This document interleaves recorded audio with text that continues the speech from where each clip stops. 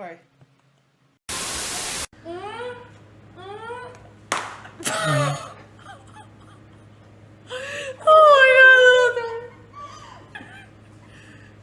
We're moving away the things that might actually...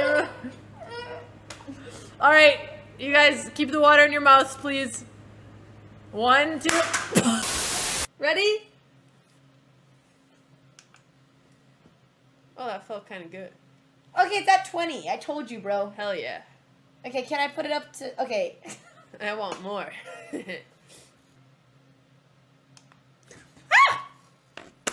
Oh, that's kind of nice. Ooh. Oh, it woke me up. Take it off! Take it off! No! I'm turning this My collar! Alright, this is my collar! Pet dog! Fuck!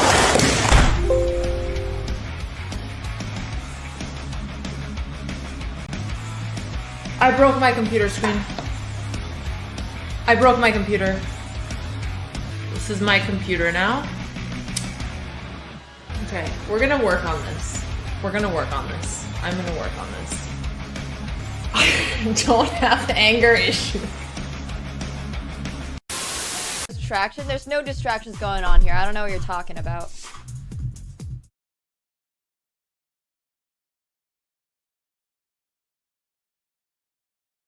Yeah. Yes. We're live, Dina. Hello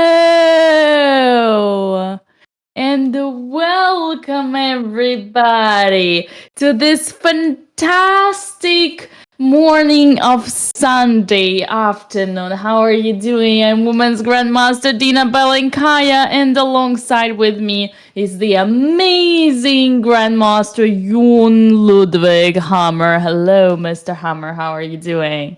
I'm doing good, Dina. I'm hoping we can resolve some of the technical issues. But what the people don't know is that Andrea's camera, which is the good camera, it literally only started working half a minute ago. So we're crossing all our fingers that things are gonna work out in the end. In the meantime, while Andrea's opponent, this little girl, Madalena, she has played pawn to d4, and Andrea is off trying to fix the technical difficulties.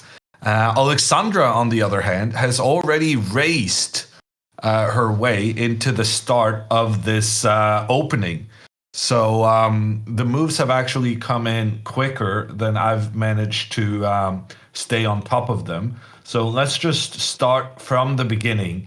Alexandra plays pawn to d4, which is her usual start. Her opponent plays into the banter gambit, which is an opening Alexandra actually had prepared very well recently, because it is the opening Jules Gambit played against her in the previous tournament. So Alexandra has just been rehashing those lines because they were pretty good for white. The way we beat a gambit is by accepting it. So Alexandra just takes every pawn that she can, and the game progresses with the black bishop coming in, pointing down towards the white king, but white just allows this trade to happen. Alexandra loses her right to castle the king, but she's up a pawn, so she doesn't really mind too much. And both of them are playing at quite a high pace here. Pawn to d6, pawn to g3, bishop out on the diagonal, king, knight up, king castles, king up.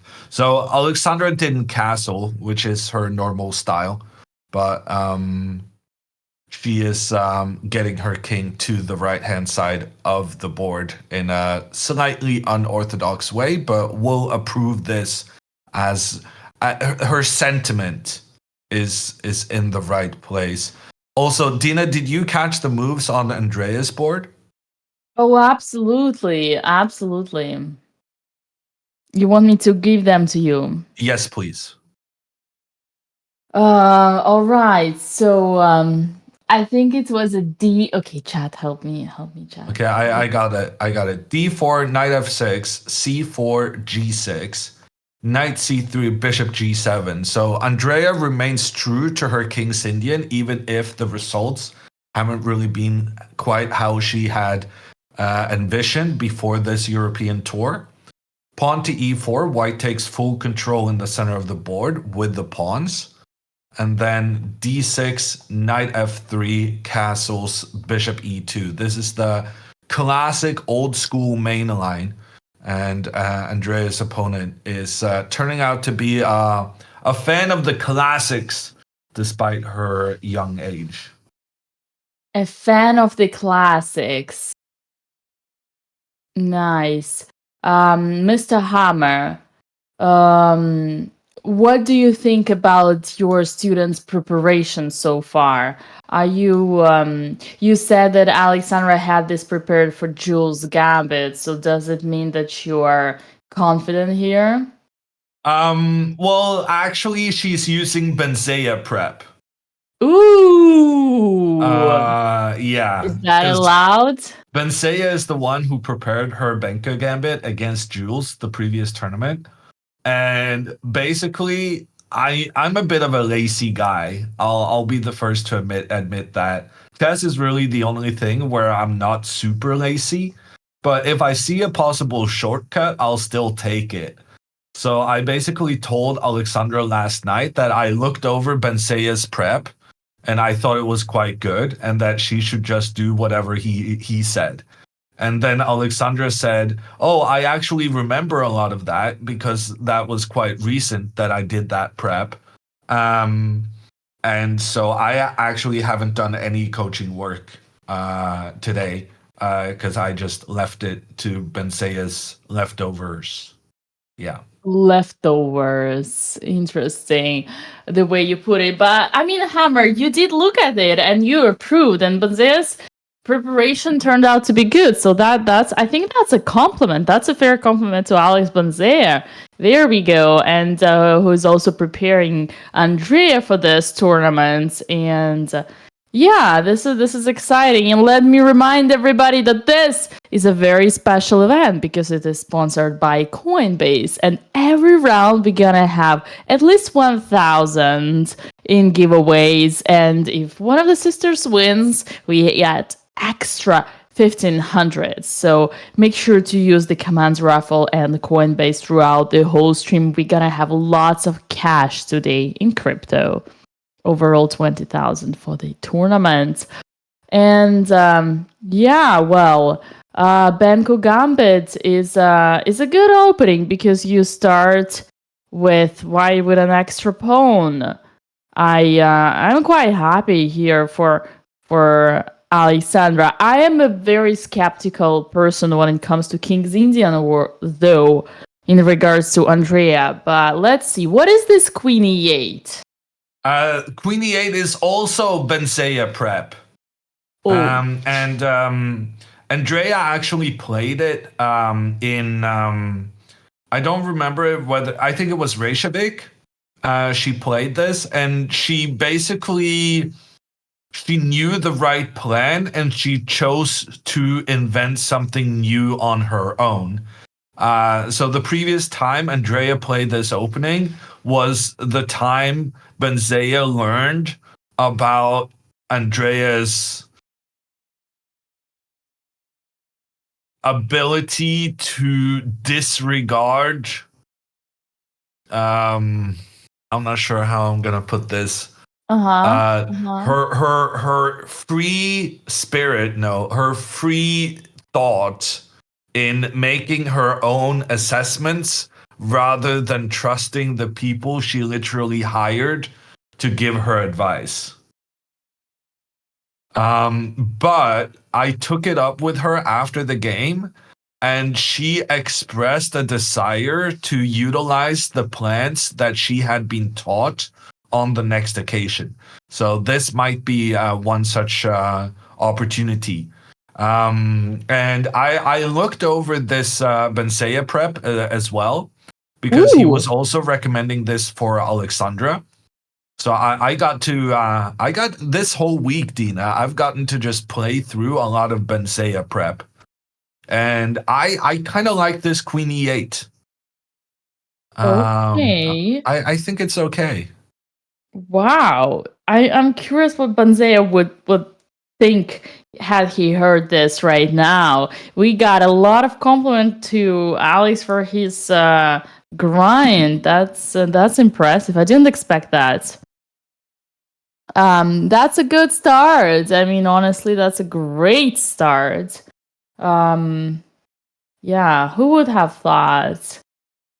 But to be honest, your ability of being a good coach has nothing to do with your rating. That I can tell you for sure. Like, it's not because you're a grandmaster or it makes you a better coach than an international master. And sometimes international master can be a better coach than a grandmaster.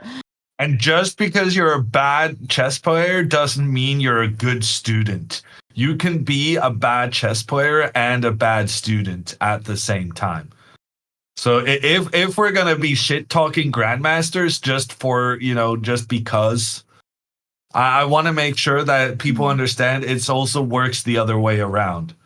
Or you can be a great student and a very bad player. You can be the best student and try so hard, but still don't understand shit. Okay. And you can gain a lot of rating and still have a lot of misconceptions about the game. That's true. You can be a very high rated and like a good player and don't know anything about the game. Maybe. I think we may have gone off the rails a little there. Right. Exactly. Andrea's opponent replied with, I Bishop don't. G5. Ooh, nice. That's a nice one. It's a bit unusual to go with the bishop to G5 in general, but I think this move is going to take Andrea out of her preparation. The most common move is just to castle immediately. Right. And bishop to G5, very often when you make this move, it's to point the bishop down towards the black queen. Yeah, right. Sort of pin the knight, but here it's no longer pinned, so it's definitely for us in our favor. I would think so. I And like now that. the king remains in the center of the board. Maybe that can be exploited. And also the bishop is not protecting in towards the white center. So maybe that is something we can benefit from. I'm expecting Andrea to push pawn to e5, which is one of the key ideas of this queen move. So the queen offers support to the pawn as it advances. And yeah, I think Andrea is out of her prep early, which is not that great for her since her time management usually isn't that great. But on the other hand, her opponent played a move that's probably not the best, which is why it's not in her preparation. Ooh, what is this? Knight to g4 in Alexandra's game. Yeah, so Alexandra's opponent is opening up for the bishop on the long diagonal. And he's also thinking about getting the knight to this e5 square, and potentially also even further to the c4 square. But I don't think this should worry Alexandra too much. I think she's just going to continue her main plan, which is going to be something like queen to c7, c2 and knight to b5. And Alexandra is very likely to remain a pawn up for a very long time in this game. Nice. Yeah, in Benko Gabe, you kind of really want to capitalize on that pawn, and Black, on the other hand, needs to do something fast, kind of to gain the initiative. Otherwise, long term, you're just a pawn down, and it's gonna become a queen.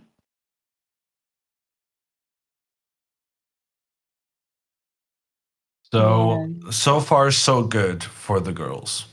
Oh yeah, agreed. Coach can have a peaceful commentary.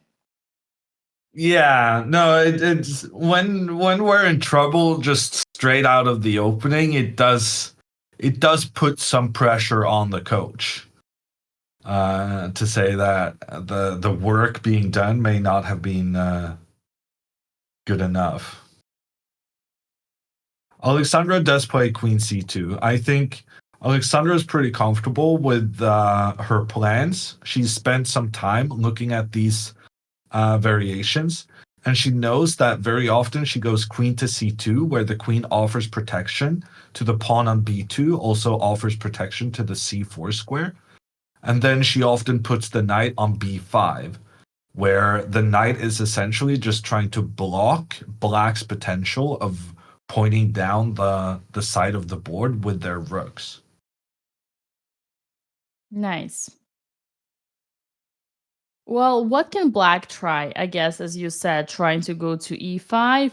Maybe play like something like queen b6, rook to b8, something like that. I don't know if it's worth trying to attack the king, the g2 king, because the white king, obviously. I mean, it kind of looks like this castle looks artificial, but there is no one to attack. Like even the h pawn, if it goes up. He did something. I think he put the knight to e5, right?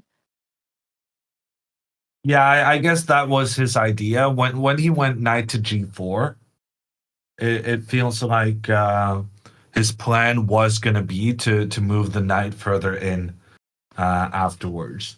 So he has played knight to e5, and now Alexandra needs to deal with the threat to her knight. Right. Bum, bum, bum, bum, bum. We probably want to do something like knight d2. I would say we don't want to trade because your opponent, black, here has less space. So Yeah. No, and that's a really, really big decision, right, Dina? Mm-hmm. Do you make this trade or do you try to avoid it? Or maybe knight e. No, yeah, knight e1 is like. I think knight d2. It looks passive, but next you can play f4. And then knight to c4. So it should be good. Knight d2 and f4 and then knight to c4. And kicking the knight away. And once the knight is kicked, maybe we can even drop it. But we need to be careful not to blunder the queen. Because let's say they do something like that, we do that, or we do that, and we think that we trap the queen, then we lose the...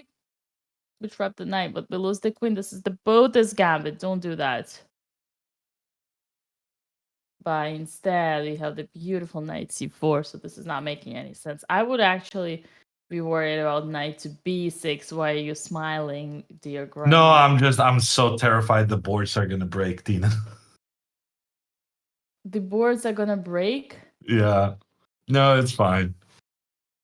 Wait, from my commentary or... Yeah, no, just from moving around. We'll Oh, see. and then the rook to e1. That is... I actually would expect something like this, for real. But this is the worries, like, we probably shouldn't rush with f4, because then I don't know if bishop c3 and knight a4 is a threat. You don't want to give away this bishop.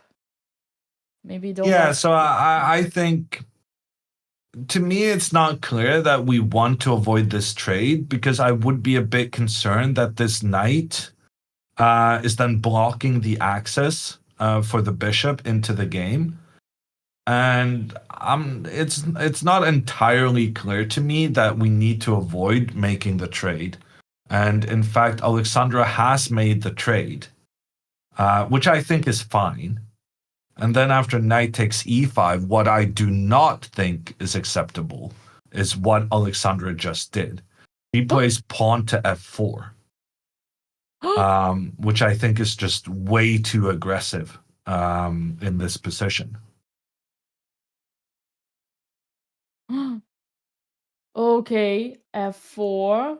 Knight to g4. Well, he went knight to d7. Oh. What? Who would ever do that? I think knight d7 is fine. You're trying to play on the queen side. Okay. So you may hope to go pawn c4, knight to c5 in the future. So knight d7, I think, makes a lot of sense. But what I don't think makes sense is Alexandra playing pawn to f4. And I'm starting to realize maybe this is one of her weaknesses. That she tends to be more too aggressive with her pawns.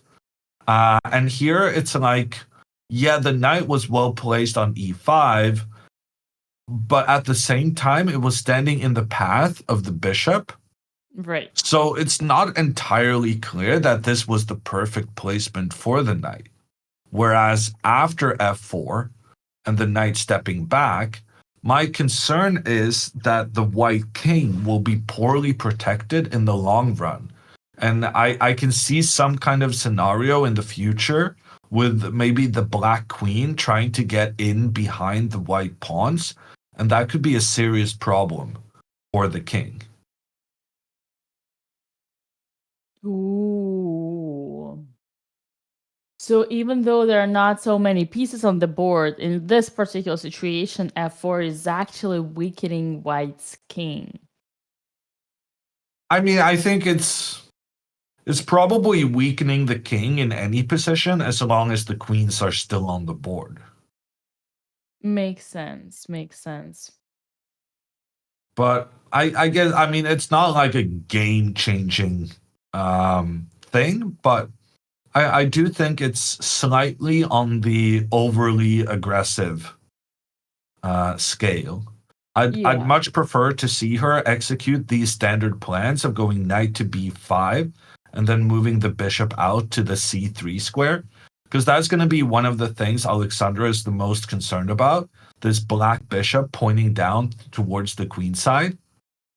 And then you're going to want to trade that off if possible. So you suggest here, right? Instead of playing f4, just make kind of like knight b5 and bishop d2 plan. Yeah. Even now, right? Because if we start with bishop d2, we probably might run into knight c4. Yeah, so knight b5 first. The queen will then take control of the c4 square. And then I can use my bishop and point the bishop down towards the black bishop. That's interesting. Some high-level strategy here. See, chat, you should not rush with your decisions. But what you should rush with is with using the commands Coinbase and Raffle, because today we are driving the cash of $1,000 giveaway. And if you get at least one win by the sisters, if we get at least one win by the sisters, we're gonna multiply the cash in 3 by giving away 2,500. So make sure to use those commands. Coinbase is the sponsor of this tournament. And now that Alexandra is thinking after knight d7, maybe she realized what has just happened. Well, she just played b3. And b3 I really dislike. And part of the reason why I really dislike this is, are you the one jumping around on the board, Dina? I'm just promoting so that she don't lose it, because it's our game. Okay. Well, can you go to the current position?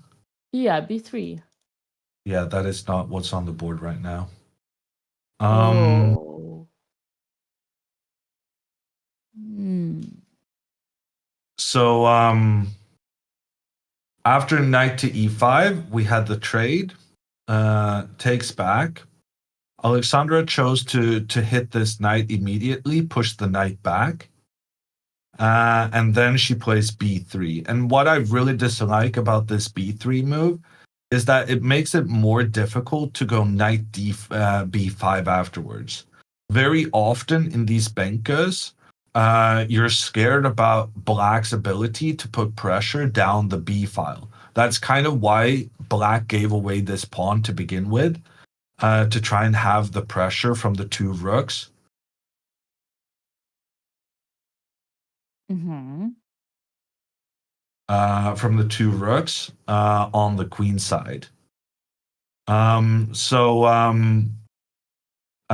playing b3, Alexandra is making it so that she cannot go knight to b5 for the next couple of moves because of the rook being in trouble. And so I'm slightly scared that Alexandra now is going to face some trouble with her opponent starting an early pressure against the white queen side. For instance, I'm intrigued by something like queen to b6. Alexandra is going to go bishop b2. She's trying to make the trade between these two bishops. And now something like c4 could be quite interesting. Sacrificing this pawn to make sure that white's pawns are now unable to defend each other on the queen side. White is going to have to capture. And then something like rook to c8, putting pressure on this pawn. There's pressure from the bishop on the diagonal, pressure from the queen along the side of the board. And now you're starting to realize why maybe playing pawn f4 was a bad idea, because this black queen can also try to get into the e3 square, where it's going to be uncomfortably close to the white king. Damn. You broke it all down. Bits and pieces. That's beautiful. You know, Hammer, I just started playing d4 myself, so I'm actually learning a lot here. Yeah. Do you face the banker often? Well, I just had my first classical over-the-board Benko in Reykjavik, or how do you say it in Norwegian? The capital of Norway. Capital of Iceland. The capital of Norway, Reykjavik. Okay. This is looking interesting. Do we have some update on Andrea's board in the meantime? Yeah, so let me just put Alexandra's board back to the current position. He just played b3. And in the meantime, on Andrea's board, we've had quite a few moves. So after bishop to g5, Andrea did decide to push forward in the center. Pawn to d5 was white's response. And in the Benzea prep, which Andrea definitely does have access to, he basically says whenever pawn to d5, I'm pretty sure he wants to go for an immediate attack on the e4 pawn. Nice.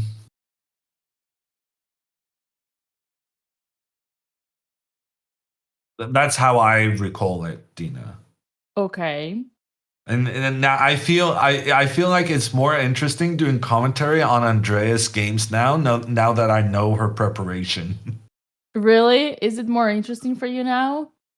Maybe not more interesting, but at least I feel more knowledgeable about what I'm talking about. And when Andrea says, maybe I messed up some moves in the opening, I can now go, yes, you absolutely did, instead of saying to her that, maybe. So you actually cannot wait for the moment where you're gonna show her how she was wrong and you were right. I mean, at the very least, every time she baits me with that, no, this was in the file, I just, I just didn't remember precisely. I'm going to be able to say, no, this move was in the file. What you did was absolutely not. And yeah, I'm gonna get the opportunity to strike back at her flimsiness. Rebelliousness, right? So after this d5 move, she did not go for the attack on the e4 pawn.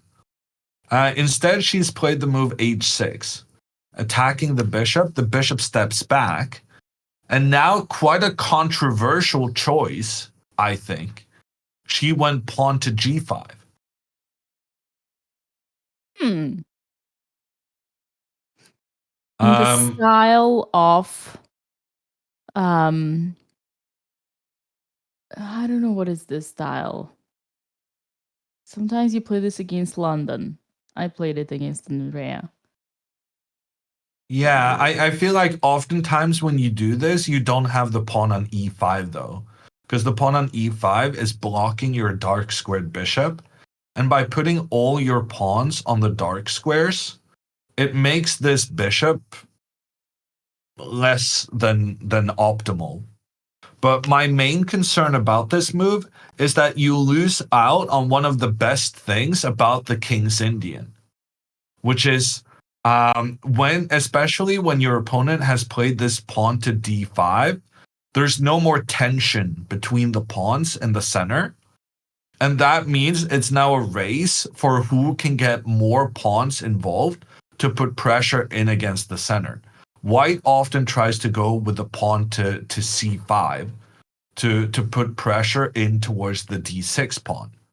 But black has one of these plans as well. Black goes pawn to f5, trying to put pressure in towards the center, or maybe even just pushing further forward.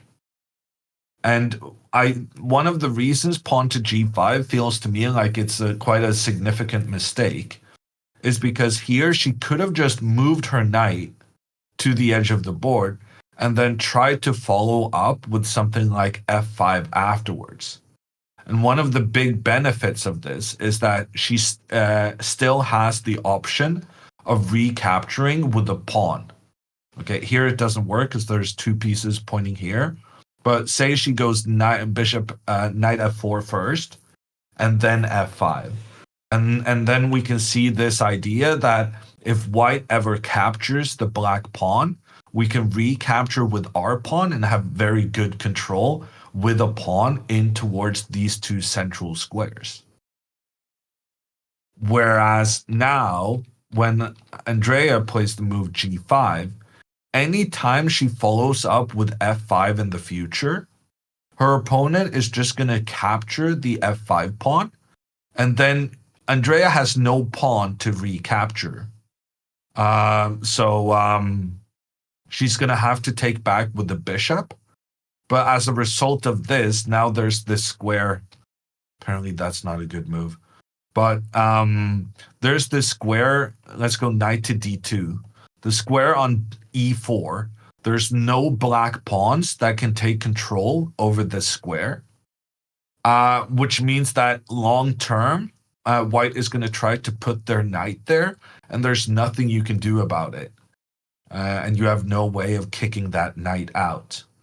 And that is one of the main reasons for concern in Andrea's position right now, that she's unable to play what she wants with pawn to f5 without allowing her opponent access to a very important central square. Chad, that was a 5-minute breakdown of the whole King's Indian for both white and black. If you tell me that you don't know what to do in King's Indian after this, then you really did not listen to Coach Hammer. Well, we need to have a chat with Andrea after the game, though. We do. But the question is she gonna want to listen to us? Yeah, that's quite a big question. I agree. Yeah. But yeah, that was very good. Remember, I told you before, for those who were listening, the top of the hill, you look at the pawn structure. Here, the top of the hill is the e5, means that you're gonna push here. And for white, the top of the hill is the d5, so it means that you're gonna push here. But you gotta know how to push, because clearly this is not the way through, right? You want to have this on g6 and then have the support, as Coach Hammer explained. But, on the bright side, the knight is coming to f4. And if it doesn't get blundered, probably not. And then maybe the girl got tempted to take with the bishop, then we take with the other pawn, and then our bishop gets activated.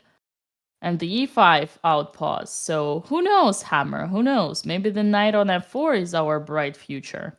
Yeah. No, so I don't think it was a terrible mistake by any stretch of the imagination. But I guess my problem with this, oh sorry, I'm making moves on the wrong board. My problem with this is that she could have gotten the knight to f4 without giving up the opportunity of having this pawn to recapture on f5.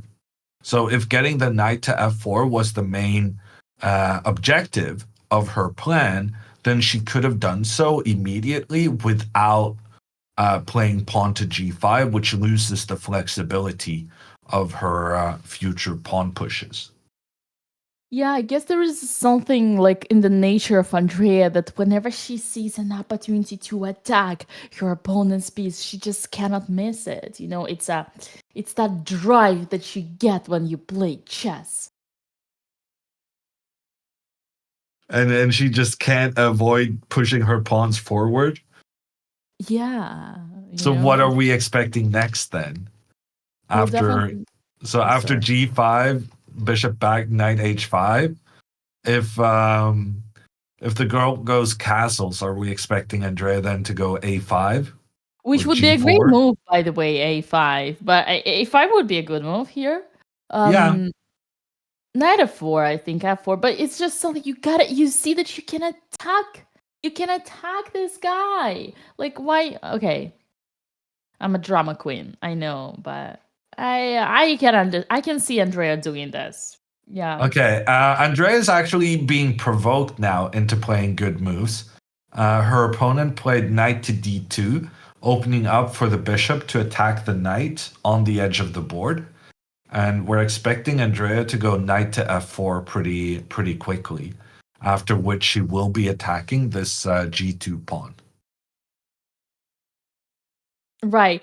And this is the best situation that we can ever get, right? When you are asked to do the right move. And we had it yesterday with Andrea when she almost got her queen trapped, but she didn't, because her opponent chose the knight on b4 instead of d5, if you remember, guys. I mean, Hammer remembers for sure.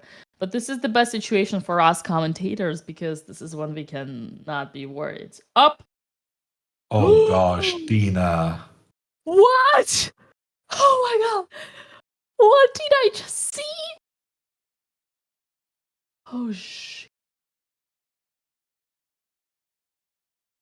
So the only good thing about Andrea's position here was that white had this bishop that's pretty much buried alive. Andrea's put all her pawns on the dark squares, which means that her bishop is really, really bad.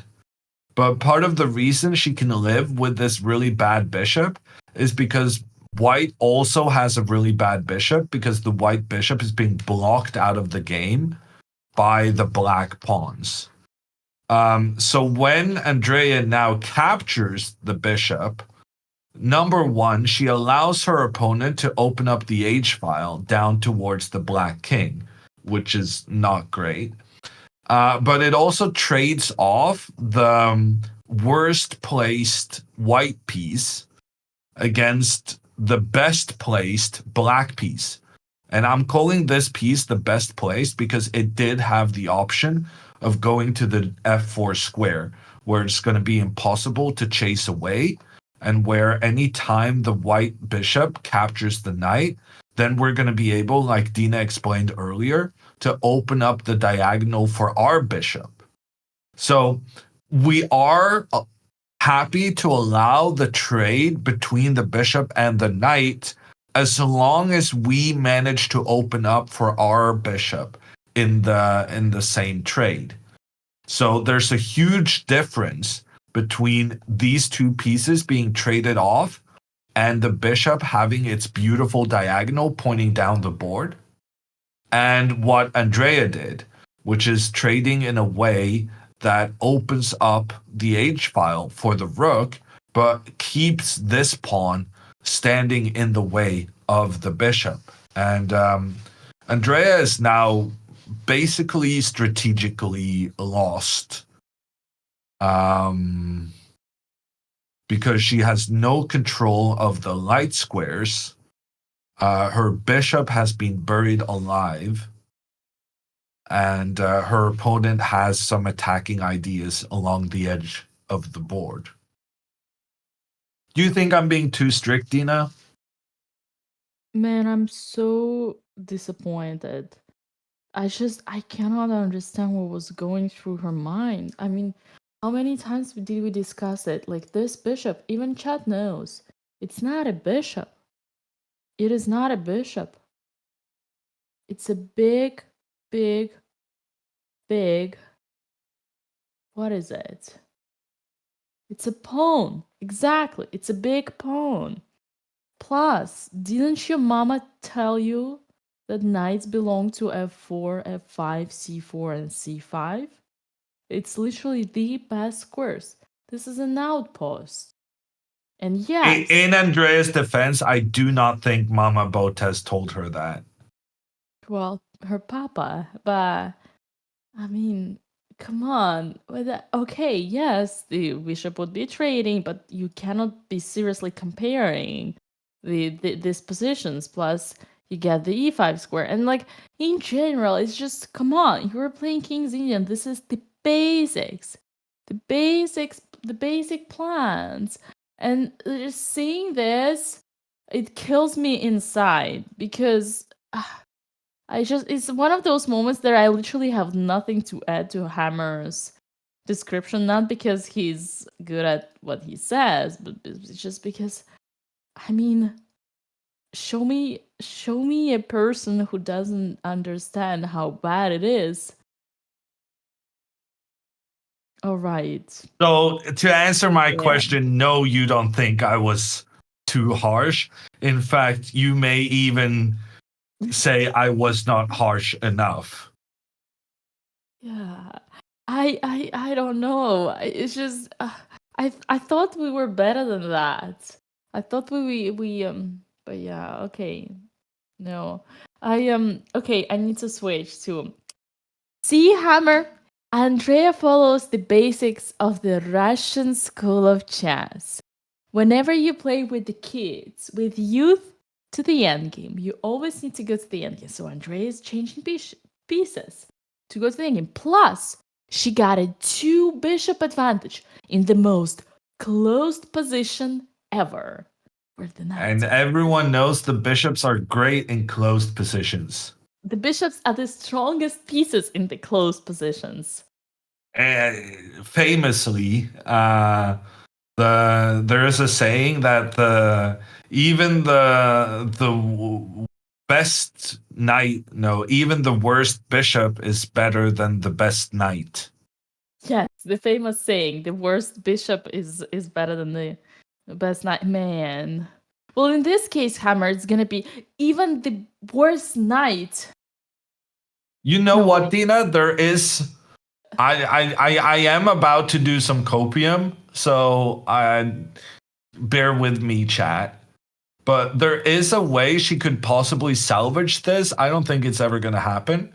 But if she goes pawn to f5, and then pawn takes, do you see where I'm going with this? Yeah. She can go pawn e4. Oh, God. And open up for the bishop again.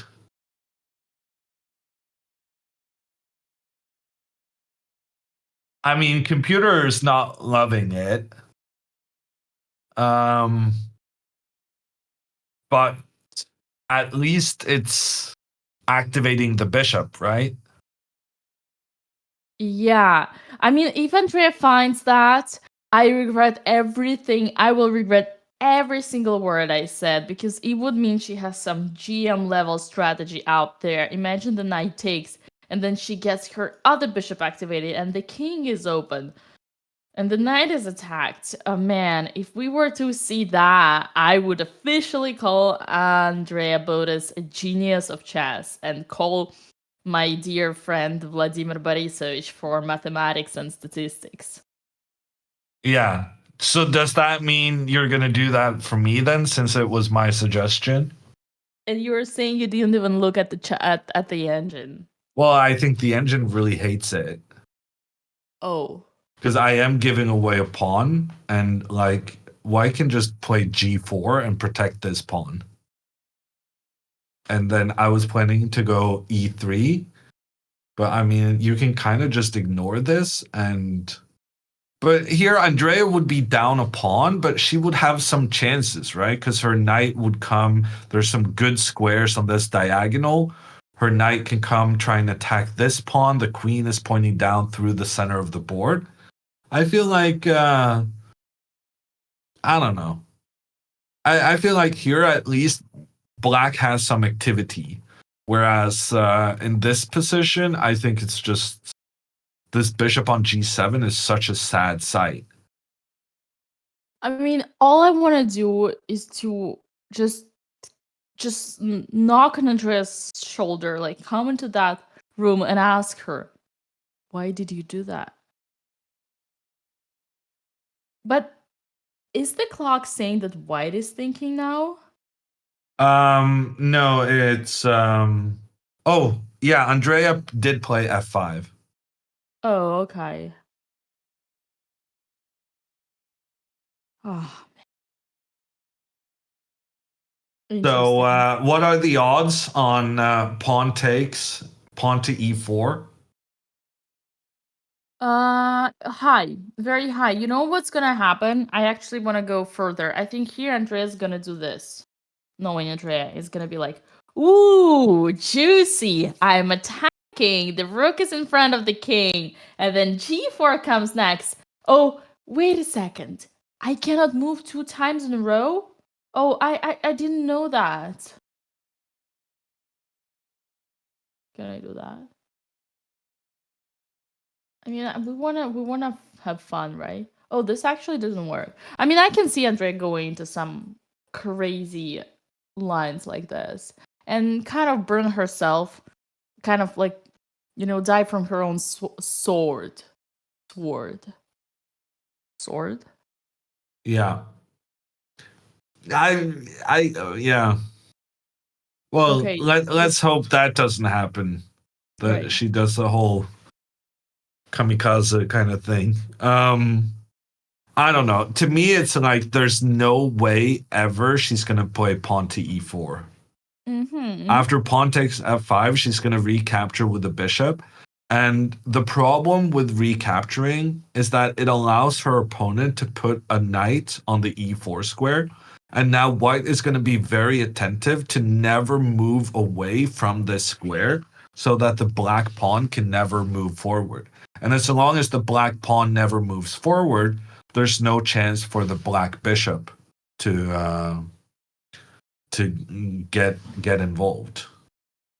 I love this in a way that maybe there is a chance, if only Andrea could do 2-3 more moves, she would develop the knight to d7, knight to c5. I mean, technically for now, as long as the bishop is not traded, we still have a hope. But man, this looks so bad. Like, imagine, chat, we trade light squared bishops and we trade one knight. And then all we have is like this knight against this bishop. I mean, it would be such a humiliation, to be honest, if the 60-year-old were to show Andrea the basics of chess strategy and bad bishop versus a good knight. I can already tell the post-game interview with Andrea is going to be spicy. I'm unhappy, but Dina is furious. No, okay. Actually, I don't know what's happening to me because I literally we discussed this. I swear to you, chat. We had a call with the team where I was told Hammer is gonna be the bad cop. You're gonna be the good cop. You gotta talk about positive things. But it's just I'm trying. I think I will get better by the end. I'm not gonna say anything bad in the interview for sure. Now that Andrea is not listening, I still like get a chance to say what I really think, because again, seeing knight g3 happening on the board killed me inside. It kills my soul when I see my student, after all the strategy we talked about together, doing this. But So okay. just to for my own sake, because I think it's famously known in the Botez chat that Andrea and it's not happening anymore. But are you saying that Andrea is uncoachable? No, absolutely not. I actually, it's hard because I think she has such a great talent and she does so many things and she improves a lot. But it always takes me so much effort to find the right way to make her listen to me, because she genuinely does not want like to get him listen to the feedback for various reasons. But sometimes I manage and I kind of insist. I'm persistent. Sometimes I send her a message. Sometimes I tell her on the clock. I try, to start with nice, like, baby, sweetheart, love. Listen, there's one thing. You did this amazing, but just one little thing. But just please, that was a pawn. It wasn't a bishop. You needed to you were just like, you need to wash your face with some water because your eyes were covered like Hammer's eyes yesterday on the commentary. You just didn't see, you couldn't recognize, but that was a pawn. It wasn't the bishop. Why did you sacrifice your knight for a pawn? Pawn. Yeah, no, Pawn. that sounds very constructive, Dina. In other news, Andrea spent less than a second playing bishop takes f5. So shit. she didn't consider this pawn to e4 move. And instead, her opponent has now played knight to e4. And I mean, Dina, maybe we should stop trying to coach Andrea and maybe we should coach Madalena instead. Because frankly, I'm liking what Madalena is doing. She's putting her pieces on good squares. She's controlling the light squares, and she's opening up the H file. I mean, this might be better use of our time.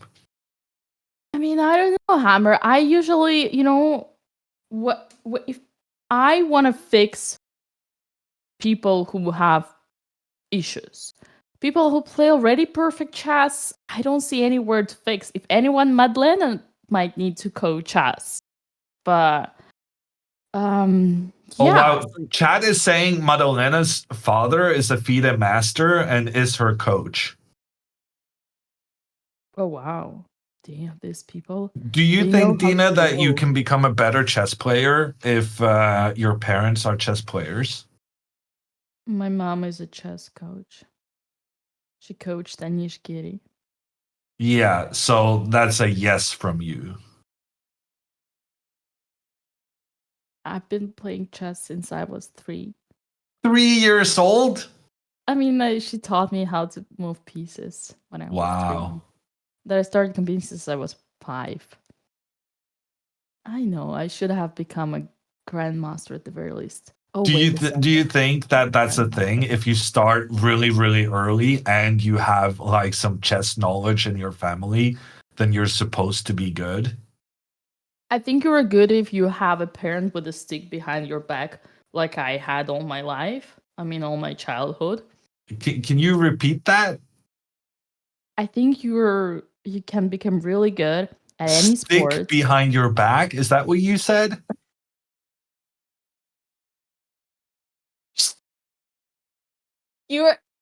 You're missing the point, Coach Hammer. Okay. Well, I'm just I'm just figuring out what worked for you, and then I'm thinking maybe we can apply that to Andrea.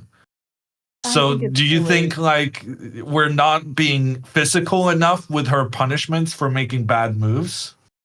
I don't know. It's just like different kids have different nature. After Andrea told me that when her dad, Papa Botas, installed security cameras in the house so that she doesn't use her phone at the nighttime, she would find a way how to hack those cameras in the system and then go downstairs at night, grab her phone and bring her phone to bed.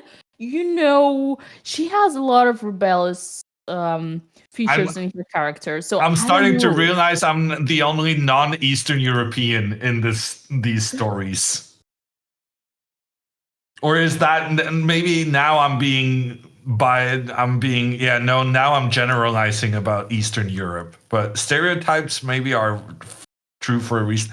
My Scandinavian sensibilities cannot deal with this. I started this, I kind of continued it. I regret it, Dina. Can we change the topic? You're a Grandmaster Hammer. Can I go get a cup of tea? Oh, please be my guest. Okay. Yeah. I need to digest this new information I got. All right, everybody, and here we go. Oh, by the way, it's a beautiful moment for us to remind you the sponsor of our event, Coinbase.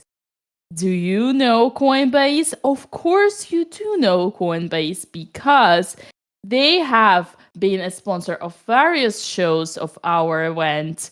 And in this tournament in particular, we have $20,000 in crypto given away to all of you, those of you who participate. Obviously, not all of you, but the most lucky ones. Make sure to use the command raffle and Coinbase to participate in the giveaway. And maybe who knows, maybe if sisters win today, we get even more.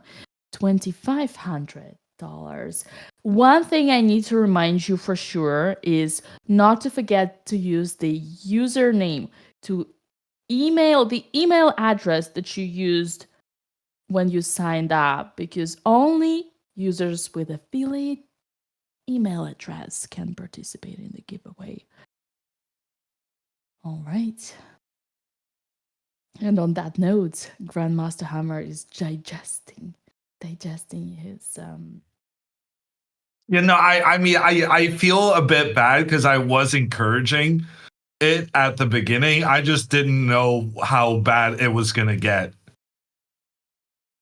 The worst thing that ever happened to me growing up, I guess, is I cannot relate. Please.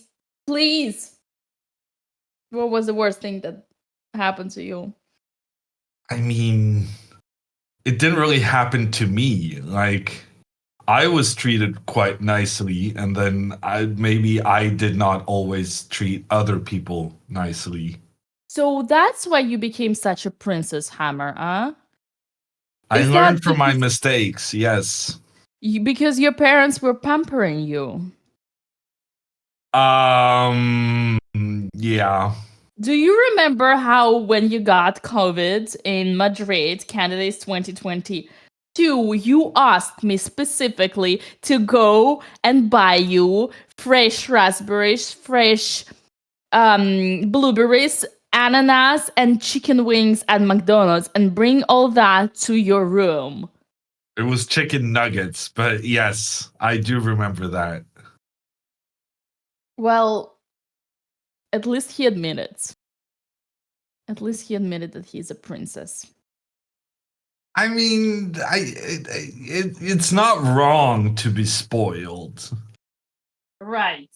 It's not. No, I mean, it's not. As long as you live alone. But once another person comes into your life and you have to share, this is where the problem comes. And when imagine your kids want to share, how are you going to do with that? I'm not an only child. Are you under the impression I'm an only child?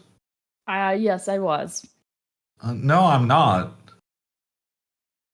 I mean, I was maybe not a great sharer, but, we had different interests.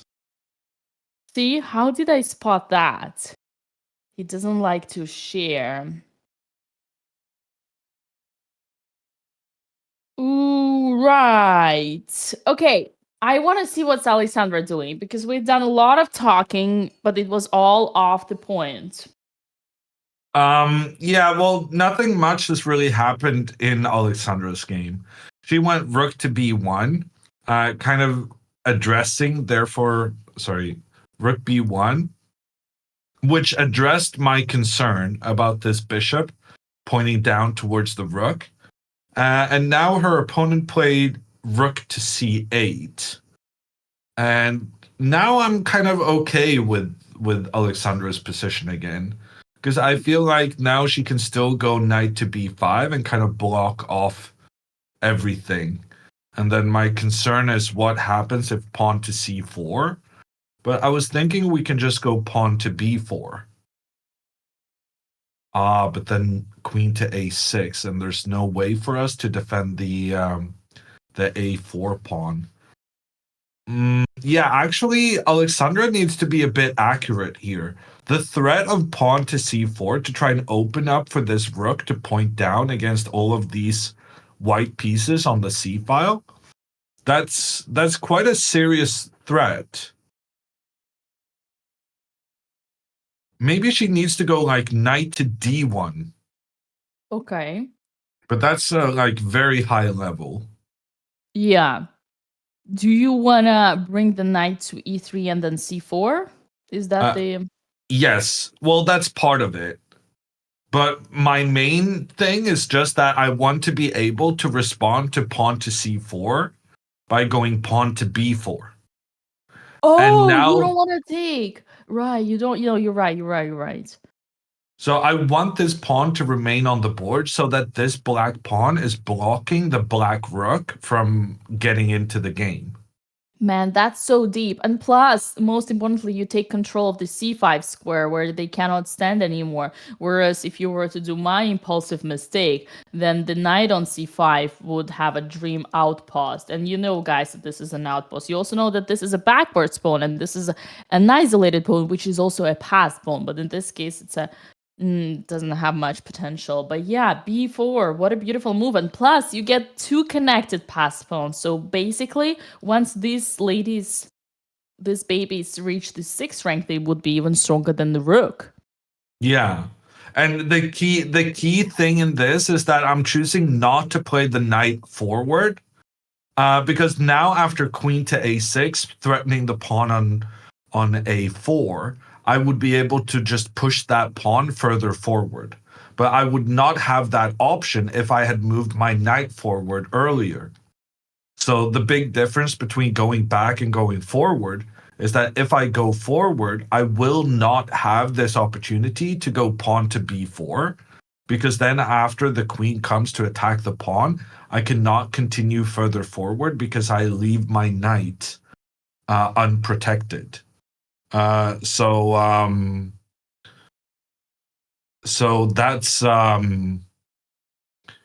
that's the concern there.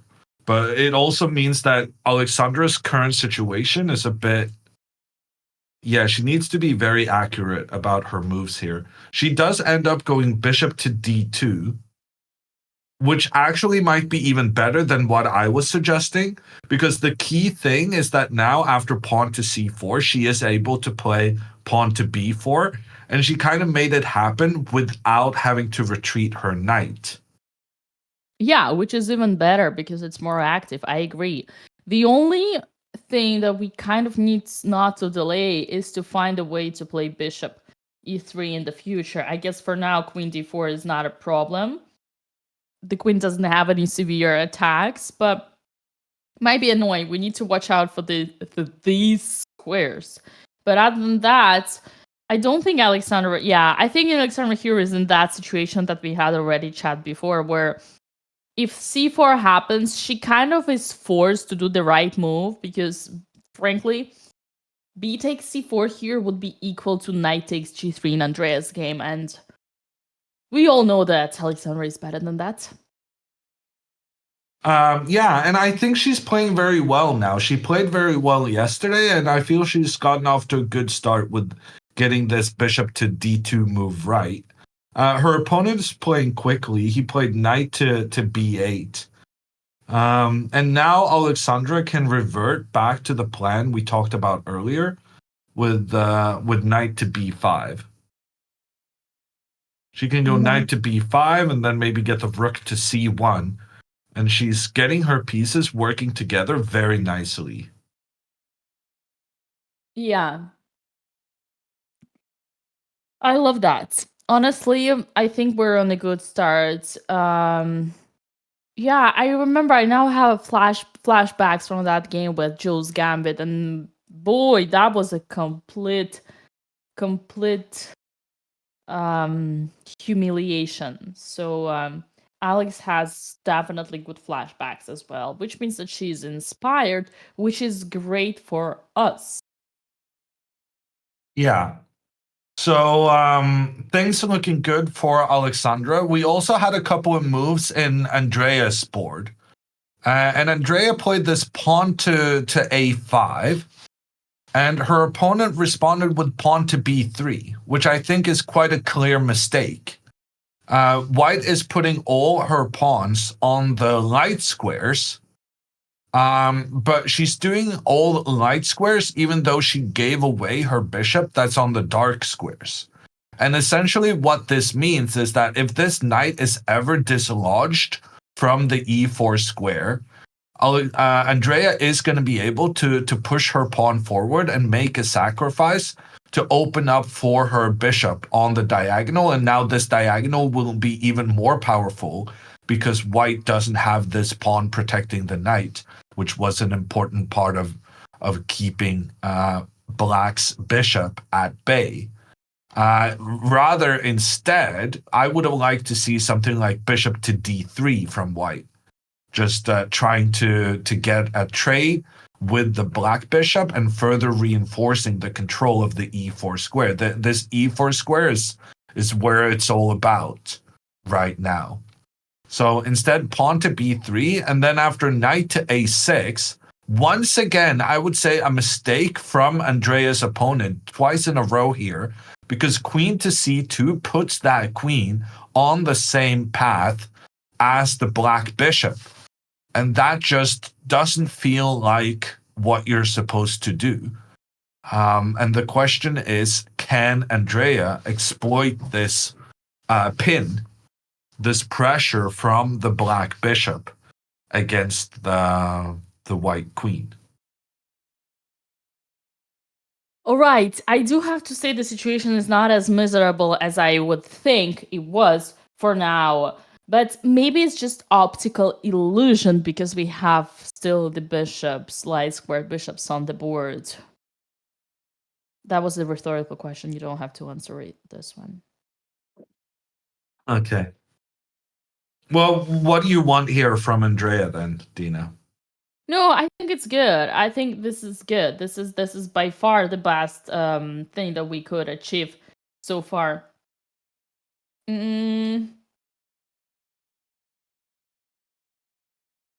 Man, this is the position that is currently on the board, right? Yeah, I'm curious about the move a4.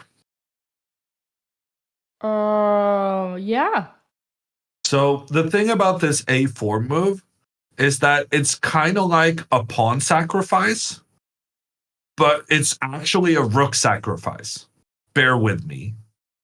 So if pawn takes, well, then white's pawn structure, like we would be very happy if white no longer has that row of 4 pawns protecting each other all up the board. And this would be an isolated pawn that has a lot of pressure against it from both the black rook and the black queen. So we're not even going to consider that. Pawn to b4, that square we have under control with the knight. And if there's a potential trade here, that would generally benefit black, is my guess, although I'm not entirely sure. The critical variation against this is to take the pawn with the white knight. But now I get to execute my idea. I wanted to go knight to b4, attacking the queen. The queen has to keep the protection of the knight. So the queen doesn't really have that many options. The queen needs to step back, the only square where this knight is still protected. And then, Dina, I'm going to sacrifice my rook on the edge of the board, allowing my queen to get forward afterwards. And here, the pressure I have from my bishop towards the queen in addition to the fact that I'm threatening knight to c2, trapping the rook in the corner of the board, means that black has quite interesting play for the rook that was sacrificed. Sacrificing the rook against the knight and the pawn. Man, if this was to happen, I would officially declare Andrea Botez as the genius of chess and call my bestie Vladimir Borisovich for mathematical and statistical backups. I mean, Whenever even- you say you want to call your math teacher or whatever, is that implying that you think Andrea is cheating? Just well, for that's the a record. compliment. That means that you play as good as the engine would. It's a very sophisticated way to give a compliment to someone for their play. I don't know if you. So if feel that. Kramnik were to accuse you of cheating, you would think that's a compliment? Hell yeah! You know how many times I was accused of cheating? Like, like not accused, but like how you say. I'm starting to think suspected. the answer is more than what is healthy.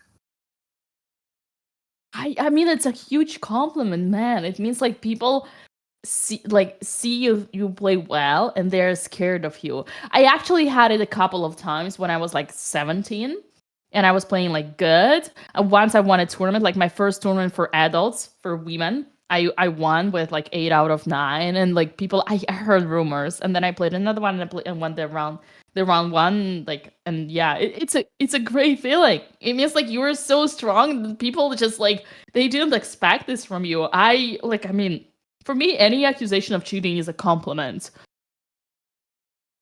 But I mean, have a, I'm guessing Yeah. it's a bit stressful though, being accused for no good reason. Yeah, it must affect you. I have my own point of view on cheating, but I think it's a complicated matter. We probably shouldn't enter into this one Okay. unless you specifically want to. Well, I mean, I do think this pawn to a4 is pretty cool.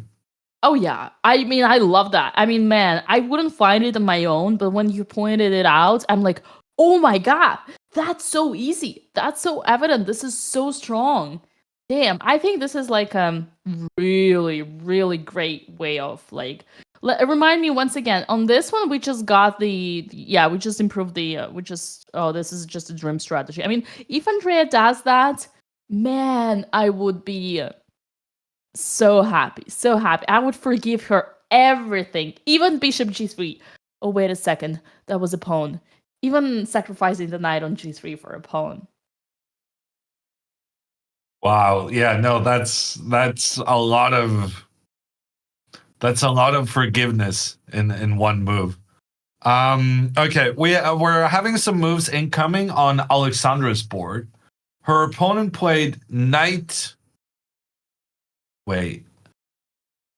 Her opponent, Alexandra, played knight to a3, trying to Okay. maneuver the knight to the c4 square. And after knight to b4, Alexandra simply captured the knight. And I'm kind of liking it, Dina. Me too. Was it a pawn takes or he's still thinking? He's still thinking about it. I think obviously he's going to take back with the pawn, trying to open up for his rook down towards the white queen. But we get this knight on the c4 square.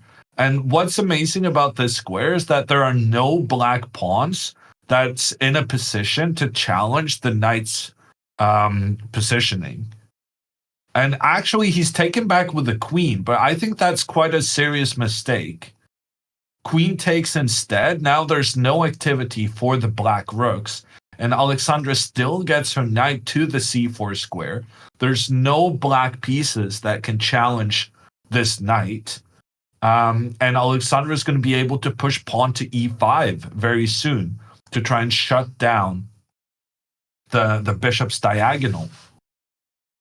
Man, this is a dream come Is true. it just me, Dina, or is Alexandra playing very well this tournament? Um, it is a bit too early to drive Yeah, any no, I conclusion. agree. It's early days, but so far I feel like she's playing really well, like You know, properly really well. Like she might win the tournament well. well, maybe Hammer is just like, the hustle that you go through when losing your passport, losing your flight, and all your baggage kind of gives you a wake up call and reminds you that you need to put your shit together or else you gotta get destroyed. You just go there and play your best chess ever. She's also playing against lower elos, says Philly.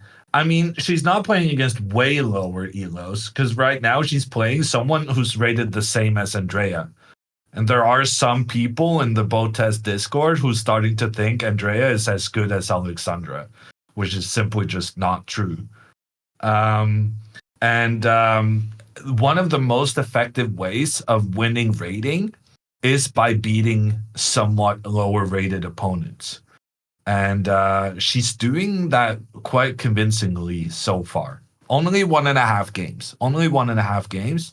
But what I really like about this is that her maneuvering is on point, and I really like that she's paying more attention to these outposts, places where you can put your pieces without your opponent's pawns having any chance of putting pressure against it. Man, this is so beautiful. Is knight c4 on the board or Alex is still thinking? Knight c4 and then rook to b8 has been All played. right. Yeah, I was gonna say that just the only danger would be if Alex was considering knight b5. This would be worse because we wouldn't blockade the pawn and then it would that eventually get out. And this is way not the thing that we want to see. Even though white might be still, I mean, probably not because we cannot put the rook to a1. Yeah, this is bad. So yeah, I hope everyone sees that clearly that knight should go to c4. And after rook b8, this is what we got here. Man, I don't know. This discussion between who is stronger, Alex or Andrea, let's leave it to our chat because in the meantime, we do need to remind you that the opportunity for us to be here and for girls to play this strong tournament is given thanks to Coinbase, who is the sponsor of this event. And you guys know that Coinbase is the most trusted and most secure cryptocurrency exchange on the market, used by over 140 million people globally. As supporters of the chess community, Coinbase is giving away over $20,000 in cryptocurrency throughout the whole Sardinia World Chess Festival. And viewers who enter the giveaway using the email affiliated with your Coinbase account can participate in the prizes. There will be one grand prize winner every day, which will receive $1,000 in cryptocurrency. So hurry up, chat. And if the sisters win, well, here in particular, we hope for Alexandra, we will give away $500 extra to each 3 participants. And even those who are not winners of the giveaway can already claim their $20 in Bitcoin after the first transaction by using the promo code BOTEZ20. So chat, be sure to sign up for your chance to win through the links in chat using commands Coinbase and Ruffle. How are we doing in Andrea's game ever since we lost that track? Did she find the A4 the winner move or not? Yeah, no, A4 was not played, Dina. And surprisingly, knight to C5 was not played either. I thought if she didn't push this pawn, she would centralize her knight and try and put more pressure in towards the blockading knight on E4. That's really what Andrea is concerned about right now. She'd really like to eliminate this knight, or I not even eliminate, just get it to move so that you can push your pawn up and no longer have this black pawn blocking the bishop on g7. So she played queen to e7, and her opponent played a3. So now there's no more knight coming in to attack the queen, but I'm expecting Andrea to play the knight to c5 and get that pressure towards the e4 knight.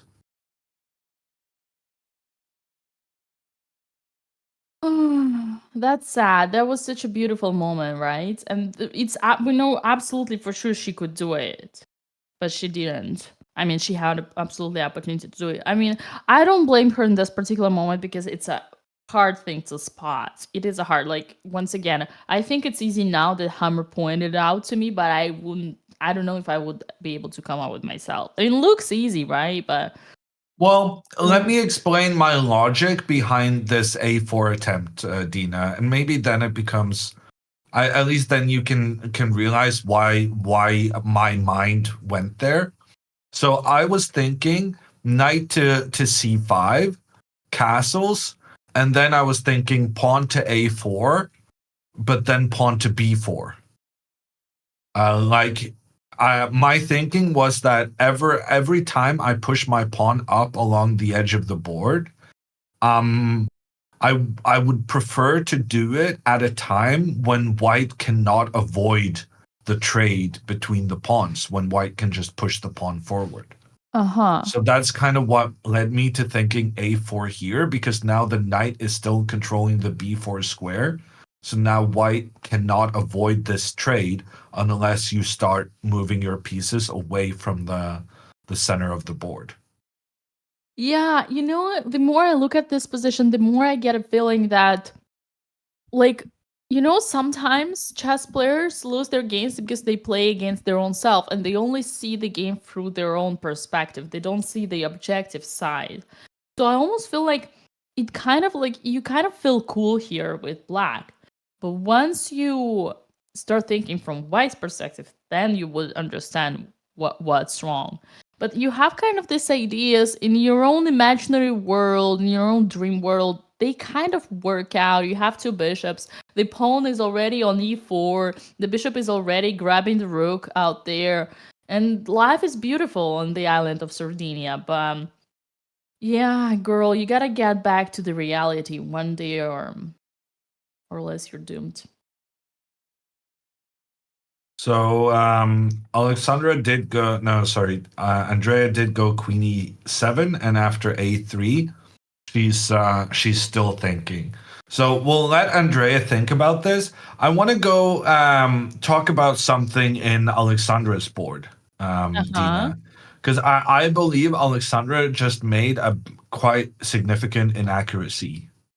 But it was a very logical one. Actually, computer is saying what Alexandra did was good. But here's my idea. So this bishop is not really threatening anything, but it does have a nice diagonal. And the bishop could potentially get into the d4 square later on. Yeah. So if possible, I wanted to push my pawn forward in the center to block this bishop from getting into the game. I kind of now realize that this is not something you can do just like that necessarily, because the queen can point towards the king and the pawn. And when the rook comes to protect the pawn, there are some ideas where black can try to increase. Oh, that's a bad arrow. Increase this pressure against the pawn with the queen pointing down towards the white king.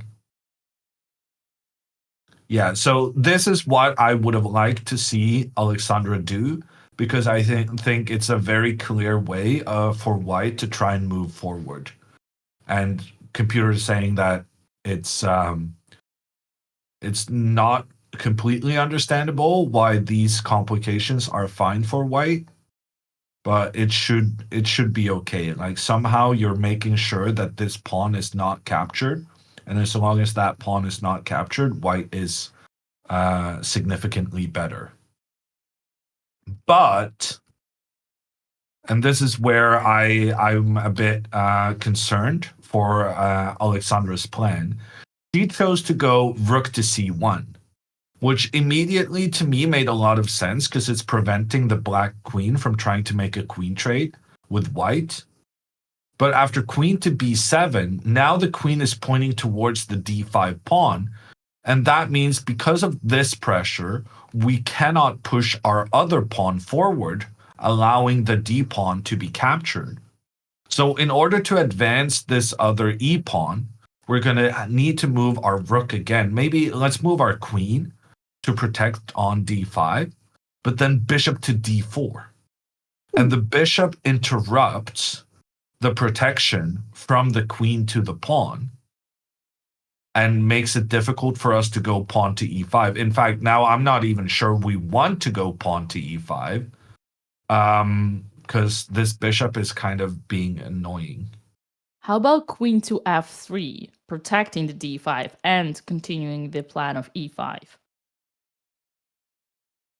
Yeah, that makes a lot of sense. Thank you. Yeah, no, I'm just unhappy for no reason, right? Yeah, you're just being a Karen, but that's okay. We love Karens. Do we not have a male name, a male Karen? We gotta ask chat. Is that going to be a hammer now? Well, I kind of like want to point out that this bishop is one of those situations when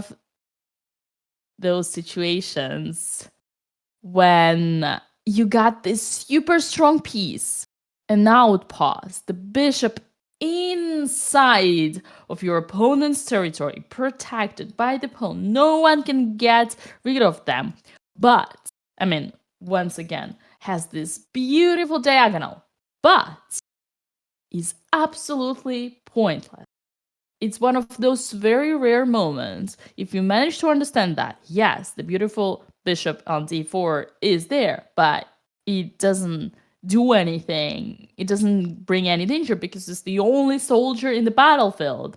Then you're gonna be good. And then you can proceed with your plans of rook c1, knight f3, queen d3, queen f3, and whatever.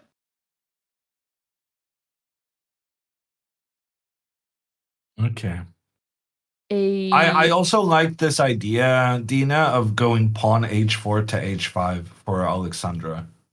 You know how it's called, right? Standard pawn push? Standard pawn push. We have like I tried teaching this Andrea. Andrea knows this. That's why she played a5. I'm surprised she didn't play a4 though, because it would be the same logic. It's a crab. It's like because you kind of like squeeze the position when you don't know what to do. You squeeze the position from the sides with A and B and H pawns. Yeah, it's a nice maneuver. Hey, hello, we got the father of the girls in the chat. Hammer, do you wanna have any discussions right now? There were a lot of subjects on which we were thinking of that person earlier today. Papa Botez says hello. Can I ask you something, Dina? Please do. How many crabs have you seen in your life?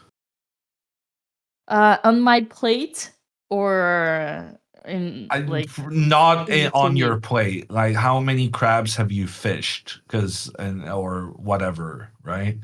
I am Stepped on. so impressed with your thought process. If only I could know why and where on earth would you think of that. Well, that's part of the surprise. That's part of the excitement. You don't know where I'm going, so you don't know what the right answer is. It's social manipulation proof because you can't guess what you're supposed to answer.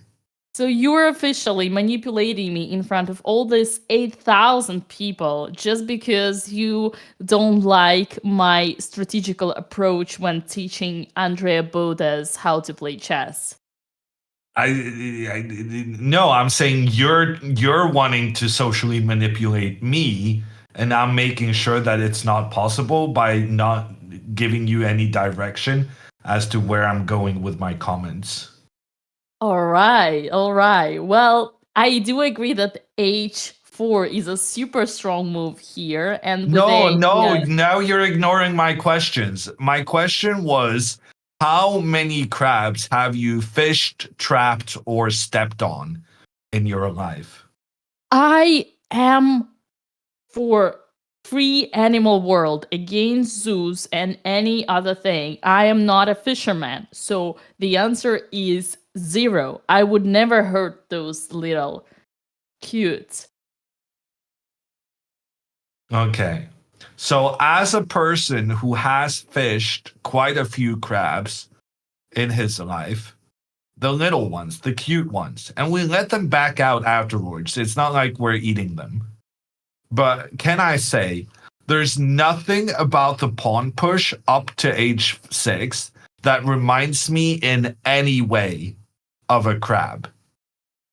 I need you to justify, where is this name coming from? Well, in the position when you don't know what to do and you push, you can always improve it by pushing the A and the B. And please, chat, back me up on this. But the vessels of that animal, the vessels, they have on the sides the lobster, like they are Now like we're talking this. about lobsters. Now, Listen, I'm where's this thinking. going? That's a completely different animal. Well, you gotta squeeze the position. You squeeze the position of your okay, not a lobster, a crab. Okay, but you squeeze the position by taking space. You put your pawn on a5. You put your pawn on on h6, on a6, and then you're like, and then and then you put it into your mouth. Everything which is in the center, you put into your mouth. Now you're eating the crabs. You said you liked animals. No, I am the crab who eats everything which is on their way, which is like pawns, bishops, knights, whatever. Look, even the emoji says this is like, you see people who just chat. Please spam crab emojis. I want to show Hammer how it looks. I want to remind him because I'm not sure he knows that. And you see this little hands over here. This is like an A and an H pawns that you advance, and they're the strongest because they take the space and they grab all the pawns in the middle. Okay. So just to clarify, the only crabs you've ever seen are the animated ones in Finding Nemo.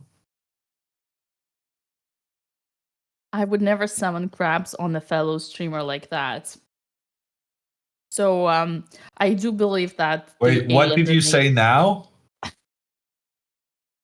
Because crab has a different meaning as well, right? So we're talking about the animal.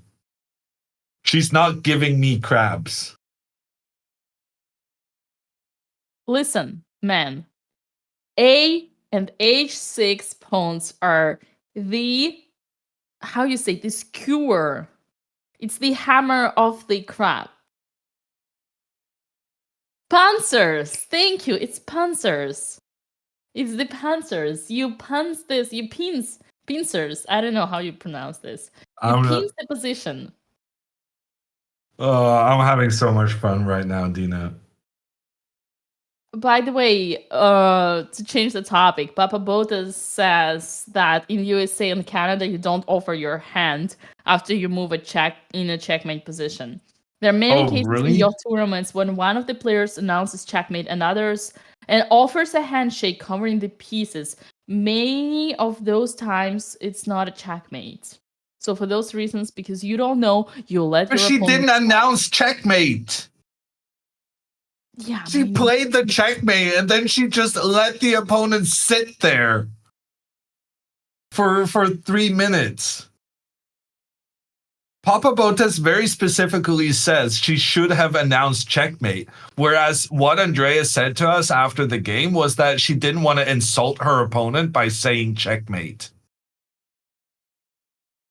I don't think this is what Papa Botez said. I think Papa Botez said that this is what other people do and why it is bad. In USA and Canada, you don't offer your hand after you move in a checkmate position. There are many cases in youth tournaments when one of the players announces checkmate Many of those times it's not checkmate. Okay, yeah, I may have You misread see? that. Chat, what did you say? Did you say I was right? I may have been wrong. I definitely did not say that you were right, but I may have been wrong. Did you say he was wrong? But if you are wrong, then that means I'm right. I don't think we can take that for granted. You're not that. It's not like every one of your opinions are the opposite of mine, right? No, I think we actually have the similar opinions on most cases, unless it's who has the control of the classroom and puts the arrows. Okay. We got some more moves in Alexandra's games. Interesting. Cannot wait to see that. And for the record, Papa Botez, I do still think that Andrea could have announced a checkmate instead of sitting there awkwardly for 3 minutes. But whatever. Queen to no, wait. No, this is where we were, right? And Alexandra did play queen to d3, so she did offer extra protection to that d pawn, potentially wanting to go pawn to e5 next. And then her opponent went queen to a6. And now Alexandra has the opportunity to push her pawn forward in the center and put some pressure in towards the black pawn chain. But instead, she chose to move the rook that was already well placed, protecting the knight. And she moved the rook to f1.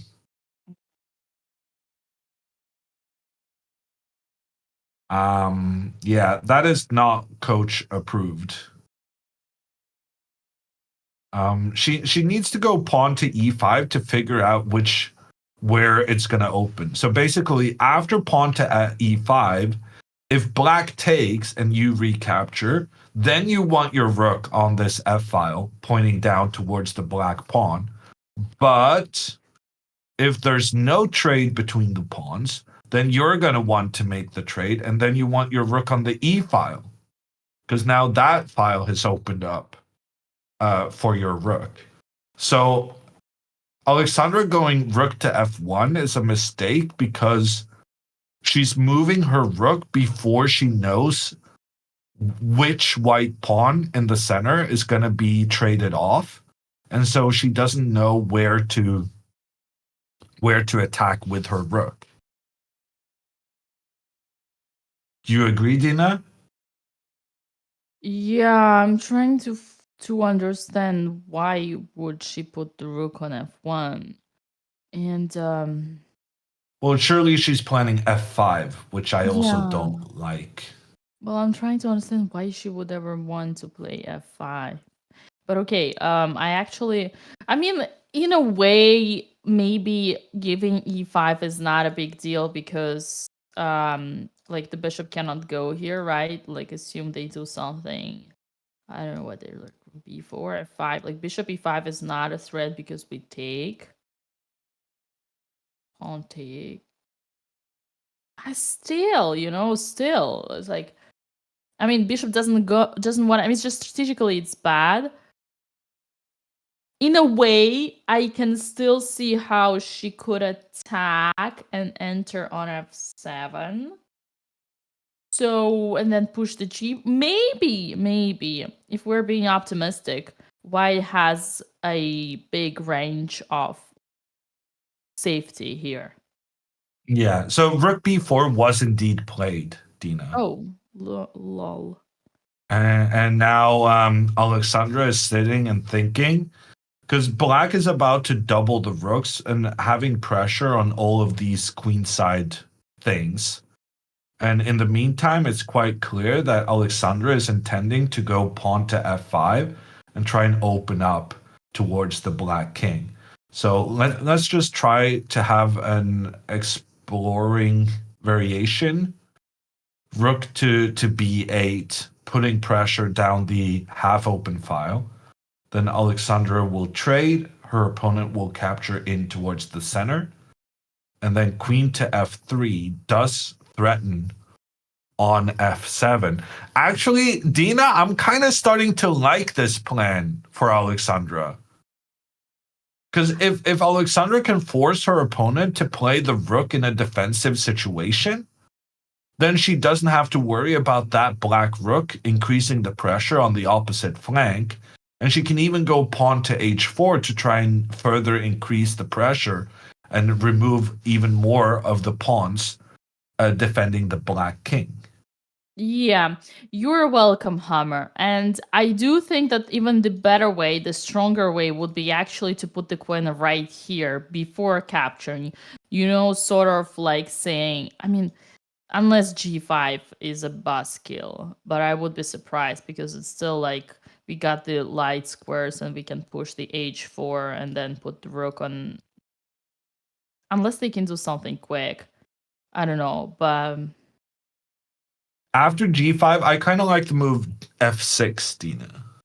you I don't do, know if and then that's... bishop takes. Yeah, because like the idea, chat, behind f6 is that we get this beautiful blockade, this pawn, extra pawn, which is a double pawn, and then the bishop is a pawn. It's not the way to go. I hope you can see that, chat. I hope you understand this. Sometimes, like I realize as a commentator, the things that are obvious to me are not obvious to chat. So we need to break them down. But here, of course, bishop would take. And again, it's called, there is even this terminology in Russian school of chess that says a minimal pawn sacrifice. Which is you sacrifice a pawn, but you have so much activity and initiative in return, which is like this one. Because whenever the bishop moves, there would be a pressure on the pawn. Still, we might not have enough pieces to break through. So I guess it's a moment to point out that had Alexandra played e5 instead, the beautiful side about this trade would be that she would still have the exact same idea of giving a pressure on f7, but the bishop would be killed. And you remember, control the center, control the game. The basic principle number one is to put your pawns in the center and advance them. So we got the center, we got the whole game here. Yeah, I guess that's the biggest difference, is that basically the only idea behind this f5 is that you get some action going on the f file, but you would have it after e5 as well. Hammer? Yeah, no, I agree with everything you said. And after having listened to you, Dina, I am now a bit concerned about this g5 move. Yeah, it is concerning. And are we gonna be on time or not? The problem here is that this thing can backfire, because whose king is gonna be stronger here, white or black? I don't know anymore. Like the rook comes and the bishop comes, and maybe somewhere even sacrifice the exchange, or put the bishop on e5, and then this guy over here, he might have to answer a few questions here and there. So yeah, again, see, I don't want to say my students, but there are people who have certain things chipped into their brain cells, such as you don't take the bishop on g3 when you can play knight f4. Sorry, you don't take the pawn on g3 when you can play knight f4 in King's Indian. You don't play f5, giving away the e5 square when you can play e5 yourself and block this square. And these things, they are, as I said, they're chipped into your brain cells, and you just don't do it. Like your hands, they don't raise and move their pieces to their squares just because it's automatic developed pattern recognition. And this is called strategy, and this is what I'm on a mission to transfer as a knowledge to my sisters one day. How do you think it's going so far? I mean, if only I could get them to myself for a couple of hours. You know, this is all I dream for. Just a little bit of classroom with both the sisters nearby. But no, we'll get there one day. You know, I always sneak my comments here and there, but the problem with coaching, like, is that you need to have your student willing to listen to what you say. And sometimes, you know, it's like you can only listen to certain kind of people. Like, for example, if I don't like Hammer, if I don't like how his what he does in life, it's like, okay, if I don't respect Hammer enough, I wouldn't want to learn from him, so I wouldn't be able to listen to him. It's a certain bias thing. But let's say if Hammer was successful in this and that and every area of his life, and I would be looking like, wow, hypothetical, of course, chat.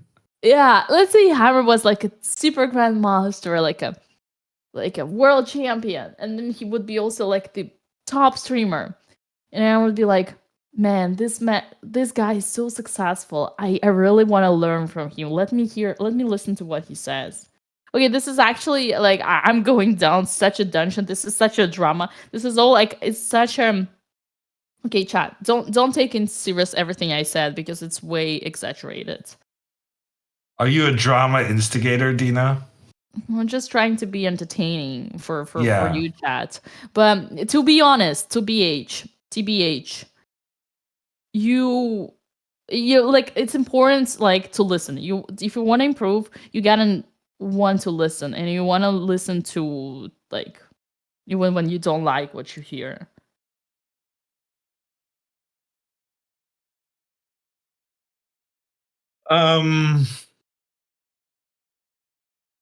Yeah, were you finished? Well, success is very personal. It doesn't have yeah, I agree. Like it has nothing to do with So the sex Andrea life, doesn't of course. respect me. Is that like the bottom line? But she doesn't respect you either, so I can't really be jealous. Yeah, kind of, but okay, it's very vague. There is like I think it's subconscious. I don't know. It's like some people you want to like there is this expression like you know like you can have a age on someone, and when that person comes, like let's say this Romanian guy Andrew Tate, he comes and he tells you, Andrea, listen, this is a pawn. It's not a bishop. Don't take it. Knight belongs to f4. She's like, yes, sir. I'm gonna do that. Of course.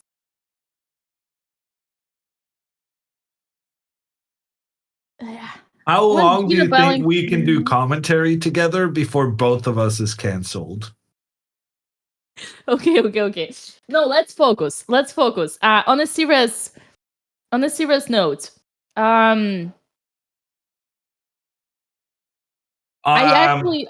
can do a serious note here because Alexandra Yeah. went pawn to h4, which I think is brilliant because it solves the whole concern we had about pawn to g5. So Alexandra's opponent played rook b8, and now Alexandra can go f5 without having to deal with pawn to g5. Oh, that's a nice way. That's a nice way of putting it. I like that. And my only concern is if Alexandra's opponent then starts making lots of threats against the b2 pawn, b3 pawn. The backwards pawn. You gotta put the rook on f3. I kind of don't like that because if rook takes a4. Oh, you lose a pawn. Do we have time for something like this? And then this, and then this, and then this. Maybe Oh my god, don't. what is this, Dina? Sorry. I mean, it doesn't give us anything. We just lose on spot. But I was just having fun. Yeah. White is still better here, so we might find the thing is, after we recapture the rook, there's a question whether it even matters. Oh, yeah. at the end of these tactics, black has won a pawn compared to the earlier situation. But the thing is that black traded off so many of their pieces that now the white pawn just has a clear path to try and become a new queen. And in fact, I'm not sure you have a shot, Dina, at stopping this pawn. Wait. What about? Because we're just going to Oh, support the pawn to become a new queen. And we can even give up everything in the center. And this bishop is never able to help protect down towards the queen side. and hey, Hammer, how come the rook was able to support the pawn from the a file? I thought it wasn't possible because the bishop was controlling a1. Oh, wait a minute. It is because Dina has put that rook to f3. Lifting to a3. Now it all makes sense. This is actually very interesting, Dina, because this is a theme in several situations. It's very clear that black is trying to line up both the rooks and the queen towards this white pawn. But if Alexandra always can use her rook to just protect here and never be afraid of this rook takes pawn, because it turns out that even though black wins a pawn, black also allows white to just have a clear path to get a new queen. Like this could happen in this variation, but there are multiple other scenarios in which this definitely could be a thing. Yeah, it only requires you a second step thinking. Once, one step, it's like two-factor authorization, two-factor thinking. One step would be just to think, oh no, it is bad because I lose a pawn. But then if you activate your ability of calculating 2 moves ahead and not 1, you would see. But let me try to assess what's the position going to be like after that capture on a4. And if you think about that, then you realize, the position is actually better for me. But the thing is, it's a quite it's an advanced way of thinking. And sometimes even the best players fall into the trap of not asking themselves the question, what happens after? Yeah. And sometimes you trust your opponent. So if your opponent plays these kind of rook takes pawn, you're like, oh man, I didn't see that happening. And then you're like, oh, I cannot take the rook because then they take my rook. But in reality, it's just both players lose a rook. So it's just a trade. Even if it feels like not a trade because black started capturing something at the start of this. But Alexandra has played queen f3 instead. So I guess that means we're not getting this whole situation that we studied. But now, after queen to b7, Alexandra is setting up knight to a5. The knight attacking the queen, and if the queen attacks the knight can jump into this c6 square, where it's attacking both the rooks. Yeah, that's a beautiful fork.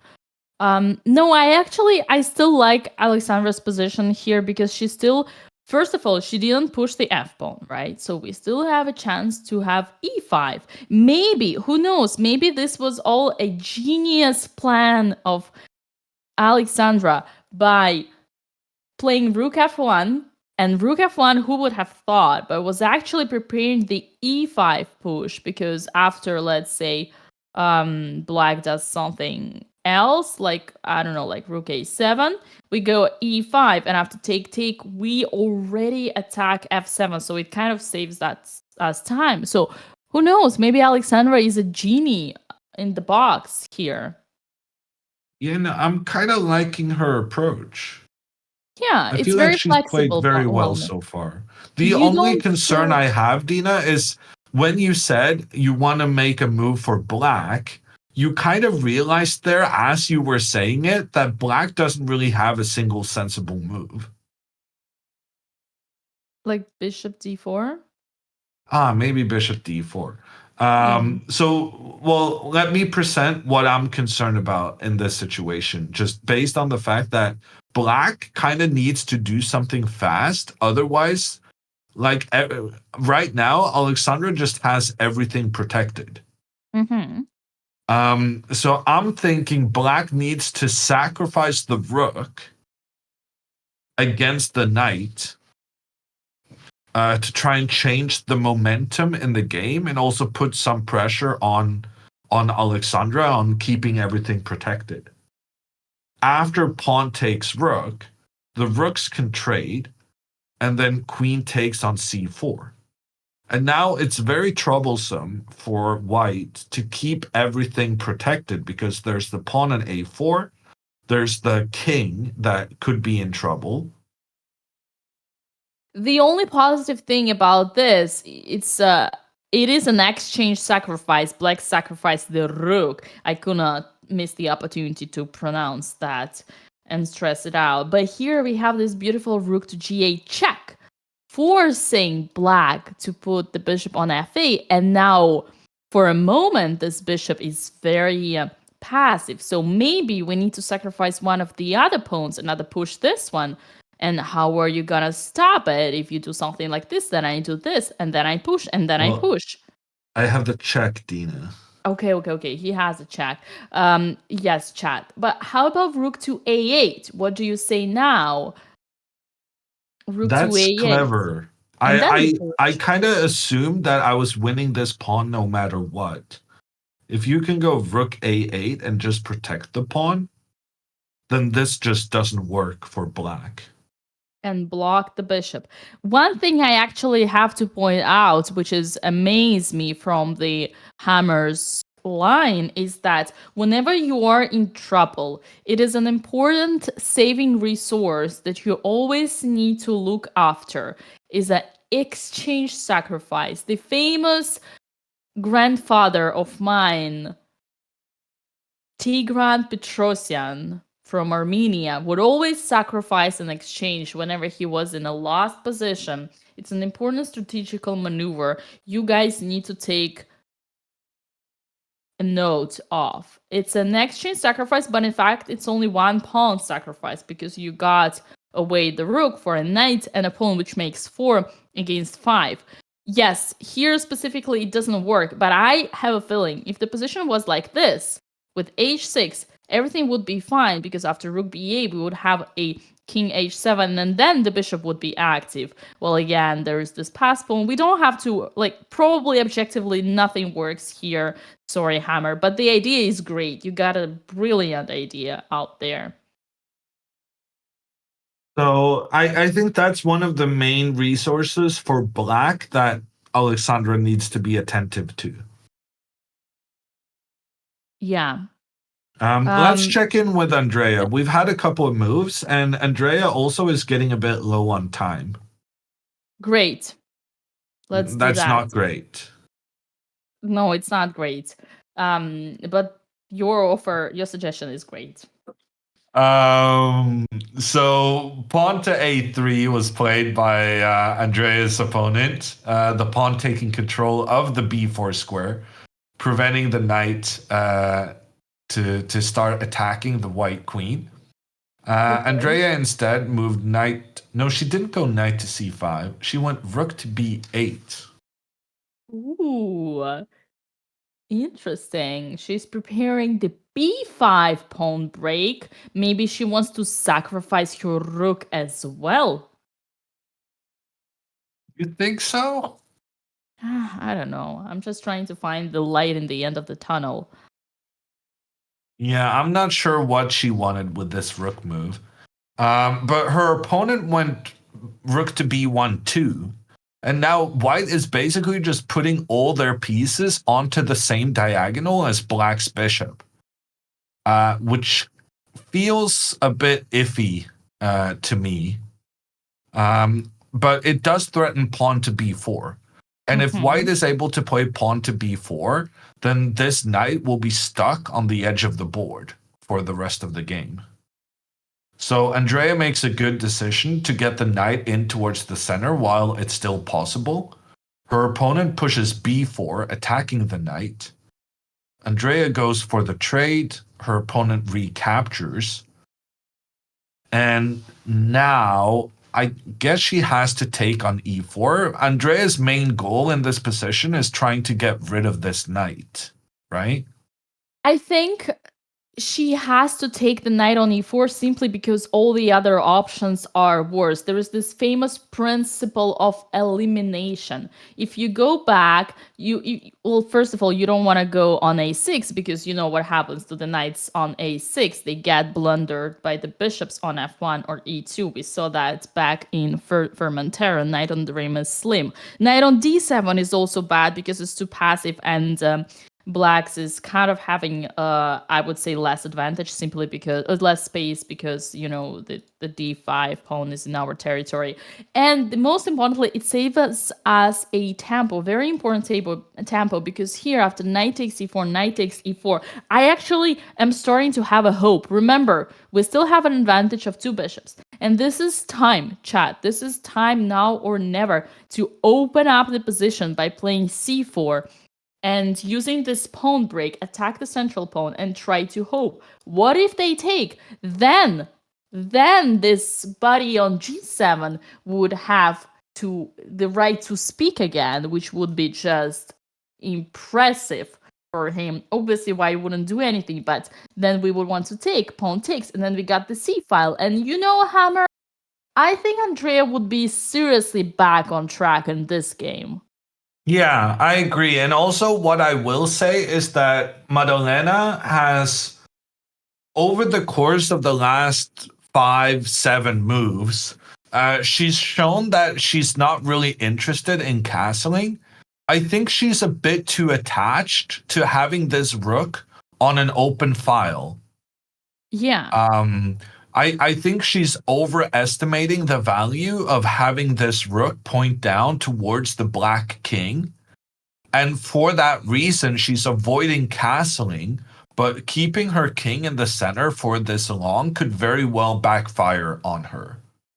Yeah, maybe she has in mind this artificial castle, kind of like Alex did, the king f1. But the thing is, whenever your king is on f1 and even on g1, you gotta be careful with your rooks because they are not connected. It means that there is some lack of harmony. Yes, the rook on h file is really strong, but how are you gonna use it? Unless there is a clear way soon enough to use this rook, as long as the bishop is here, it's kind of still beautiful but worthless. So yeah, I do want to see knight e4, knight takes e4, and c6. And after that, I'm telling you, Andrea might really, really be back here really strong. Do you have the move number for Andrea's game, Dina? All right, chat. Do we have a move number for Andrea's game here? I can try and figure it out myself. No, I got you. I got you. Here we have a 20, move 20. I can promote if you want. I can promote everything. Well, I'm not sure that matters, but yeah, move 20 means that Andrea has spent a bit more time than she should in getting to this point. So Andrea really needs to speed up. She did make the trade in the center, Dina, and we're hopeful she's going to follow up with pawn to c6 afterwards. That's amazing. Okay, listen, I am living again. I'm serious. I here am back to positive thinking and positive mindset. I think, remember what we said back in the days when Andrea took the bishop on g3. We said now white needs to trade light squared bishops. But so far, this hasn't happened yet, which is like 10 moves. I think 10 moves, for 10 moves, white didn't manage to achieve their goal, which means that for the last 10 moves, Andrea has had the 2 bishops, and all she needs is to open up. If she manages to do that, it's gonna be way too late. And then Andrea's gonna give this kid a lesson. I'm looking forward to it. So does this mean she's forgiven for capturing the pawn on g3? One should never be forgiven for sins they made. Wait, what? No, what kind of religion are you, Dina? No, I have a chess religion. My religion is chess and the pieces development. My basic principles of chess strategy is my religion. But okay, actually forgiven but not forgotten. She will be forgiven. She will not be forgotten until she says I understood. Once she says I understood, Mother Dina, I'm gonna forgive her everything. Wow. So, to be clear, are you starting your own religion? Well, I have been playing with this religion for the last 5 years at the very least. And I actually opened up my school, which is following the religion of developing pieces into the center, taking control of the center, and castling. But we should not promote that now. What we should Oh, promote. should we not? Oh, sorry. Oh, you were doing a segue. I'm so sorry, Dina. Because I had a follow-up question about, Please do. your school of chess could be tax exempt if it's a registered religion. But go ahead. It is not a registered religion because some people might not be a little bit too suspicious about that. But I do have to say it is. I only accept people who are open to believe that. And sometimes I get really frustrated when I get, let's say, 1,500 students saying your videos are basic, like they're oriented to 500s, and I know that already. I'm not gonna improve by watching your 1 minute video on why I need to put the pawns on the center, develop the pieces and castle. This is not gonna teach me anything. I know that. And then I'm gonna be like, bro, you know that, but do you do that in your own games? No. So get the out of here, all right? This is the kind of religion that I want people to follow. There's a suggestion in chat that I can be the bishop of your non-church chess school because I love the bishops. I respect the bishops. I can You become respect one. the bishops. Did you also respect the bishop on g3? I wouldn't have captured it and the way that she did. I would have tried to capture the bishop in a different way. That's a very diplomatic answer. I mean, I would love to have you as a student, Hammer. I would teach you so much, such as a minimal pawn sacrifice and the crab and the potential protected past pawn, which is like no, like future past pawn, which are like pawns on a3 and a6.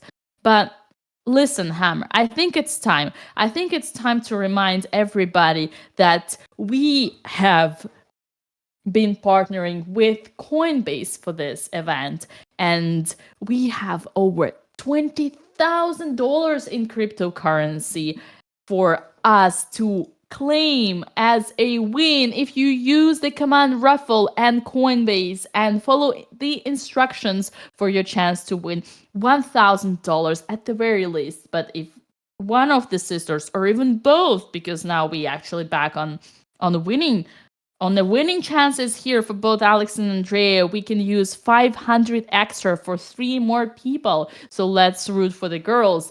And make sure to use your affiliate email address when you participate in the giveaway. The email address that you used for your Coinbase account. Coinbase is a sponsor for the whole Sardinia World Chess Festival that we are here. And even if you're not, selected as a winner, you will still be able to claim at the very least your $20 in Bitcoin if you use the command BotezLive as a promo code, not the command, the promo code BotezLive.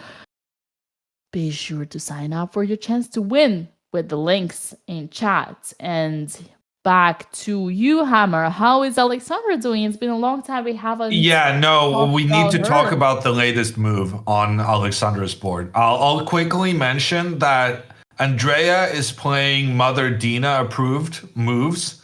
She did play pawn to c6, putting pressure in towards the center. So good job, Andrea.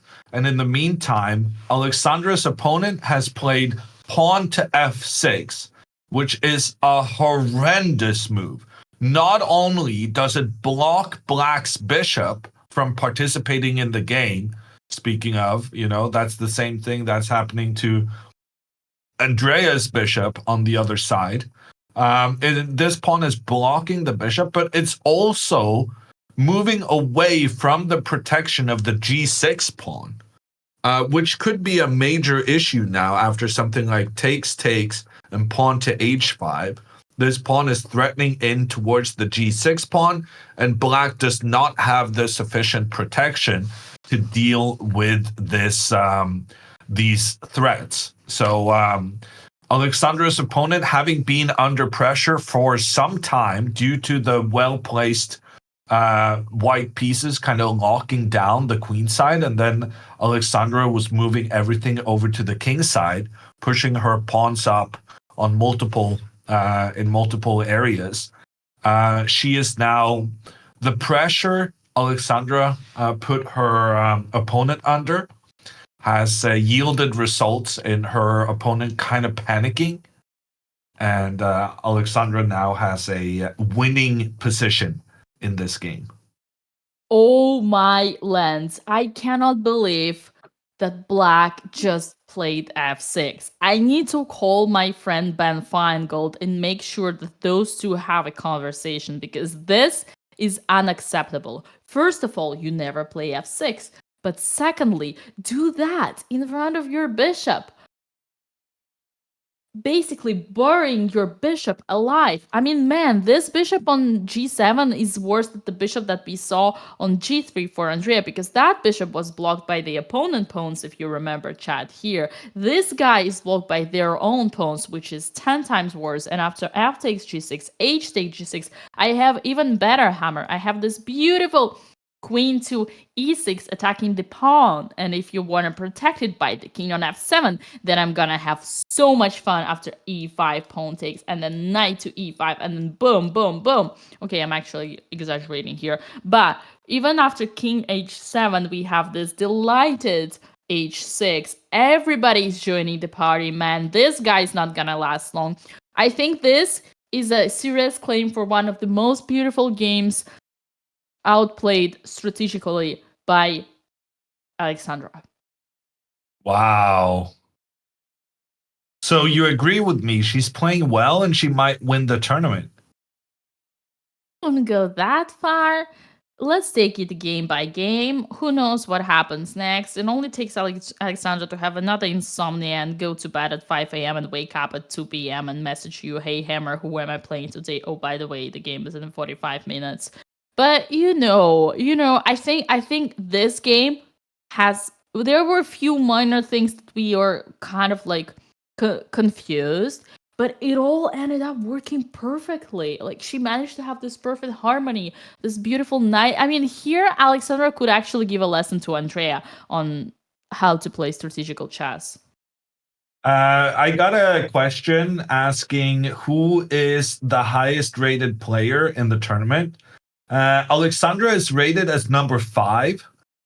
This group is only for players below 2,000 in rating. The highest rated is 1998, but he lost in the first round. Second highest is 1992, but he made a draw in the first round. Third highest rated is 1985, but he also lost in the first round. And then fourth rated is 1978, but he made a draw in the first round. So Alexandra is legitimately the highest rated player to win in the first round. And if she wins this one, she's going to be the highest rated player to have won both the first rounds. So I'm going to keep my optimism for a little bit. I think she's playing well. And she chose your move, Dina. She played Queen G4. Now we're talking. This is my girl. See, Hammer, this is the power of a girl friendship. Listen, I do think that Alexandra has high chance. I mean, first of all, I'm sure she's going to win this game. And then I think she has good chances to win the tournaments. I don't know, actually, I don't kind of want to speculate on that because historically myself, I've always struggled against lower rated opponents, and I always found it. I told that to you guys yesterday. Um, Somewhere between the lines when the stream was still working, if you could hear me saying that whenever I get a chance to play against lower rated or being the bottom of the seed and playing against higher rated, I always have better results against higher rated because I feel like in the end of the day, they all play the same and it's just a matter of reading points that you get to win or lose. But looking for now at this, it's also important who are the opponents. Like objectively, a 6-year-old Andrea's opponent is definitely way scarier. Even though she's in 1600, she's definitely underrated. That being said, after Andrea having played c6, maybe she's still way too green, young and green, you know, as they say, as the George Bush. So I actually am super positive. I am a believer here. I believe that we're gonna have another double win for the family tonight. Yeah. Well, with that in mind, let's then take a look at the latest move in Andrea's game. Her opponent has quite sensibly, I think, protected the central pawn with her queen. So that now if Andrea tries to make a trade, white can recapture with the queen, attacking the king, but also attacking the pawn on d6. I'm sorry, I meant Abraham Lincoln on the $1, not George Bush. I confused. Yes, Hammer. I mean, I think we shouldn't comment on Alexandra's game anymore. I think it's over. I actually think it's over. I don't like jinxing, but here I think she just crushed him. Yeah.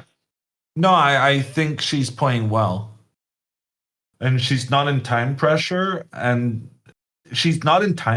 nor did she play every move without thinking. I feel like Alexandra, for the past couple of tournaments, she's been very either or. Either she's using too much time or she's not using any time at all. But this game is an example of how she's managed to portion out her time very like she's using time in the right moments and she's spending some times over some decisions while making other decisions quite quickly. I'm actually those of you who know me, and I guess that's quite a few of you after these days, but I'm not the most positive person in the world. Oh, So really? when I say that I really think Alexandra is playing very well, I really, really do mean that. Well, listen. Well, first of all, we gotta appreciate this unique moment of Hammer thinking positive and giving compliments to Alexandra. Let's all embrace that. And secondly, I also think accumulating all those losses, but analyzing those games and learning from them made a serious push for Alexandra. And let's not forget, this is her 4th tournament in a row. I think she actually is the most warmed up and in the best shape just not even historically, like just logically after all that. This is normal. Like, so as long as she keeps the energy, she's gonna be in her best shape right now ever, and I really believe that. And when it comes to playing fast or playing slow, it's all like life is about finding the balance, right, chat? And finding balance in your time management in chess is extremely important. I can guarantee you that Hammer must have been a fast player. I'm sure he would always just like a Nepo style. You play fast and you run around, right? You don't sit there. You always have 1 hour more than your opponent. He's smiling. He's smiling. I did at some point when I was 11. I wish that was still true. Oh, you're a time traveler now? Does it mean that you lost confidence? You're adopting yourself, Hammer? I once played against Grishuk, and I was lower on time than Alexander Grishuk, who's kind of renowned for being the biggest time waster on the circuit. And we played a position where both of us only had 1 minute left for the final 20 moves before the time control. Wow.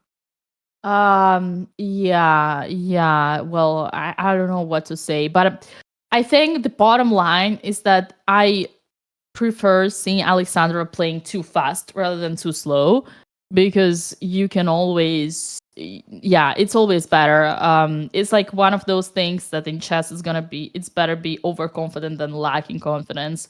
And we all want a perfect thing, but perfect doesn't exist. You gotta accept what life is. If Alexandra chooses one another, I rather see her playing too fast and having an extra hour than her opponent. At the very least, it will give her more confidence. It will make her opponent be more stressed. Yeah, that's true. But it's very difficult to program your head just like that. I want to play quicker than I do. I just can't do it. In the chess Olympiad in India, Dina, I don't know if you played, but I did. I lost a game on time. I lost a couple of games because of time, and then one game in an equal position, my time actually ran out, and I did not make my move within the allotted time. So, like, yeah, I have serious time issues, and that's one of my biggest weaknesses. So you are a perfectionist then. Yeah. That's why you don't want me to touch the board and put the arrows when you're talking. Yes, and that's also why I'm calling you on Monday to plan the stream happening on Saturday. Wow. Yeah. Damn. Well, listen,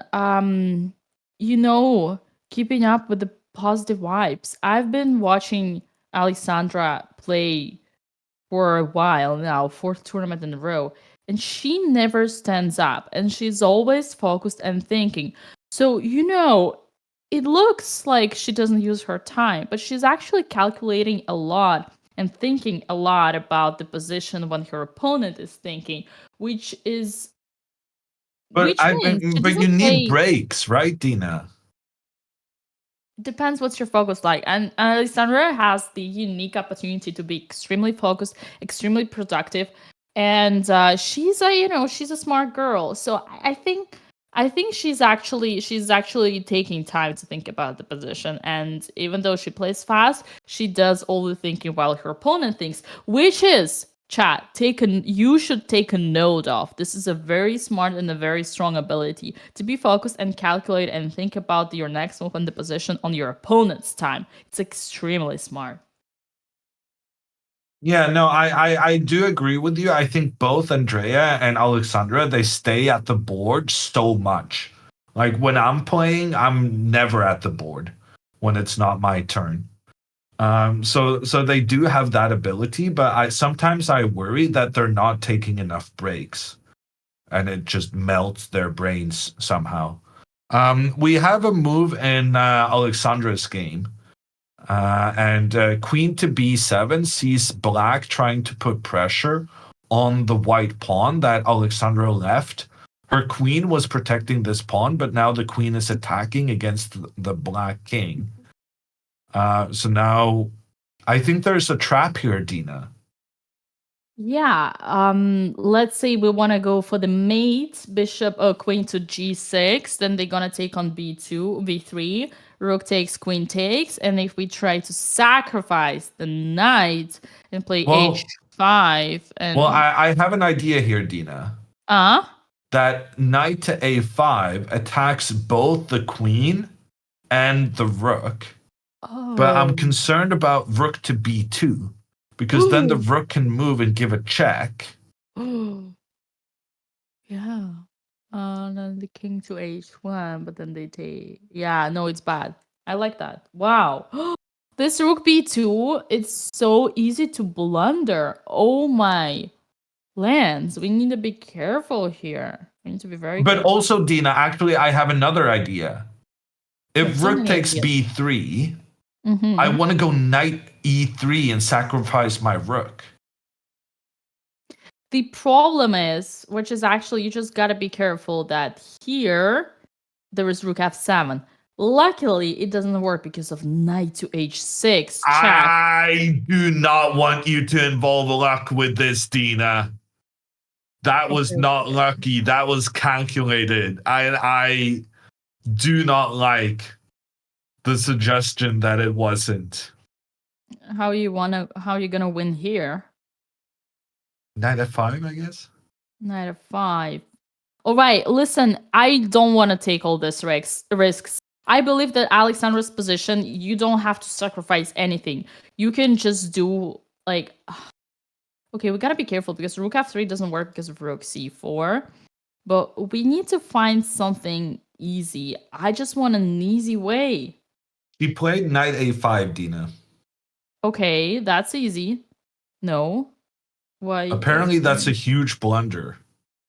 Wait, why? Why is that a huge blunder? Queen takes d5. Dina, she blundered. Queen takes d5. No. No. No, no, no, no, no, no, no, no. Oh, no, that's not good. And after pawn takes d5, thinking that we want an extra queen, we may forgot that the other queen on And it's such an easy mistake to make because you thought there were so many pawns standing in way of that rook and the queen, right? Because in this position, you've never even considered that this kind of thing is something to be scared of. Yeah, it's the illusion. It's the optical illusion. But on the other hand, if he doesn't find queen takes d5, then knight a5 is very effective. Well, I'm not because sure then about she's that getting either. knight to c6. Because then the rook can take. Oh, she has this. That looks pretty convincing, right? Yeah, knight to e7. All right. Well, okay, that makes sense. Well, listen, chat. Don't give up. We have a hope. Black is thinking, although he looks actually quite excited. Her opponent looks excited. Even if black finds worst come to worst, queen d5. Well, Alexandra is still up. She was up a pawn when this whole thing started. Yeah. So even if this happens, she's still gonna be equal on material. Exactly. And with the knight coming back to c4, the most beautiful thing has just happened is that the black rook is actually cut, which gives us more time to push the pawn. Although after f5, we cannot bring the rook to a1. Yeah, but Dina, we don't go back. Okay, you go to we go c6. forward. Oh. Because black is actually struggling to keep this pawn on e7 protected. And we control the b4. Yeah, so the rook cannot get back. In fact, this is even better because now the rook can't even attack the pawn on d5. That makes so even though this sense. was a blunder from Alexandra, she's still gonna have very good chances to win the game if her opponent. No, but her opponent didn't find it. He played queen b6. Thanks God. Thank you, Lord. This is now over. Knight to c6. Yeah, knight to c6 has been played, and yeah, Alexandra has everything under control. Now knight to e7 is gonna follow up, and basically here everything wins. I think we need to get ready for the interview because sooner or later we're gonna see a win. But you know, chat, what that means? That means an extra 3 winners of $500 in cryptocurrency if you use the command raffle and Coinbase and participate in the giveaway.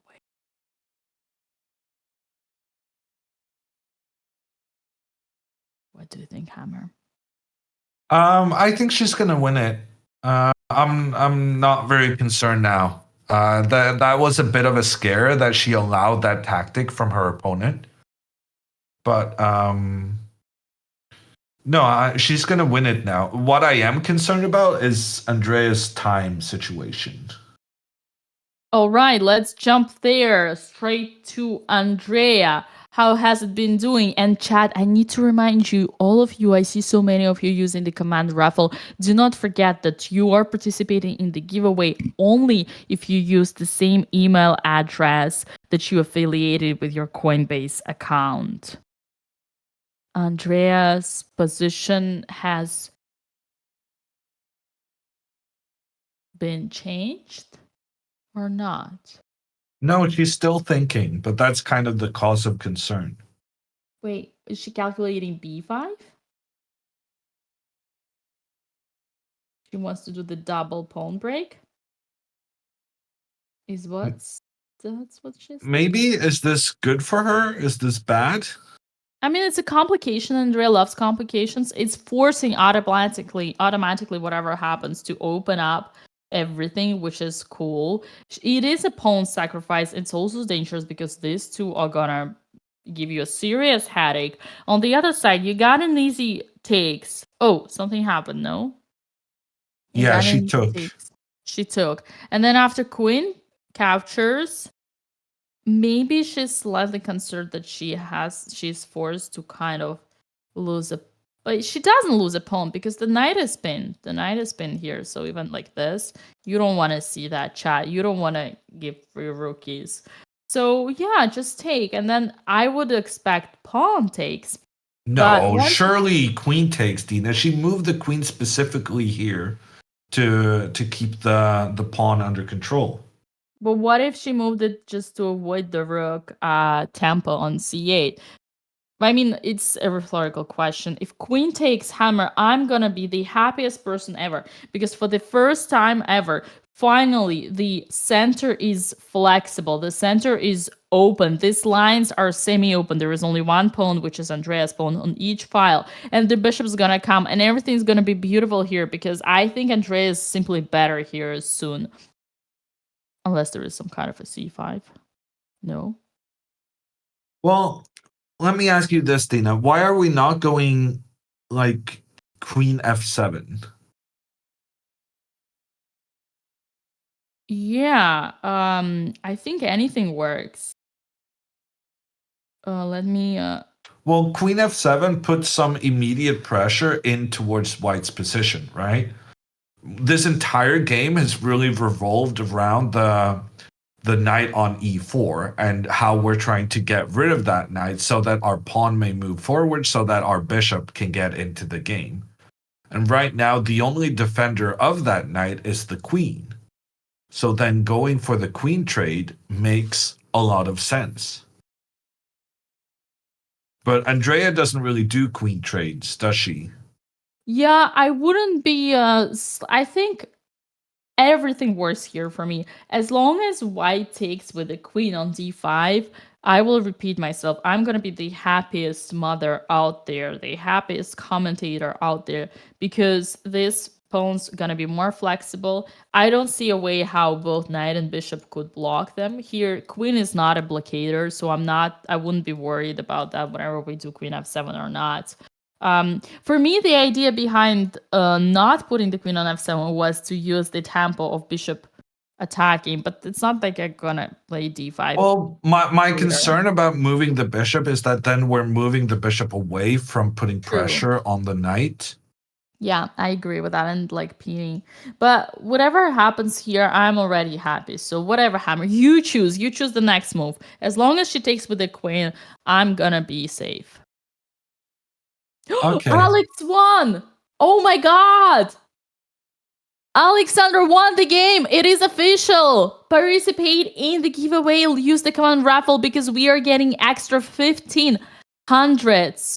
1,500s of dollars because of our score today. Let's go!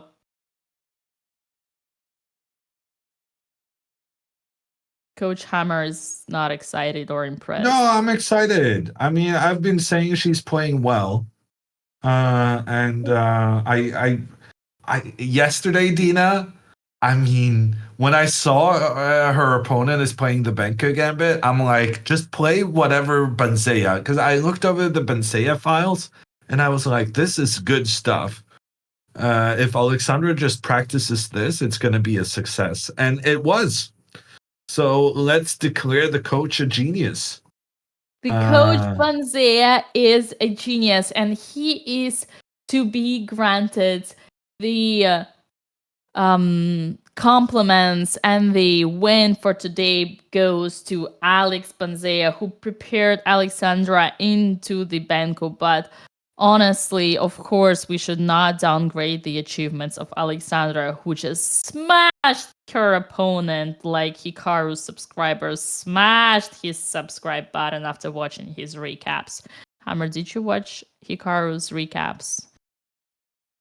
After the I candidate? would prefer not to answer this question. He did, chat. He just doesn't want to admit it. I mean, come on. You're lovely romantic dinner with your partner. You're sitting out there eating chicken from roosters and watching Hikaru's recap every evening after the candidates. Come on, who didn't do Evening. that? The games were done at like 3 a.m., Dina. Sorry. I'm an American coast. Yeah. No, I did not watch the recaps, but I was tired after the games. With your cereal morning breakfast, you put something on the TV, and that happens to be Hikaru's recap. What do you have for breakfast in the US, Dina? Cereal, because I'm a cereal person. Hammer, let's not get distracted. We got our first win, and I am overwhelmed with happiness here. And I do claim that Alexandra is really on fire in this tournament. She's playing fantastic chess. She has shown a tremendous understanding of positional play, and I cannot wait for Alexandra to explain to Andrea what is a bad bishop. Yeah. No, I Second mean board. for Alexandra, we don't really have that many notes, right? We just Yeah. we kind of like pretty much everything she did. I guess I'll mention to her this B3 move. Which I Yeah. felt was maybe a bit unnecessary. And this F4 move I thought was a bit too aggressive. But other than that, I think this was a very good game. And then there's the queen takes d5 blunder, but whatever. Like, it's water under the bridge. Water under the bridge. Interesting expression. And we see Alexandra, she's still there. She's still there. She's watching her younger sibling fighting out like a lion. With 7 minutes on her clock for another 18 moves. Yes. Alexandra is officially with 2 out of 2 and the highest rated opponent. It's official. She's playing in the board 1. I think she was playing in the board 1 already today, but she's playing on the board 1 tomorrow for sure, even though her board is fixed. But man, Great start she's to the leading. tournament.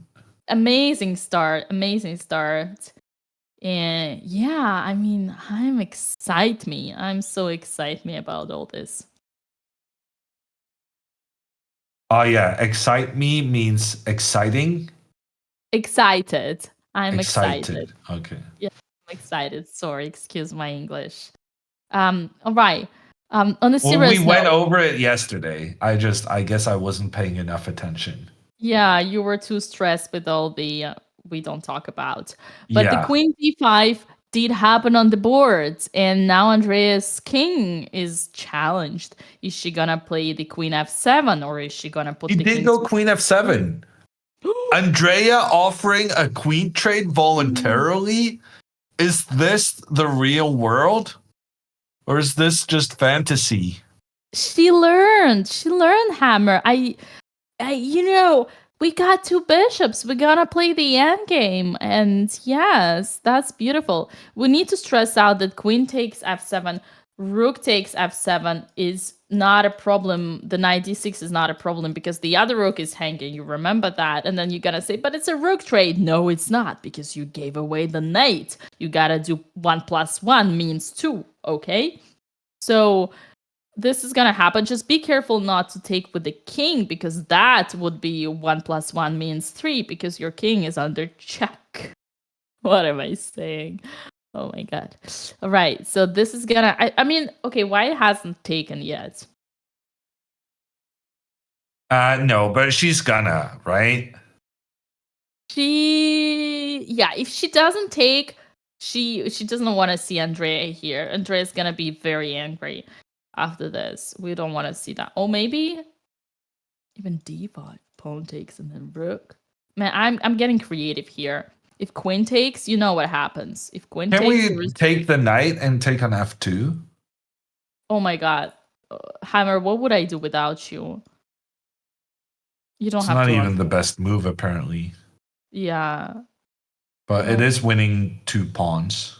You know why it's not the best move? Because strategically you're lost. Because your Yeah. bishop is bad and my bishop is great. That would, yeah. Chad, you think opposite colored bishops are draw? Hell no. Look at your bishop. Look at this bishop on g7. But before that happens, it doesn't really matter because what matters is that this, like here, Andrea does any move and she's better. Any move. For the first time ever, she would be actually having an advantage in this game. So probably white here's like maybe bishop d3. You know, trying to, like, I kind of want to keep this structure fixed to prove the point of this guy being not a bishop but a pawn. But in that case, Andrea has the bishop e6, what I have been waiting for. Man, this game is getting really exciting. She Really took on exciting. f7. Okay, never mind. Rook takes. Yeah. And now, I mean, listen. I want to clap. Not because Andrea finished the opening, but because she's really, oh, look, she's got an extra queen. That's so cute. Is that girl's father, the FIDE master, who's watching? We gotta make sure he's not jinxing. On a serious note, I love Andrea's position. I am officially claiming that Andrea Botes has reached the harmony. Regardless, Wait, everything that happened what? before. But her bishop is still buried alive. Okay. I'm sorry. I gotta be optimistic. I gotta be a good cope because you were a bad cope. Okay. I mean, we can finally pray. Bishop d3. Yeah, bishop d3 has been played. Okay, listen. Just give me two tempi. Okay, I'm gonna. I'm not gonna give you 2 free moves. No, that's How about not how this? chess works. How about this? Okay, that I do like. Yes. b5. Ooh, b5 is a Boom. great move. Thank you. You're welcome. b5. The pawn break. What we gonna do? Why do we do that? Because we want this to be alive. For that, we need to move this one so that we could move that one. And to do that, we gotta get rid of this one. So that's why we play b5. Challenging the pawn, sacrificing the pawn. But it doesn't matter because here we smash the center. If you got a chance to put the pawns in the center, you need to do that. Andrea has 6.5 minutes to find this idea. But she did place her rook on b8 perfectly for this to even be a thing. Like, Yeah. it makes sense the way she has played that she'll find the move. She sees it, chat says she's thinking it. See, guys, you gotta, when you don't know what to do in the position, you gotta ask yourself, what is the opponent's threat? If there is no threat, then you ask yourself another question. Which piece does not work? And then all the fingers gonna be pointed out at the rook on b8. Once you see that, you gotta ask yourself, all right, how am I gonna activate it? She played it! She played it! Dina, I think you're rubbing off on her.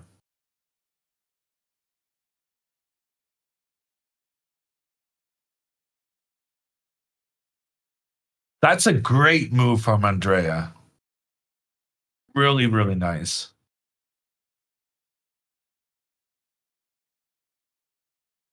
I'm so proud.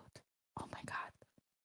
I'm so I have no idea what she's gonna do if f3 though, but I'm with you so far. So far, this is great. And then if f3, maybe don't she have has to rook do it. c7. Yeah, just activate your other rook. I'm telling you, that girl is talented. No, this I'm like this. She would win. Yeah. Although there is knight to f6 here. Yeah, but we gotta have the passer. I mean, we gotta have. I mean, this. Good luck on stopping that. Obviously, you're gonna take. Big deal. Actually, computer was giving something there, Dina. Computer made some kind of impact. Huh? I think the computer wants king f7 here. Ooh, yeah, this you cannot find. I mean, you gotta be smart, and then you take here. Oh my god, if she finds that, you know who I'm calling. You know who I'm calling. We know some guy mathematician from Russia. Correct. What My was his name countryman. again? Vladimir Borisovich. And what is your relation to this man? He's my uncle. He's your uncle. Okay. Yeah, I'm calling my uncle. Yep, that's correct.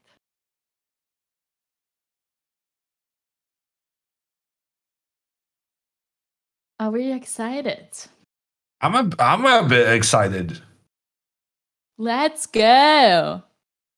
Andrea's been under pressure this entire game, and then with 6 minutes remaining, out of nowhere, suddenly she's playing all the aggressive pawn sacrifices, trying to take over the initiative. I feel like this came a bit out of nowhere, which is also going to put so much pressure on her opponent. Correct. Man. It's got to be uncomfortable for Madalena to feel like her opponent is actually suddenly activating her pieces. While she still has her king in the center, and the knight on e4 has not been reinforced properly, which You is know what I causing some see? issues. I can see that Madalena is under serious pressure from her body language. We're doing a channel points prediction game. What is the result in this game? Andrea's gonna win. Lose your channel points here. Andrea's confident here. Ooh, look at that beautiful yawn. Girl, didn't your papa tell you to put your hand on your mouth when you do that? Not in front of the kids. What example do you give to younger generation? Uh, Oh god. Right at the moment, Alex, perfect timing. Perfect timing. B5. Look at how strong your sister is. She's playing the Grandmaster chess. The Grandmaster chess. And even after f3, we're gonna see the rook to c7, activating the rook. Then the pawn takes, and we're gonna see another win for the Botez family.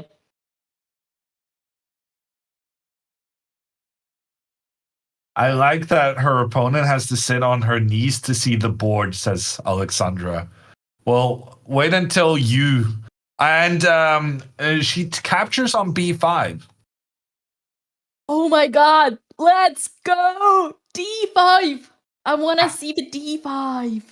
After this capture, computer now gives Andrea a big advantage for the first time in this game. She's pushing her pawns forward in the center, making sure to kick the white knight out of its grand positioning. And now that the white knight has to move away, that will allow the black bishop on g7 to activate in due time. The only move is gonna be knight to c5, protecting the bishop on d3. But then Andrea should not even take. Instead, she should push the e-pawn and open up her bishop and grant the 2b advantage. For the first time ever in the game, Andrea Botez is having a serious advantage and managed to justify the most horrible decision that she was ever to take in the game of chess. taking the bishop on g3, for those who don't remember. Pawn to e4 is very interesting, Dina. You don't you want to take? You want to take and then push? Yeah. Well, I want to take on maybe I think instead of here anything wins, honestly. I mean, it wins. Anything is great. At this point, it doesn't even matter. but pawn to e4 is very, very clever in terms of keeping the bishops. Man. Yeah, it kind of looks like this guy's restrained, but it's not. Knight c5 happened. Come on, I mean, Andrea's gonna move. Andrea doesn't like. I mean, the reason Andrea traded the queens wasn't because she wanted to. It was because she was forced to. Because Madadina told her, like, don't be afraid of going to the endgame. But when she gets the chance to move forward, she's doing it. When she gets the chance to attack, she's gonna do it. She knows that it's an endgame. She knows that she has two bishops. The position is open. She's gonna put the e4, and then she's gonna see Hammer. I told you. I knew when I took the bishop on g3 that I was gonna play e4 and activate my bishop. No, but Dina, if she doesn't trade the bishops now, she's not getting the pawn back on b5. Oh, well, I mean that's then it's gonna e3. See, so it's like, I think this is even juicier for Andrea because she can attack again. When Andrea sees the opportunity to attack, two things, not once, and then she sees this guy here, she's gonna be like, oh la la. I thought oh la la is the European way. It's the French. I said it with a French accent. Does Andrea have enough French blood to see yes. oh la la?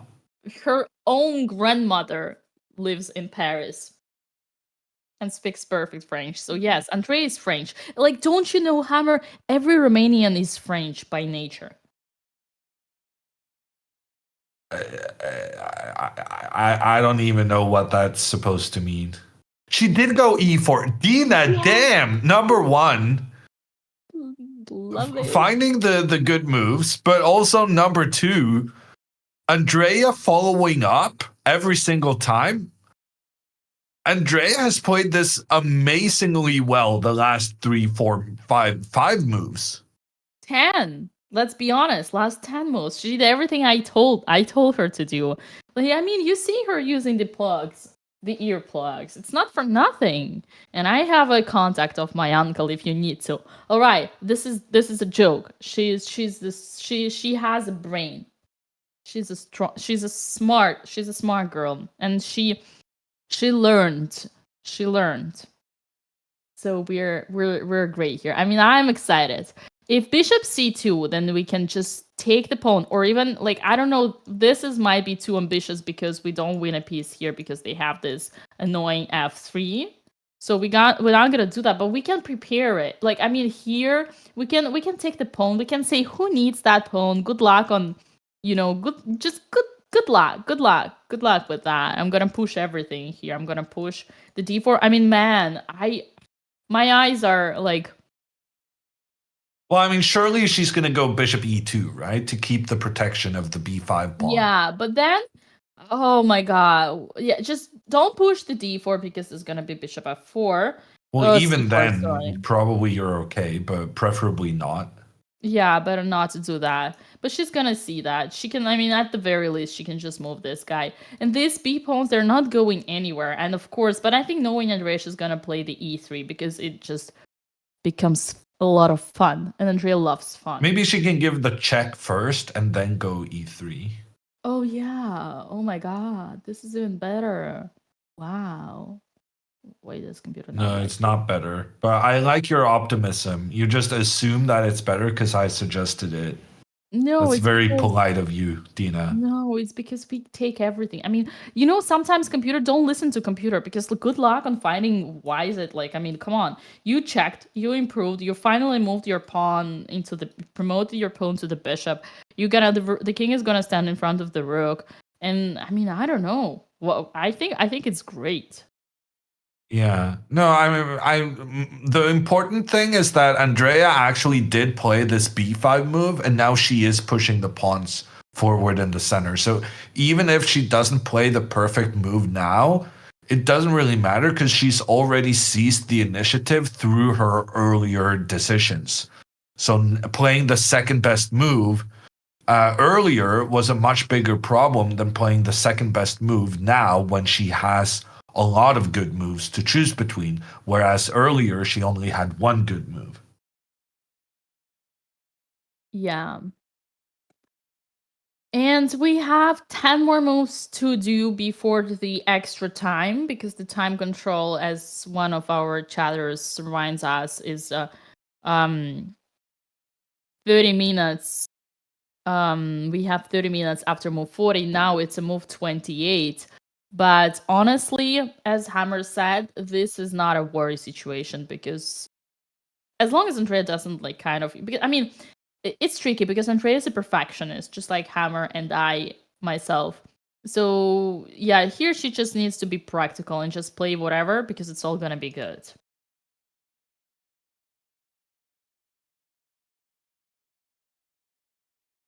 Adventure in chat says playing against a kid is so sad. Either you lose to a kid or you beat a kid, both of which are sad. I used, when I was a kid, when I was like 12 or whatever, I would always think that playing against a retired man is so sad, because it's like a grandpa. You don't want to be the grandpa. You want to give them a hug. So for me, it would always be sad to play against like old men. I would always feel like so much pain. I wouldn't want to be beating them or being mean to them.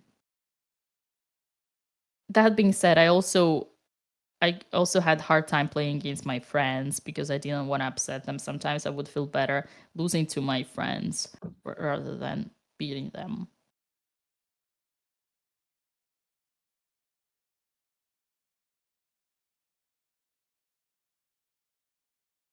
But you know what? Chess has no age.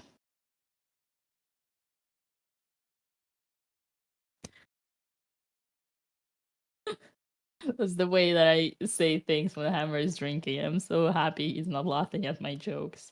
No, I'm too busy yawning, honestly. Wait, I'm getting a bit tired. do you want to take a break? I can't take a break when Andrea's in time pressure. This is Yeah, the most exciting part of the game. man, she's in time pressure all her life. What are you talking about? Gotta get used at this point. Nothing new under the sun. Okay, I'll take 3 minutes, Dina. You know what? Take 4, because I need your energy here. We are Okay. here for a very exciting run. Okay, let me just see where she puts the bishop, though. Oh, she changed her mind. What? Okay. Yeah, I know. Okay. I'll take a little break. Sounds great, Hammer. We cannot wait to see you back. But before that, everybody, let me remind you that the sponsor of our event is Coinbase. Coinbase is your best way to trade and stock crypto. And in this tournament, we have $20,000 in giveaway. So do not forget to participate in the giveaway. Use the command raffle and Coinbase if you want to claim your $1,000 in every round. But this round, because Alexandra has already won, we got extra 3 participants who could win $500 each in cryptocurrency. It is our time to cash in, everybody. Do not forget to use the affiliated email address that you already have in your Coinbase account. And at the very least, claim your first $20 for free if you use the promo code BOTEZ20. Thank you, Coinbase, for that. And yeah, we're on a great start. We have Alexandra with 2 out of 2 leading the tournament. This is truly beautiful. Andrea is, ooh, that's a big bottle of water. That's a very big bottle of water. I guess Andrea did make her way to the grocery store last night. You know, keep in the interview, but priorities first. I actually think that Andrea is gonna win here. What do you think, Chad? Do you agree or do you agree? Now the bishop is attacked on d3. Earlier on, Andrea did this tremendous mistake by taking the bishop on g3, but now life is beautiful. She activated her bishop on g7. And you know there is a sad part about it. Do you know, Chad, what is so bad about it? Let me put it straight. What is bad about Andrea having a great position and activating her bishop? We have been stealing them from the dining hall. That's amazing. Did you find the coffee as well? That's a very tricky question. I'm waiting for the answer. What's the bad part about Andrea having a great position here? The hard part. We bought a kettle from the store and make instant coffee in our room now. Nah. Oh, you bought a blow dryer. Oh, that's better. That's better news. The sad part is that Andrea's gonna think that bishop g3 was a good decision because she foresaw the future. Alex, if you're there, I don't know if you are aware or not, but in this position, me and Hammer had a very tough time. We were put into a very difficult situation of not renting too much, because when you play black here and the knight is attacked, there is only one solution.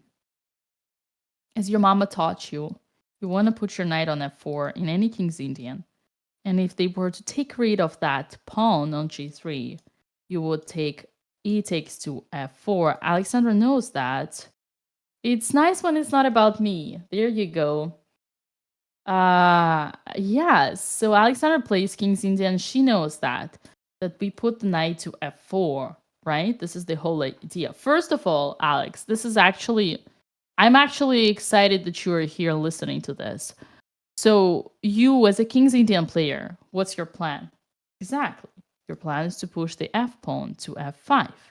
What does your sister do? She pushes the g pawn, making it an automatic strategical mistake, huge mistake, because now whenever you push the f pawn, you're gonna have to take with a piece, and they're gonna block on the e4 square, making your bishop really bad and making your white squares really weak. Now, Andrea tries to justify it, and we're like, okay, maybe we shouldn't be that hard on Andrea. Maybe she has a plan. Now her opponent helps her by asking the knight to move forward, and we are like, yeah, knight to f4. You didn't realize g5 was a mistake? Oh, here you go. You want to keep it on g6 because you want to take on f5, right? And take with a pawn. That's your whole plan, and then push the e4. So now the knight comes to f4, and we're like, okay, maybe there is a hope. Yes, we're never going to activate the g7 bishop unless they take on f4 voluntarily, which they shouldn't do, but who knows? Maybe they're going to keep the pressure. They're going to be cracking under the pressure of the knight on f4 because it's the knight in your opponent's territory. It's the strongest knight out there. It's like literally the outpost, even though the file is not open. But no, here Andrea does the worst thing one could ever see. After knight takes g3, me and Hammer wanted to shut down the stream and leave the commentary room because this is unacceptable. She literally sacrificed her knight for a pawn on g3, keeping her bishop on g7 completely blocked, and there's absolutely no way. Plus, activated the rook on h1, and there's absolutely no way we can do anything about this bishop, because even what happened in the game, e4 would be a slight chance, sacrificing another pawn, but the problem is that they can just play g4 and then take the e4 later. And yes, okay, at the very least, the bishop would be active. It would be worth it, but no, Andrea took on e4, and after knight to e4, the questions were asked to this bishop. How on earth is this bishop gonna be activated?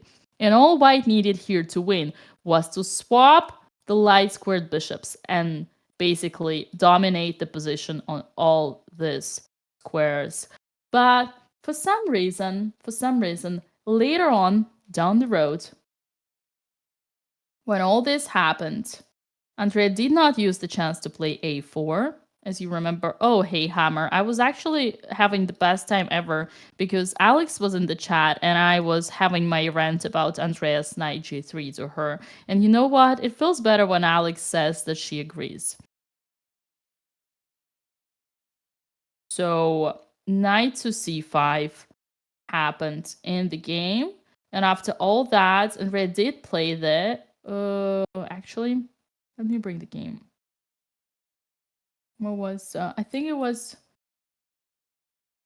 what was in the game, Hammer? I think it was a4. Rook b8 at some point. Oh yeah, rook No, b8. queen e8, queen e7 first. Queen maybe. e7, Andrea played queen e7. Now after a3, rook a b8, I was like, excuse me, I hope you're gonna play b5 one day, because if you are not, I'm gonna take this rook and put it you don't know where. You don't want to know where. So rook b1, knight c5 takes here. Andrea makes, and after this moment, believe it or not, but Andrea did the best possible moves in the situation. Starting from now on, Andrea Botez started playing like a grandmaster, like a true grandmaster. She goes knight to e4, and after knight takes e4, she breaks up in the center with c6 with the hope of activating her bishop. That's an amazing move by Andrea. And after d takes c6 would be a tremendous mistake. Her opponent didn't do that because then we would be freely pushing the pawn. Instead, her opponent plays queen d3 with a very dubious idea of taking on d5. After Andrea takes, it would have been better, according to WGM Dina Bellingkai, to take with the pawn, trying to keep this guy still blockaded. But then both pawns are isolated, Dina. Then the pawns will not be cooperating. Of course. But you know, you're in that situation that you need to choose among two evil. And after queen to d5, we got another extremely impressive move by Andrea. Basically going to the endgame, that thing that she would never do in the past. But now it's a new Andrea. It's a grandmaster Andrea. And after queen takes f7, rook takes f7, bishop d3 only move. Here, Andrea finds the most impressive move ever. She says, remember, Dina, you wanted to talk to me about my rook? We gotta have that discussion right now after b5. Impressive decision by Andrea Botez, attacking the pawn on c4, and now after c takes b5, this extra pawn becomes a double pawn and has absolutely no value, because now, first time ever in history of this game, Andrea Botez gets the chance to push the pawn in the center and activate her bishop. And I am very desperate in this situation because I don't know how on earth I'm gonna make Andrea understand that knight takes g3 was a mistake. And that's the end of the story, Dina. Basically, Dina going through the entire game saying Andrea messed up in the opening, but because she played the last 10 moves so well, we're never going to make her realize that she messed up the opening. Exactly. Plus, Alex was here in the chat, so I wanted to rant real hard. The only opportunity that she would listen. Maybe, no, Andrea would never listen to Alex. But yeah, I mean, if So you need we're teaching Alexandra how not to play the King's Indian. Exactly. Using Andrea's game. Yeah, no, that makes sense to me. Well, now that Alex is in chat, for the few times, I don't know, Alex, if you heard, but Hammer gave a lot of compliments to Alex Bonzea for both your prep and Andrea's prep, which was really impressive for me to hear. I mean, I was trying to take credit for his work, but if that's how you interpreted it, then sure.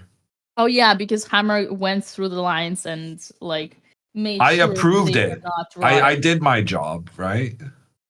Yeah. No, yeah, you do. You can actually take credit for your student coach.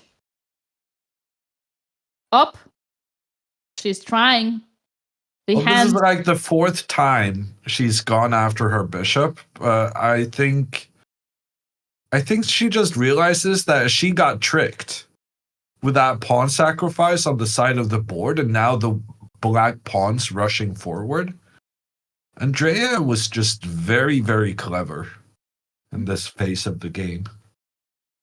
Man. Feels good, huh? And what is that girl doing on near Andrea? Is she like, bro, if I sit there in front of all these people, will I become famous? All Maybe right. she's her friend? Greedy Dina. I'm not sure that girl even knows that she's on Yeah, camera. she doesn't really seem to be aware she's on camera. No, I think she's lurking on Andrea. She's like, oh, look at that beautiful girl. She's so successful. She's so beautiful. She's so smart. I want to be like her. Oh no. Oh my god, she took the bishop on G3. Oh man, I'm gonna get out of here. I don't want to play chess like her.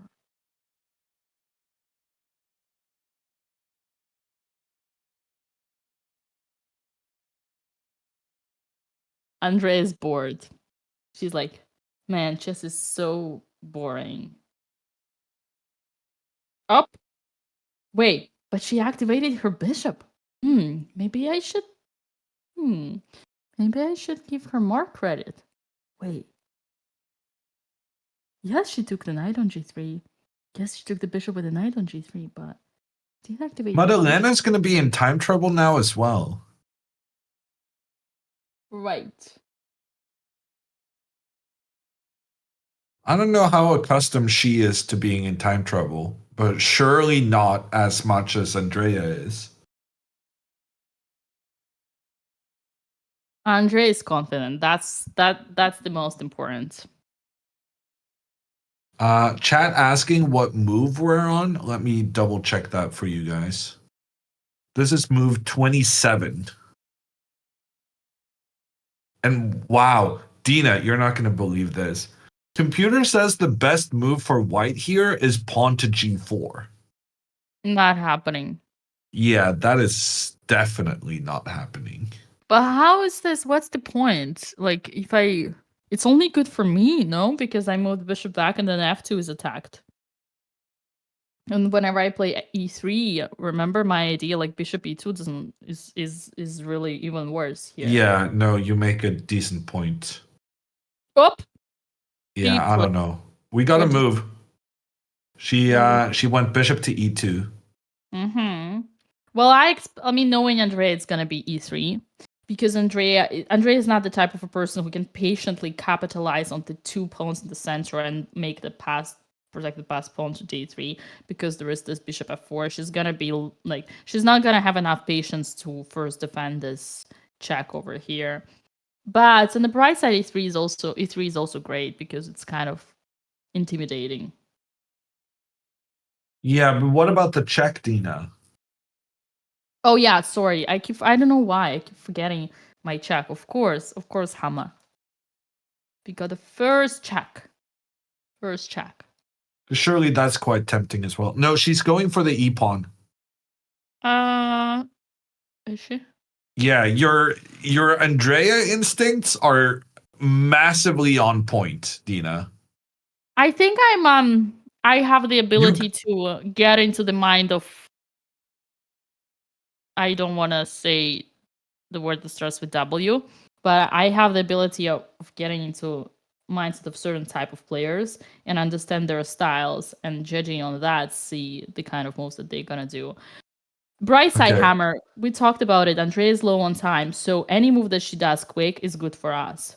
Yeah, so pawn to e3 has been played. And she's about to castle. Dina, she's about to give up her rook on b1. No, wait, she's moving the rook.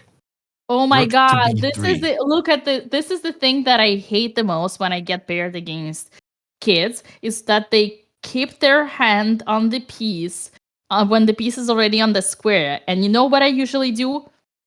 Slap that hand right there and say, put your piece back and think. And once you take a decision, do it. I remember you did that actually. Dina's not even exaggerating.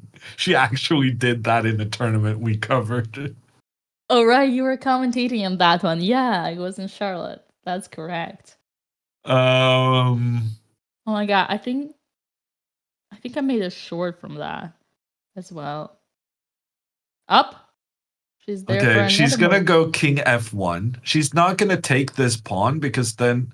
Oh no, she is gonna take that pawn. I was gonna say then Andrea will both attack the rook and attack the king, but actually the rook can block on the f3 square. So she can actually just recapture. Yeah, but then we can just, I think Andrea will see it and then she's just gonna do like bishop e4, bishop d4. I mean, she's still got the pass pawn, she's got the two bishop positions completely open, the king is misplayed, the rook on h1 is not doing anything anymore. Come on, Andrea's position is a dream. No, it's not.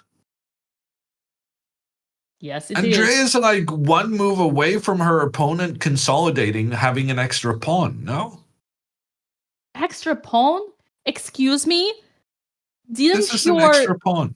Didn't your sister told you that these are double pawns, therefore they're considered only like 1.5 and not 2? She did not, no. So you do have a sister. Yeah. Got them. Got them. I mean, that was like a 50-50 decision. All right, chat, everybody, let's focus. I think Andrea's gonna see this rook f3. She's gonna play bishop to e4, and then she's gonna play... I mean, come on. I think bishop d3. What about g4? Yeah, Oh, I like g3. g4, but I also like bishop d3.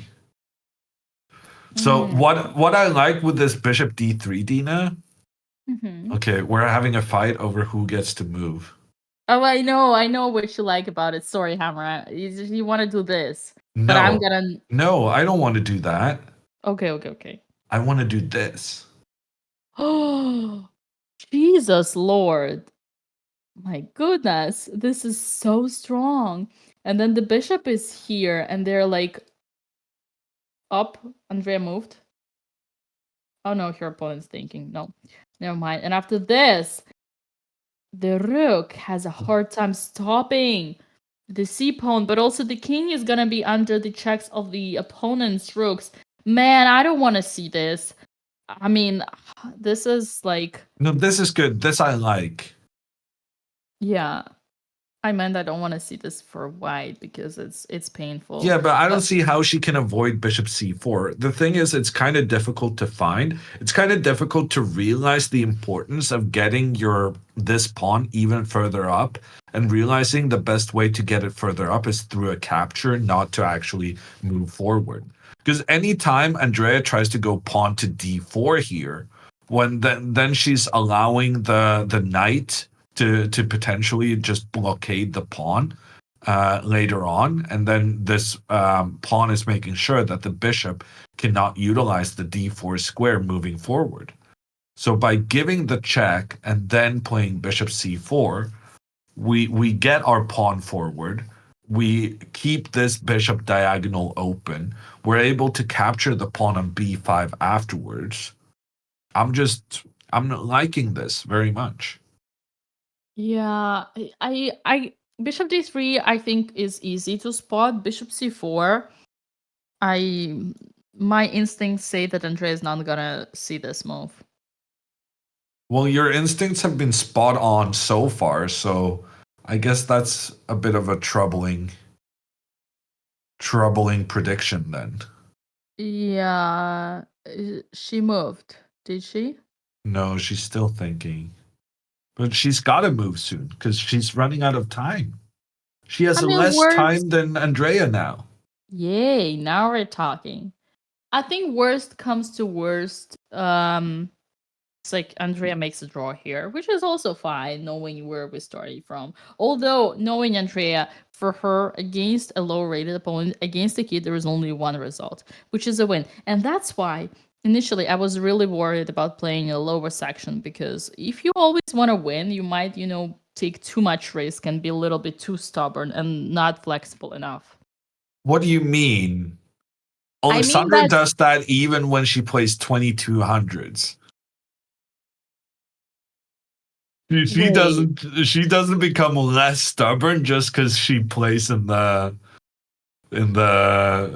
big boy section Wait, or really? I, big I girl thought section. Andrea was the Sorry. only one who was trying to win every single game. Even Oh no, Alexandra lost again. Well, she's listening now, so I can't say this out loud because we need to keep the positive spirit with the new tournament, new opportunities. But yeah, there was an incident in Reykjavik that was unfortunate. Oh, but in Prague, I don't think so. I think it was sorry, not in Prague. In Fermentera, I think in Fermentera, Alex actually was just trying to just play solid and keep it tight. If you see what I mean.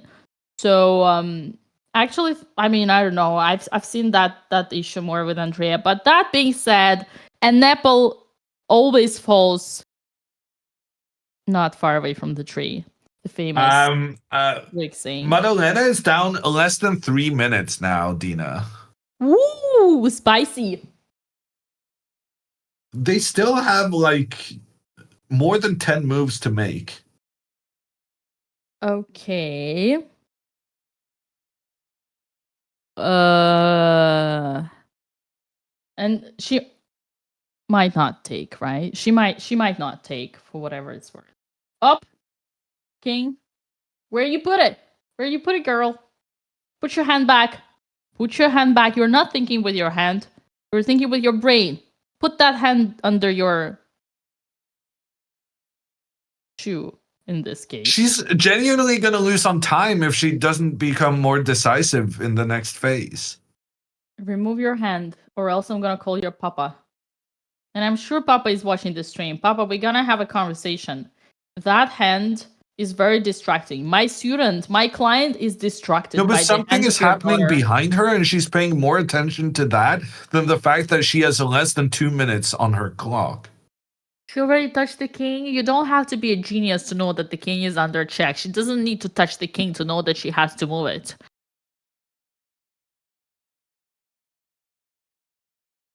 I have a question, Dina. Is it touch move? If you touch the king and then the king touches the pawn, is that touch move on the pawn?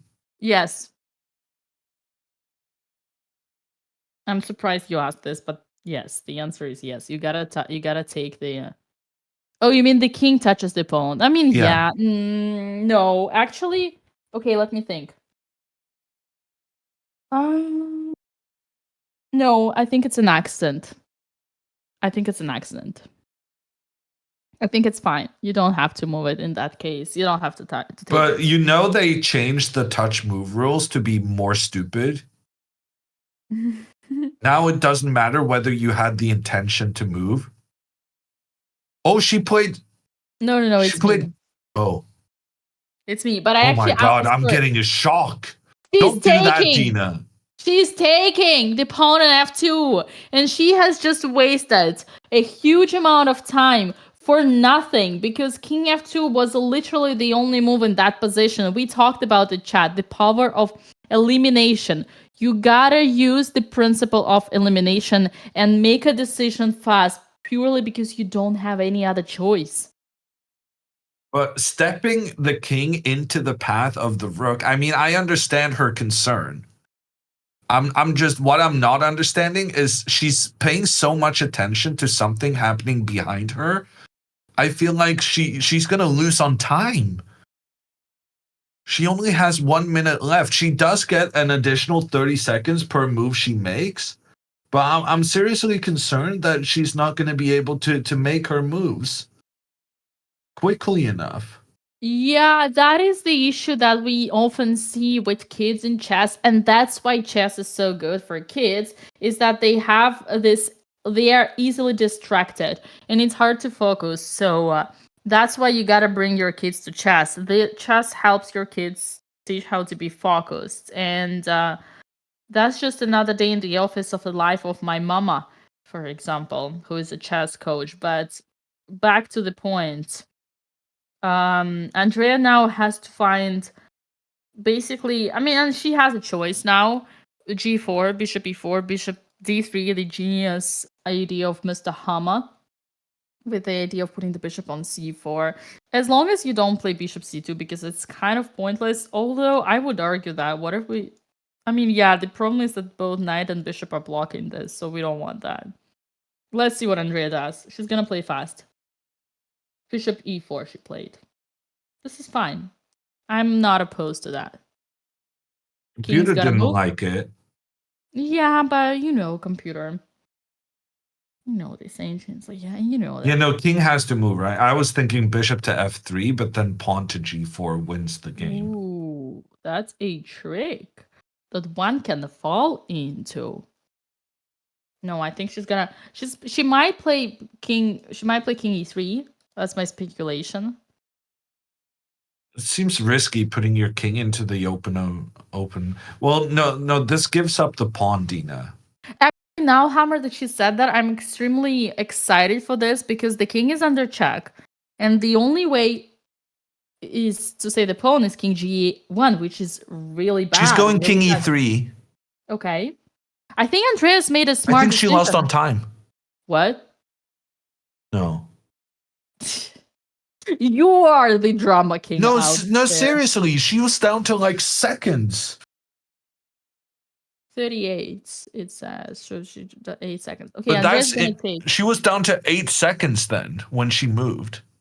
Andrea captures the pawn. Yes. I think, honestly, Hammer, I think Let's stick with the practically- moves, Dina. Yeah. I think it's a great decision. Let's stick with the moves, Dina. So bishop e4, king e3, bishop takes on g2. Yes, I Rook think to it's a great G1. decision.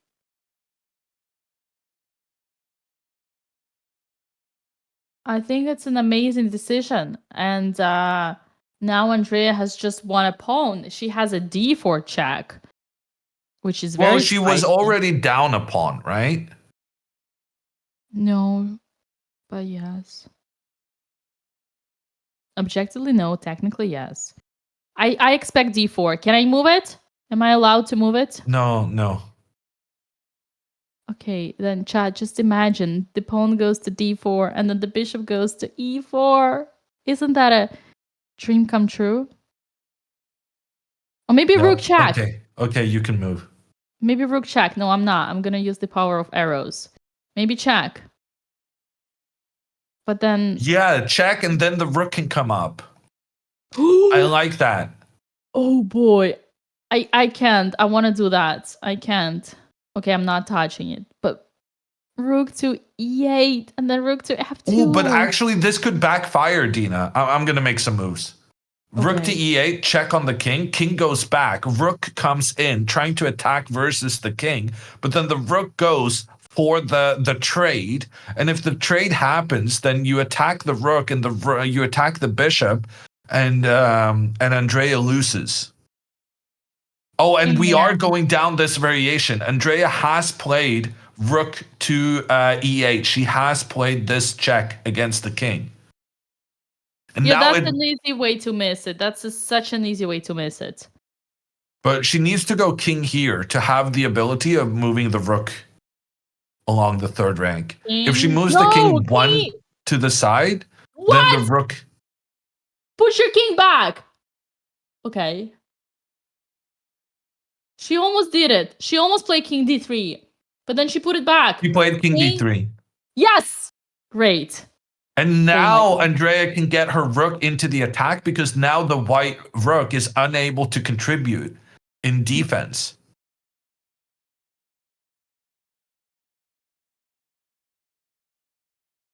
Are we gonna see rook to f2?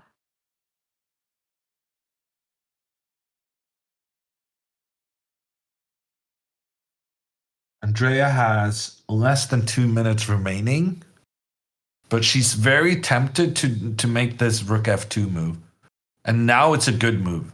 Earlier it was a bad move, now it's a good move. And the only difference is the positioning of the white king.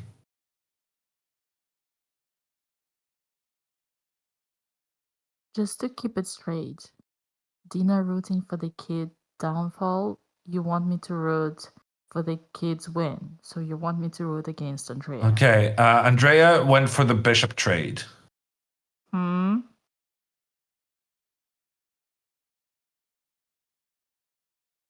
She's voluntarily giving up the bishop pair. I cannot say that I approve.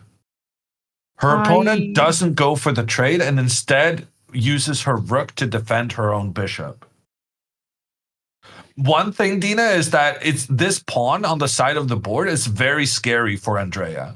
If she doesn't succeed with her attack against the white king right now, this white pawn will just become a new queen. I agree. Well, one thing I would say is that you gotta activate your instincts. Your instincts are put the rook on open files, and once you got the open files, what's your instinct number 2? Put the rook on the 7th and on the 2nd rank, because this is where all the action's happening. It's like according to your religion. That's why rook f2 would be so good. But okay, we're in a difficult time situation. Bishop f3 happened on the board.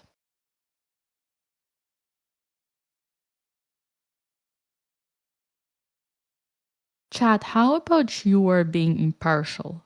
How about you come to the BotezLive stream and not root for your favorite streamer?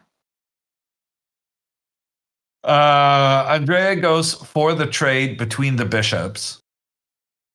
And now I am legitimately scared about this pawn. Very, very nervous. Rook recaptures. I assume we're going rook to f3 check, but I don't really think it's giving us anything. Rook to f3 check on the king. The king steps back, and now both the black rooks are under attack. Okay. No, good choice from, very good move from Andrea. Andrea was losing control of the position, but now after rook to b8, she's winning the pawn on b5. And importantly, she's making sure that that pawn is not just going to queen easily in the endgame. That was a very important move from Andrea. Nice.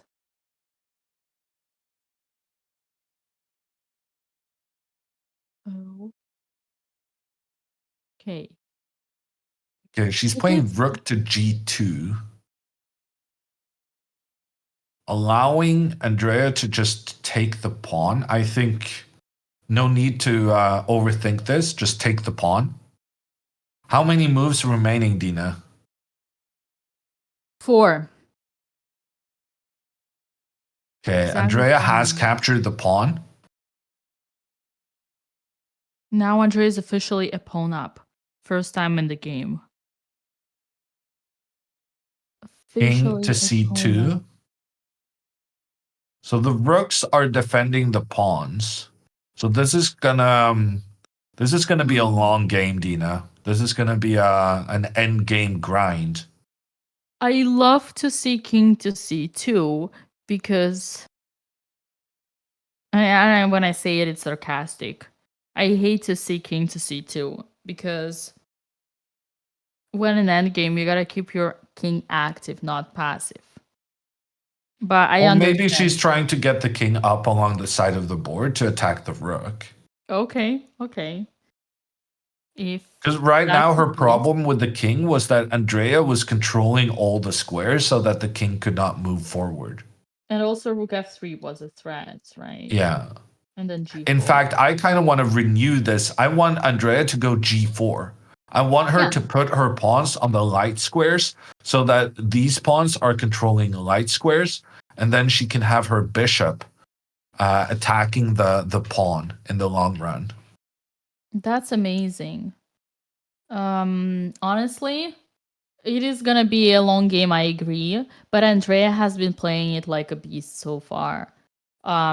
She's officially a pawn up. She's a bishop against a knight in the endgame. She has a way to create a passed pawn on the king side. And all right, the only thing I don't like, and this is important for you, Chad, to take a note of, is that in the endgame, in the rook endgame, when there is a passed pawn, we always want our rook to be active. We want the rook on b5 to be behind the pawn and the rook on b3 to be in front for black. For white, on the contrary, Madlena here is in a good situation because her rook on b3 is a strong rook supporting the pawn. What happened? Oh, I thought she was about to blunder. I thought she was about to go rook to e6 to make a double attack. But no, she played the rook to give a check on the king. And Andrea doesn't move the king to h7. Andrea moves the king in such a way that she allows another check on her king from the knight. That's a bit surprising to me, but computer kind of likes Andrea's move. Oh, I guess she missed it, but at the same time, it's not that scary, is it? I mean, No. it forces Andrea to bring her king up to the center, which we want. Just make sure you don't, oh, sorry, you don't blunder after rook here, and then this would be unfortunate. But okay, it's not gonna happen. That would be very bad. But the good news is they're now executing their 40th moves. But knight to d3 has been played, and that actually stops the protection from the rook towards the pawn on g3. Andrea can actually shorten her task of getting this win if she can use her 40th move to take the pawn, and she does.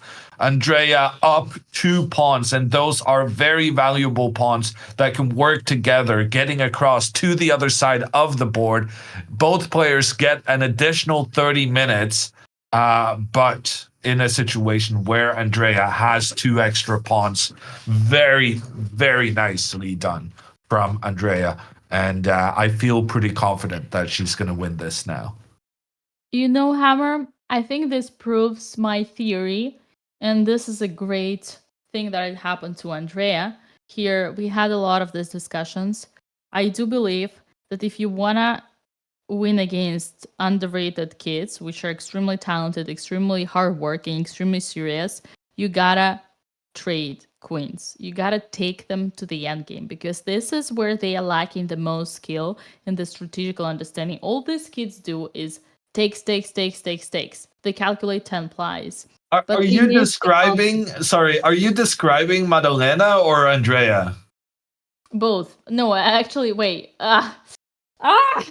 You got me.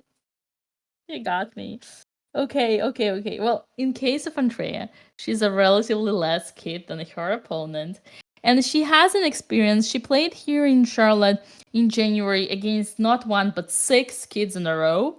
The last one, was a 21-year-old who tried to sneak her phone number. The video you can check out on YouTube, but was still like, maybe he was 20. I don't know. Maybe he was still a kid. But all the games she played were in the end games, and she had great positions. Some of them she won, some of them she threw. But I think she got really good grip, and I think Queen F7 was intentional. And remember, Hammer, ever since I'm not sure they realized they made move 40 because the moves keep coming in very quick.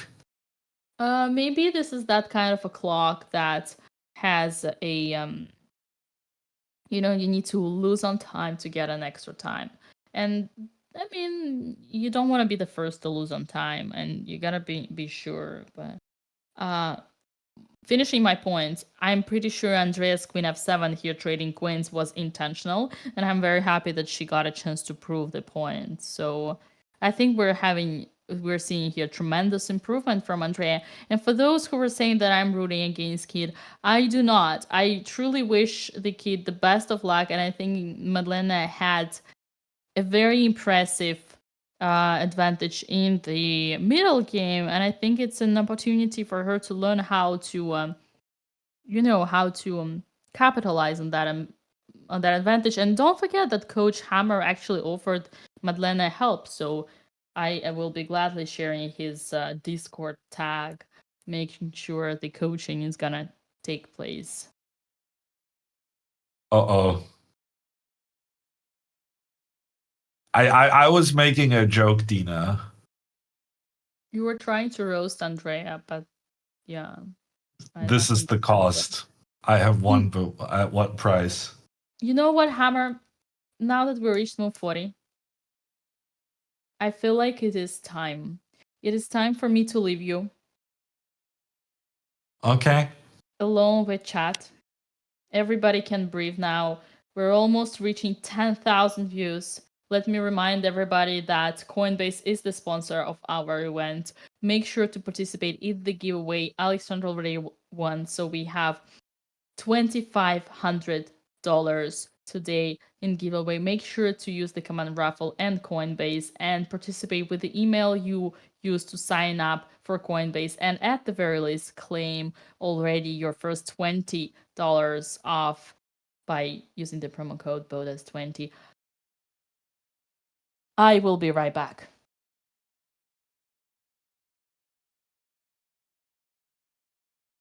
And also a message from the man behind the scenes.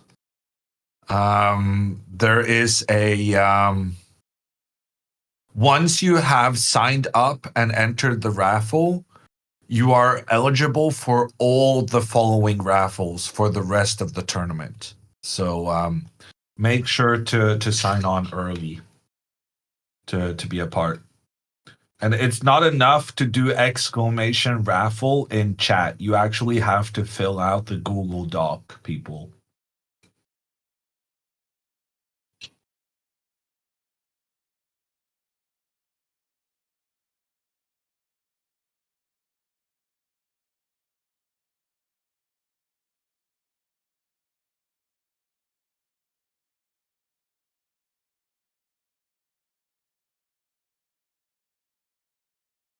Okay. So Andrea has definitely realized that they got extra time, and she's trying to figure this out because suddenly her central pawn is under attack.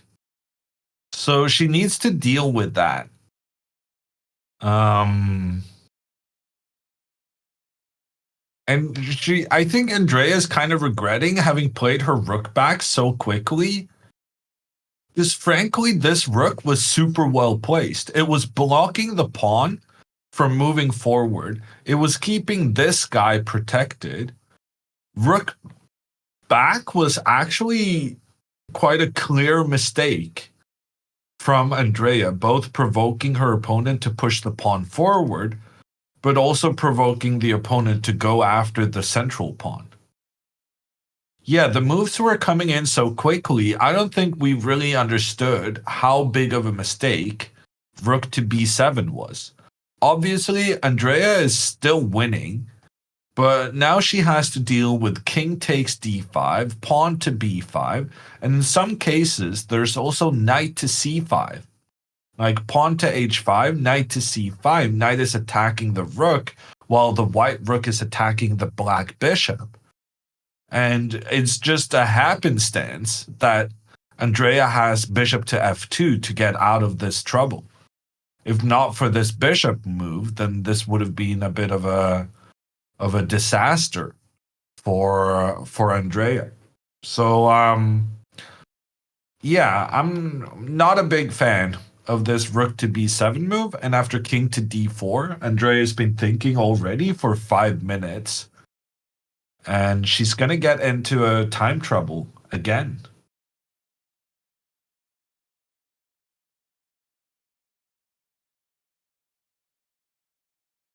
She needs to take control of the c5 square with her bishop. I mean, I think that's valid, but at the same time, if she does do that, then she allows a pawn to be captured while also putting pressure on the bishop. So to me, I feel like you just got to rush these pawns as quickly as possible. That would be my approach. pawn to h5, get that pawn just running up the board, and exploit the fact that if the knight tries to attack the rook, you can do a counterattack from the bishop and make this trade and then continue pushing the pawns. You're gonna lose a pawn doing that compared to the previous situation. But since you have 2 pawns against white's 1, you're probably gonna be okay anyway.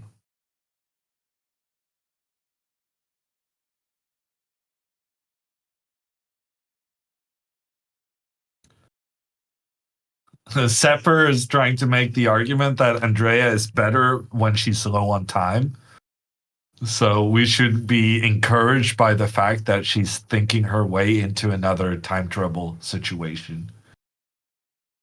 I don't know. I do agree she played very well in this game in the time trouble phase. But I do also think it's easier to find the good moves if you have a bit of time to figure it out.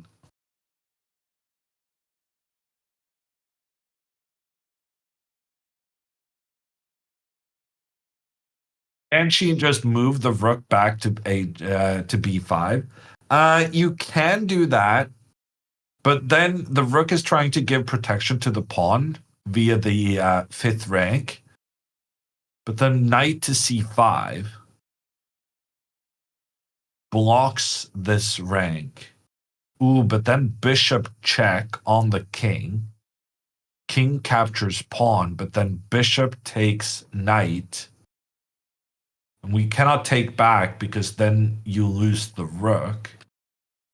And if the king tries to attack both the rook and protect the rook and attack the bishop, then rook to b7 keeps the situation such that after pawn takes, rook takes, and the rooks are protecting each other to win the game. Yeah, so I guess she can go like you guys were suggesting. She can go rook back. But then she spent 2 moves getting into the same position she had earlier. It feels a bit bad having to go back and forth.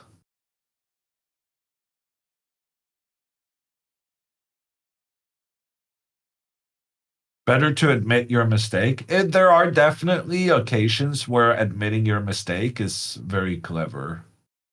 I do agree with that. But it's difficult psychologically.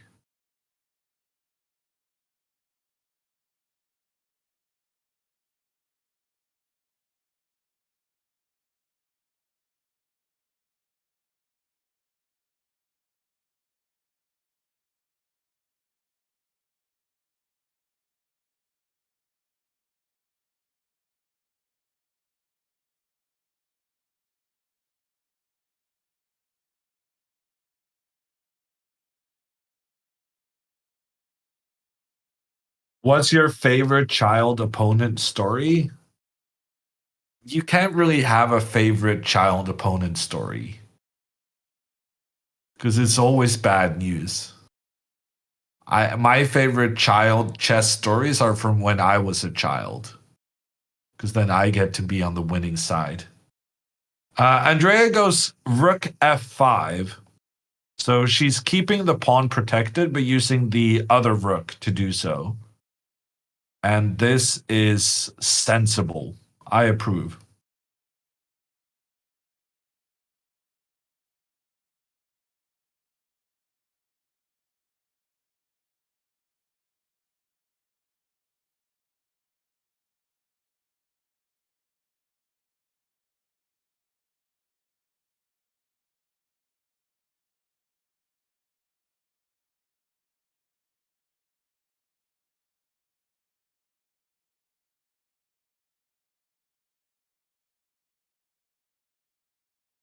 Move knight, attack 2 pieces. Yeah, that's what Andrea is hoping is going to happen. The knight to c5 would be a terrible mistake now because of bishop to f2. And then the bishop gives a check on the king. The king has to move, but after the king moves, you can capture the knight. And then you can also give a check, and basically, yeah, you're gonna lose. You're not only losing your knight, you're also losing your rook thereafter. B5 is played quite quickly. So now this pawn is trying to become a new queen. But pawn to h5 seems very straightforward for Andrea. She just needs to get her pawns moving. And the reason we want to use this h pawn instead of this other pawn. So the other pawn has come further, but the thing is, this bishop is blocking the pawn's path. And also the bishop is not controlling, the bishop is controlling 2 squares on the other, on the h pawn's path. So even though the h pawn is further back, it's also further away from the from the white king, and it's got a clear path to become a new queen. So Andrea has a very nice plan of just pushing this one as far as possible. Cool asks, would it be weird to stand behind your opponent to see how the board looks from their point of view? There's players who actually do this. There's quite a few players who do this as a strategy. I'm not sure how much it helps them, but I've definitely seen people use this as a conscious way of getting a different perspective on the board.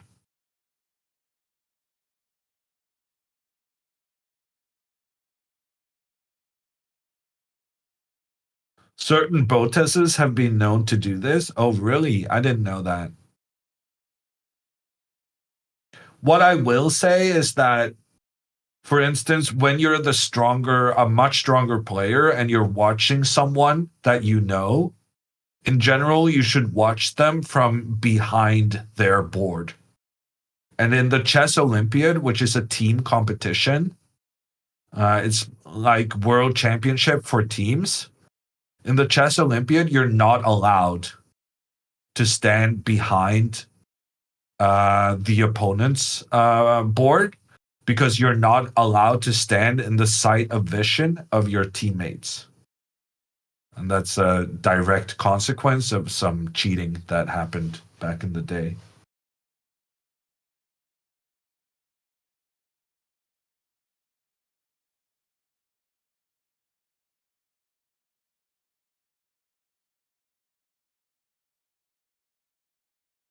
Was that Feller? Yes. Sebastian Feller, 2010.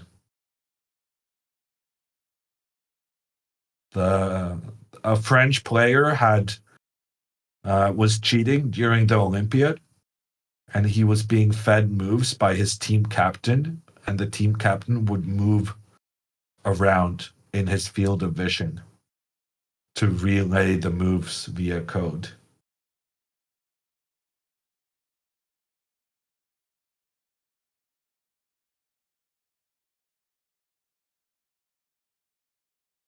Cheating without a computer, I never heard of it before. Well, so the team captain would have another guy getting the correct moves, and then he would get them on his phone, and then he would go back into the venue and then relay the best move to so there were 3 guys cheating: the player, the team captain, and the computer guy.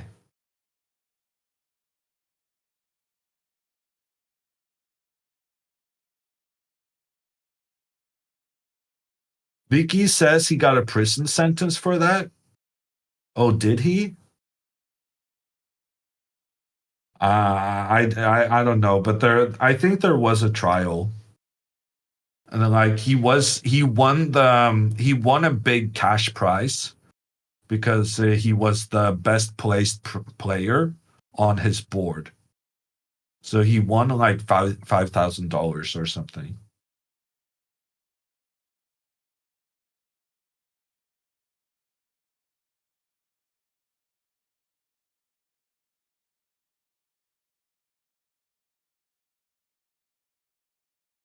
How did they get caught? So the phone the team captain had used to get these cheating moves was paid for by the French Chess Federation, and the texts had been discovered when the French Chess Federation were paying for the phone bill. So the French Federation reported their own team for cheating.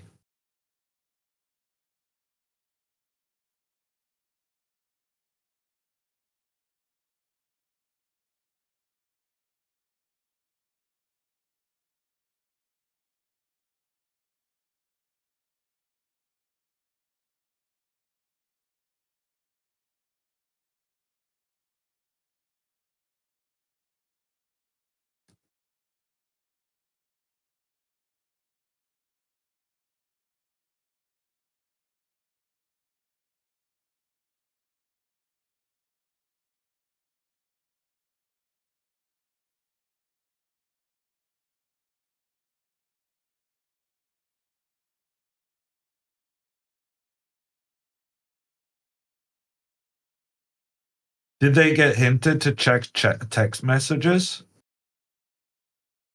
Otherwise, no, I think they got on your phone bill. I think you get an overview of the calls that's being made, right? And then it was a suspicious amount of calls that were being made while the game was going on.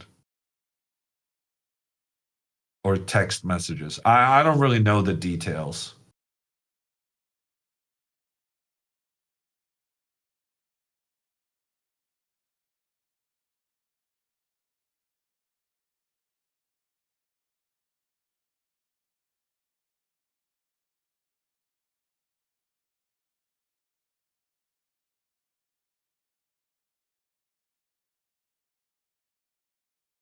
Why is that sign in English? Maybe it's like a international company. The US is super lucky. Do you know why US streamers make so much more money than European streamers? It's because the US is a single market.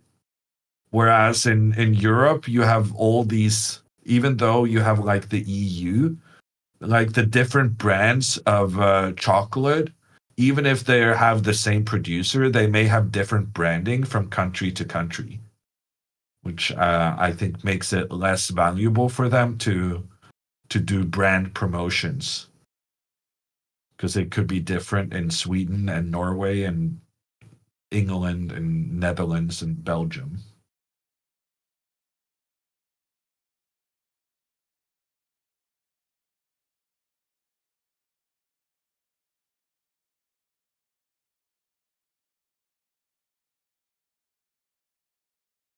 What year did the French cheating happen? 2010.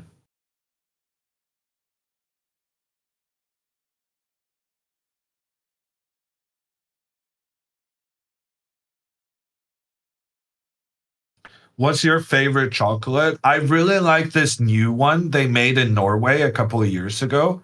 It's so good. It's called Toppris. It's fantastic. I also really like Troika. Norwegian chocolate is the best chocolate because it's not as sweet as the American stuff, which is, I mean, it's still sugary as hell, but it's not as sweet. It's a little bit better.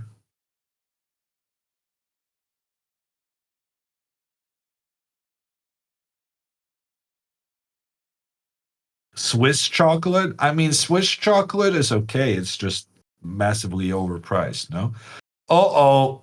What are you doing, Andrea?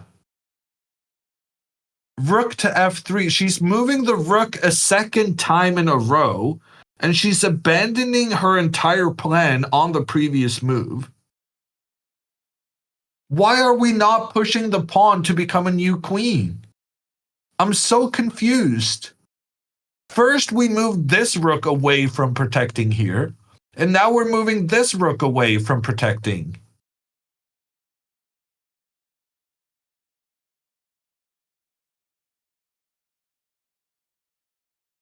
Okay, at least she's still preventing this from happening.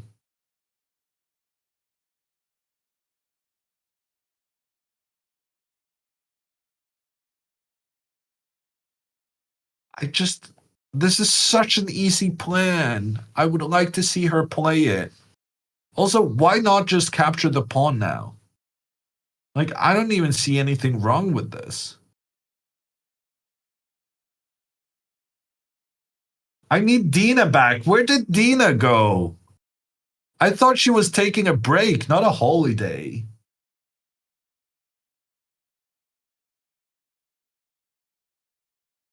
We need Dina's ability to correctly guess Andrea's moves.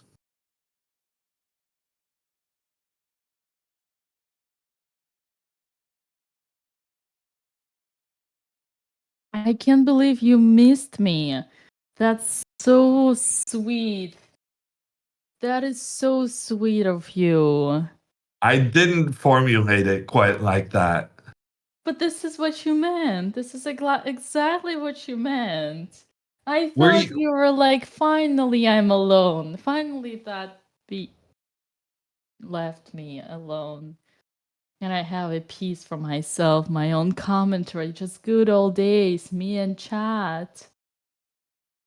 Yeah, now that you mention it, maybe I do regret. I like your bottle. I also have quite the same. Yeah, it's Hikaru merch. I'm drinking from Hikaru merch, and I'm wearing the Botez merch. Man, you gotta take up your mind. It's not possible to continue like this anymore. You No, gotta make a I'm a decision. big fan of free stuff. Oh. No comment.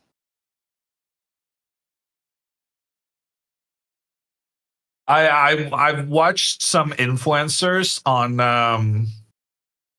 these channels, whatever. It pops up in my algorithm. I don't know why. Oh damn, I'm digging myself into a hole. But some of the videos I've seen, Dina, they're a skit on Eastern European women, Mm-hmm. and it says that Eastern European women, they expect the guys to spend quite a bit, and they have certain expectations, fancy restaurants and stuff like that.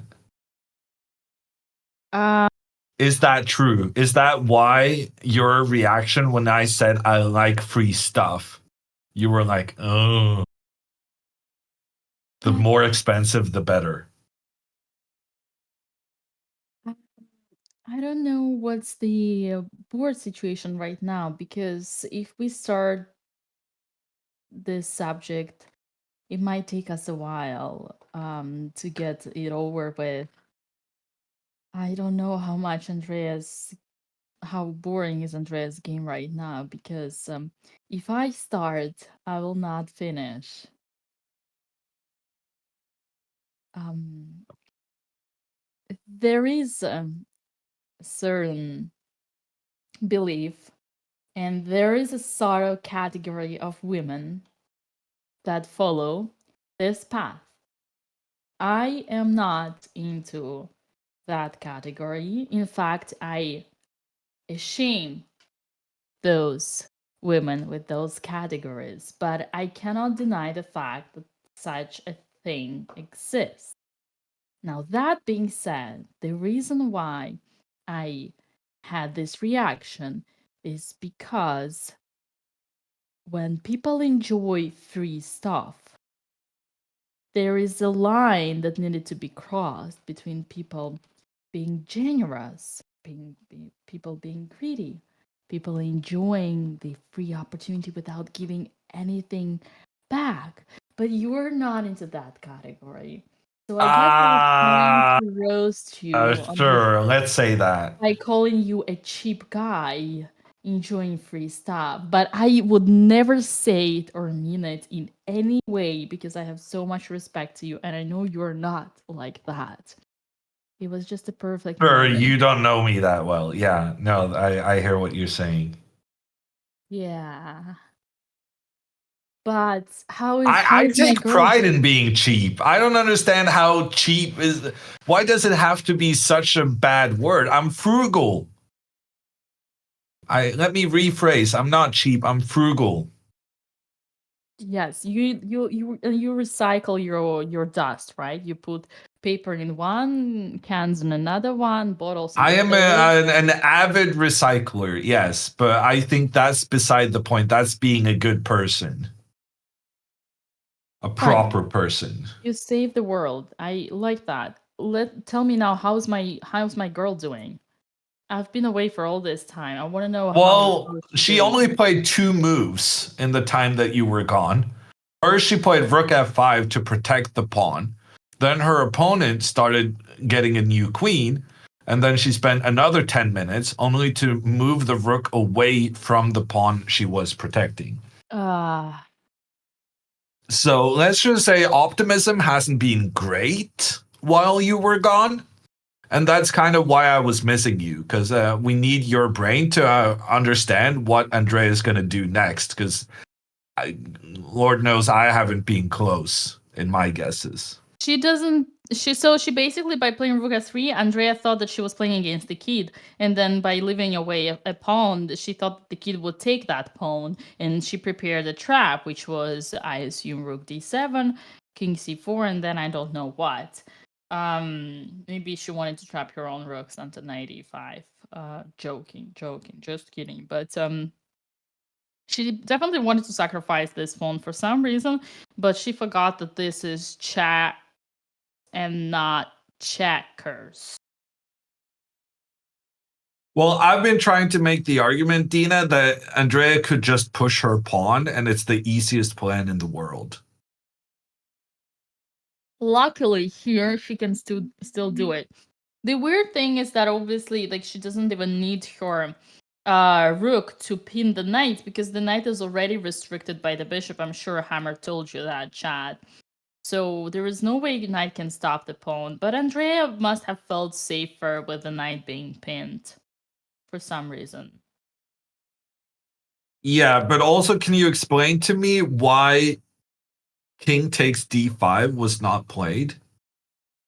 I think it's some long term. I mean, maybe she wanted to have an active rook instead of a passive rook and now push. Uh, I don't know. I think she started hallucinating, but she definitely wanted to sacrifice the pawn on purpose. But And then yeah, her opponent didn't take the pawn. obviously because like her opponent is learned poker from Alexandra Botez, and her opponent knows if you're getting a free stuff, it's not just because it's because they think you are a child, but you're not a child anymore. You read that bluff very easily. Yeah. No, yeah, no, I'm having big trouble understanding what's going on in this game. I would really like to see Andrea just pushing that pawn to become a new queen. She's gonna do it. She's gonna do it sooner or later. We're gonna see that. Don't worry. Trust me. She's gonna do it. She's just overprotective. She has Andrea has this, prophylactical thinking a little bit. She just took it to the next level. She only has 10 minutes remaining. So far, she spent 20 minutes to play 2 moves. If that Right. trend continues, she's going to lose some time after the next move.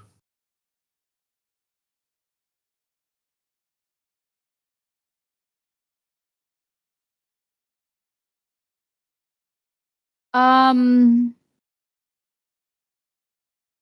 no, but Andrea's trying to win on the spot.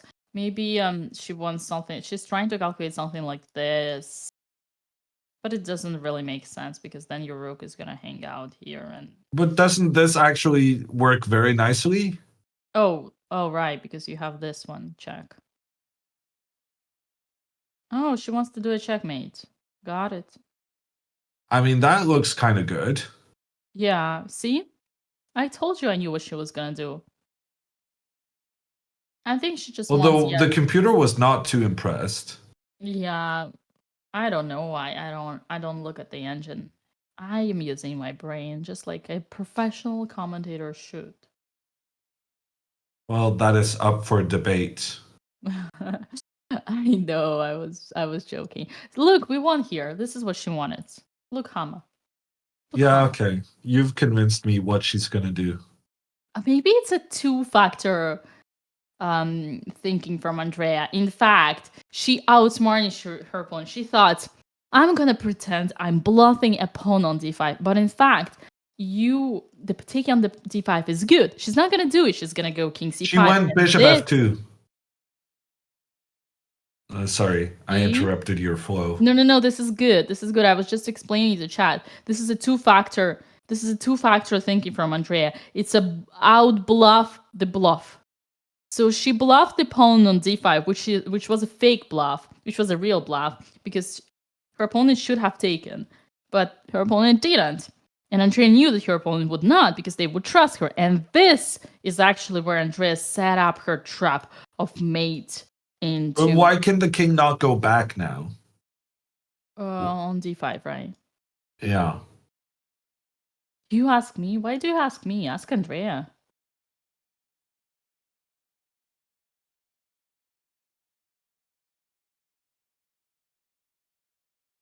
You're making a lot of moves now. Are I'm you happy? sorry. Unhappy? I'm sorry. I just cannot understand how many opportunities Andrea has had to start pushing pawns, and she's doing everything but push the pawns. Yeah, she's getting too much distracted by playing like a cat with her mouse, with a prey. She kind of wants to finish faster. She thinks that pushing the pawn is lame. That's exactly what she's gonna do. Yeah, I saw that, but that was lame. Hammer's laughing. I feel like I'm having. No, I mean the voice was not great, but the comment was spot on. Interesting. The voice should be the easiest to improve in my impersonalization of Andrea Botes. On a serious note, yeah, that's exactly what's happening to her mind. And it's like, I've been in those situations when you have, it's like, I told you this before, Chad, remember small brain and big brain? Sometimes you have this super easy solution, which is like a small brain, but you think that's too good to be true, too easy to be the right way. So you're kind of trying to find this hidden genius idea, and you think you're gonna be super smart when you do that, but in fact you're just overthinking. Yeah.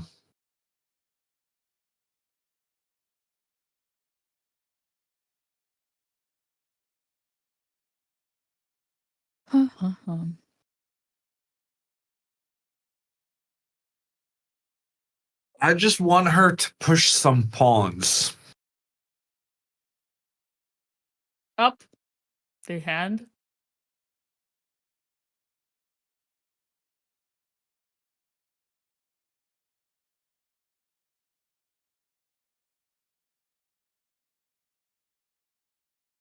Up. She took. Okay. No. Well, that's a big mistake. That's a losing mistake, in fact. See? Because now, like Dina's demonstrating, check on the king.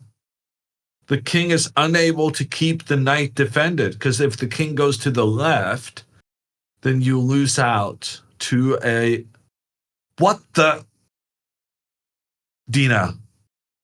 What happened? She played bishop g1. Right away? She, without thinking. The first move she's not been thinking. Now she finally had a just easy win just using checks. I'm so confused, Dina. Why did this happen? Why did she not just take the knight? Rook check, If the king moves to the left, then we get a check here. And we don't even take the rook, because then we lose our knight. So it's better to just take the knight outright. But yeah, this is just easily winning. Check, we take the knight. If the king goes to the right, then we give a check. And if the king moves back, yeah, the king is still protecting the knight, but now the rook is no longer protecting the knight because the king went in the rook's path. And then we take the knight. And if you go anywhere else, we just take the knight immediately.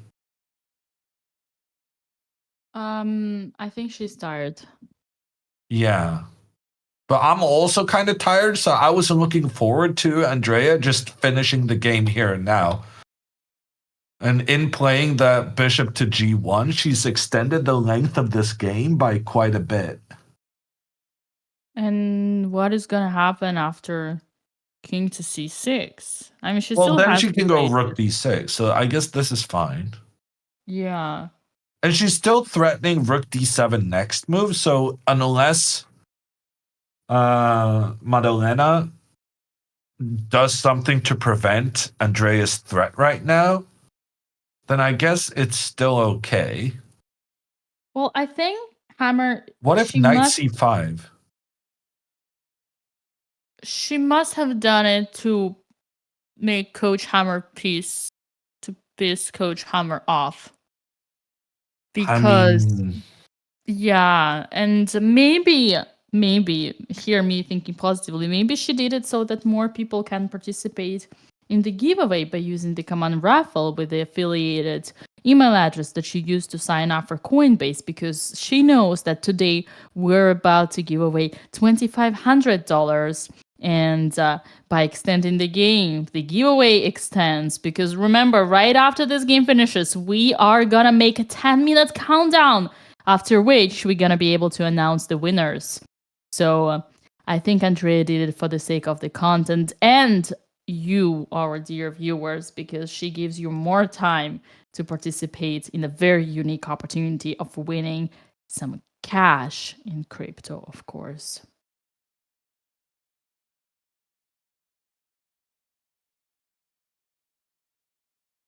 Da-da-da-da.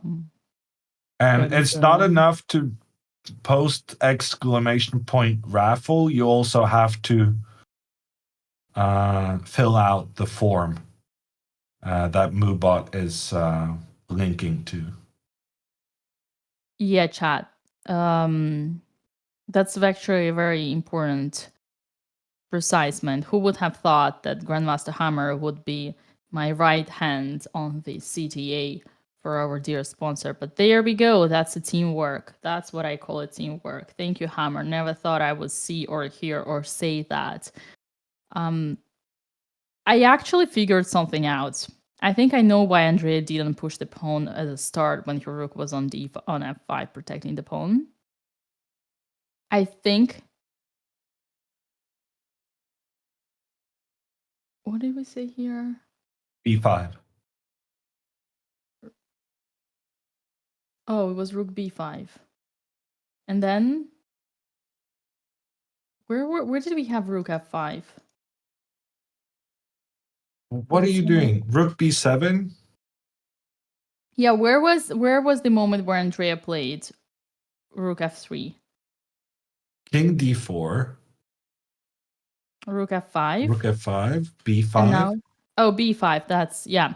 So here Andrea played rook f3. I think I figured it out. I think she was afraid that the knight would go to c1, h4, and now knight to e2. And she was like, bro, he's stopping my pawn, because if I push, then I get the knight takes g3.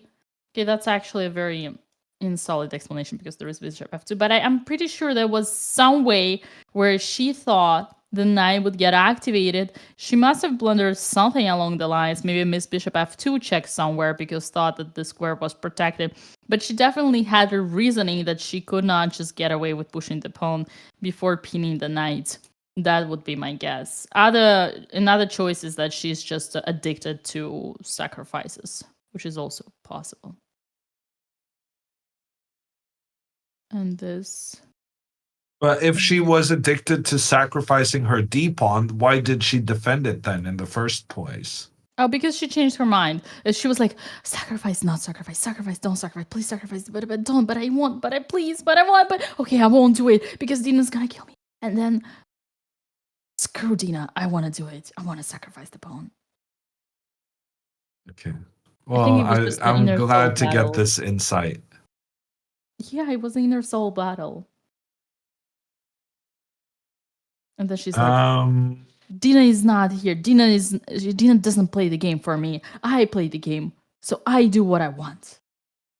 I'm an independent woman. Okay, I'm gonna take another 2-minute break, Dina. Yeah, on that note, that was a bad note.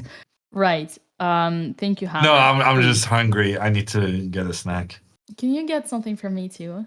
I would, I would. I owe you a lot of snacks, Dina. But I'm a bit too far away. That's true, but that's okay. You can ship it. It will arrive by the end of the tournament. Hopefully Chocolate not covered rotten. carrots. That does sound good. Yeah. All right. While Mr. Hammer is taking a breaky, I need to remind you the sponsor of our event is Coinbase, your best way to store and trade crypto.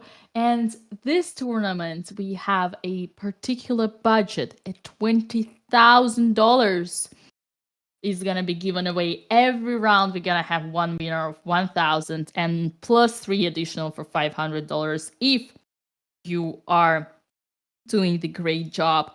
Do not forget to use the commands Ruffle and Coinbase. You know that Coinbase is the most trusted and most secure cryptocurrency exchange on the market, used by over 140 million people globally. Coinbase is a big supporter of chess community, and this time giving away the huge amount in cryptocurrency during the whole Sardinia chess festival. So use your chance now before it's too late, even though you're gonna use it again tomorrow. But tomorrow, tomorrow and then after tomorrow, don't postpone the things for tomorrow that you can do today. Even for those who are not granted as winners, you can already get your 20 extra dollars for free if you use the promo code BOTEZ by signing up. Make sure not just to use the command Ruffle, but also fill in the Google form with the email address that you have on your account. I count on you. Yesterday we had 3 winners already of that event, and today, actually 4, and today we're gonna have the other 4. Back to the game, of course. Back to the game, back to the reality. Let's see what we got here. While Hammer is away, how about I touch the board? That would be better than anything. So right now Andrea did this blunder because she was a brain fogged. He rushed. What was it was king c5. He rushed. So bishop to king to c5, bishop f2, king to d5, bishop to g1. Here Andrea rushed. Instead, she could have played rook to d7 by winning a piece for free. She did not do that. I think. Oh, her opponent made a move. What was the move? Let me see. What was the move? Do we have a move? Yeah, kind of tired. It was rook to e1. But now, Andrea, the best move here is back to f2. What? What if we're gonna go after the... Oh, because here after rook d1 we got the... Oh. No, this is actually... What? Rook f takes d3? And after rook takes... Oh god, this is... Okay, I gotta show you this. This is winning because we got this girl over here falling apart. But actually this line is not working because of king to c6 and then the pawn gets up. And this is... And here actually white is the one who is... Yeah, this, like, theoretically speaking, this should be winning because we got 2 connected pawns, but This one is way far advanced, and the king is helping. So objectively, most likely it's going to be a draw. But Andrea is definitely not in the risk here. But she's not going to do it because she wants to win. So the best option here for Andrea is to admit her mistakes and play bishop back to f2 with the same idea of playing rook to d7. The position demands a little bit of calculation. I want to click my most favorite button, which says promote. I'm going to promote it all. I'm going to see what's going on here. Promote it all, because we have a lot of lines in this classroom. So it all gets messy when you want to refine moves back. I got to use it and do it now before Hammer is back. Well, he's eating his carrot cake with a chocolate sauce on it. Nasty. Very nasty.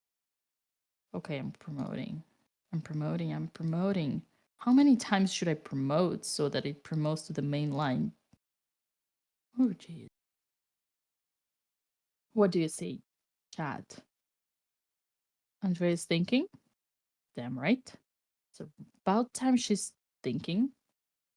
See, when I promote, oh, I see what's happening. So you like the board is completely different, right? Well, the fun fact is when I promote the lines, for me, nothing changes. I got to the same line, but now look, I'm gonna update, reload, and it didn't work.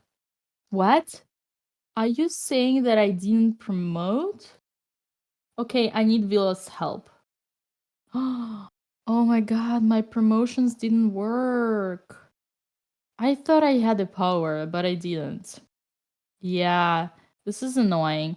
I don't know if there is any chatter who actually understands what I feel right now, but my promo, that's why it never worked. So all the promotions that I did all this time would never ever work. Yeah, basically, okay, never mind.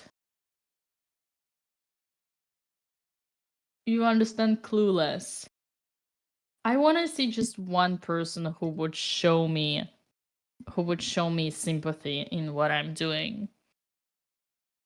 Just talk to herself. I'm not. Oh, there we go. My friend, I realized why you didn't. Okay, I realized what happened. I need to rant to you about something. I need to explain myself. Can I? Yeah. So, remember you were yelling at me that I'm moving the board? I wasn't moving the board. I was. You see all this mess that we have here in the classroom, 20 different sublines, and it's like I just want to click one button, like in chess base. I cannot see those, Dina, because I'm having to have both boards on one screen, so I have them minimized, and then I don't get to see anything other than the board. All right. Never mind. Boss is in chat. Back to the beautiful position that we have on the board that Andrea just missed the win. But that's fine because she has another win. Another beautiful win. Oh, I'm damn trying it. to find Dina, it. did you break the board? I didn't break the ball. Man, look at all these sidelines. All I want to do in life is click one button, promote, and make it a main line so that I can use my back and forth. Wouldn't life be beautiful Hey, you if I just could do use your that? back, your left arrow, and your right arrow, and then. No, because when you use your right arrow, it makes you to the main line, which is not the game. The game is not the main line. The game is a bunch of sidelines. But okay, it's okay. Never mind, bro. This is I actually honestly we've done so much improvement. Our tech is beyond any judgment today. It's on the grandmaster level. Bishop to what? She played bishop a7. Yeah. I guess it's also fine. I guess. Mm. How was your rest, Hammer? I had half a banana, a spoon of chicken salad, and I also prepared my fish for dinner. Oh, just to make it clear, you took a break from the commentary to put your fish, to season your fish that you were gonna cook I later. did not season it. I took it out to start making it not frozen, defrost it. Okay, just to make it clear, you eat frozen, fresh from the frozen because you're lazy. It's cheaper. Oh, even better. I like how when the moment that I try to humiliate Hammer, he humiliates himself even worse. But okay, Hammer, actually I have a lot of respect for you, and please let me know if I offend you, and if I do, I officially ask for forgiveness. But I'm happy today. I'm in a good mood. I'm roasting because Alexandra won in an amazing way, in a very strong strategical domination, and now Andrea came back from. Amy says frozen is the freshest fish because it's frozen right as it's collected. I don't know Right, if in that's Norway we true. have the best fish, right? It's all wild caught. No, it's not very. No, no. Norway is basically only fish farms these days. Oh, but you Yeah. eat only wild caught. No. Right now I'm preparing salmon. Salmon. Oh no, you use the farmer. You use the farmed salmon. Yeah. Okay. Salmon. Living in I Norway. only this week learned that the L in salmon is not, in fact, an L. Well, it's there, but it's not there, if you know what I mean. It's like So I've been salmon. struggling to implement it into my language. Is it like hama? Maybe. Okay. I assume you learned that from your bestie, David Howell, who was here early and said that you guys live 10 minutes away from each other. No, I learned it from my football manager streams, feedback from the audience. Oh, I see. All right, Mr. Hama. How can you explain bishop to a7? The bishop was under attacked, so it Mhm. moved. Beautiful. Why did it? Okay, Andres. Okay, what's happening after? Oh, here she's. How is Andrea down Oh, to 3 minutes? When did that happen? sneaky girl. She wants to checkmate. Nice. I have an idea. I'm telling you guys, Andrea is like a cat playing with her mouse.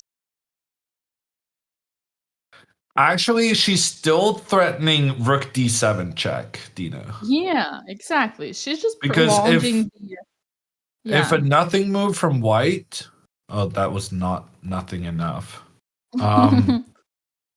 If a nothing move from white, then check, attack the king. The king moves back to attack the rook. But then we take and then take, check on the king. The king has to move. Then we get the rook. And then white counterattacks the bishop. But even this endgame should be quite easily winning. Yeah, I was telling For to chat Andrea. while you were on a salmon retreat that earlier we had the same position, but with the king on c6, and then it would be a draw because the pawn would be pushing kind of fast, even though normally, theoretically, like it's most cases it's all winning. Because guys, you might know it, you might not know it, but take a note: two pawns, two connected pass pawns in the rook endgame. If you have like them freely, there are no opponent's pawns to stop. It's always a win against the rook. It's always a win. So here, even if Andrea doesn't know it and she appears into a position like that, she's gonna win it. Oh, so you're saying we literally thought to illustrate the same variation? No, it was here. I was showing it here. I'm gonna tell you because computer was screaming like, just admit your own mistake and put the bishop back to f2. And then I said like, okay, what if like, let's Oh, say. she could have given the check on the previous move. Yeah, no, sorry, that was the line. And then king c6, and according to computer, this is the kind of same situation but different. This is actually, for some reason, it's a draw. And I was telling chat, like, guys, normally it's all win because you got these two brothers here and there was no sister kind of like being a Karen against them. So we should be good here. But unfortunately, this guy over here with the king supporting is quite too strong. And yeah, I mean, you won't think that your nationalist would be it's winning anyway because the brothers are together, right? Huge raid. Study time coming in with a 2,200 raiders. We're in the finishing moments of this tournament from Sardinia, Italy, a beautiful Mediterranean island. Andrea is facing her worst fears, a kid, but she's currently up a pawn. So Andrea should have chances to win this game. Andrea is down to 3 minutes on the clock. Maddalena has less than 7 minutes. So this whole thing should be resolved within the next 15 minutes. Thank you so much, Study Time, for the read. And for those of you guys who don't know Study Time, she is actually a very passionate chess improver and have been in fact taking multiple lessons with, if I'm not mistaken, Alessia Santaramo on stream many times. So this is not a this doesn't come from anywhere. Study Time is actually a big chess fan and joins us in the road to 2000 for Andrea Botez. Study time is Italian. Yes, grazie mille. Well, then I feel dumb explaining Sardinia.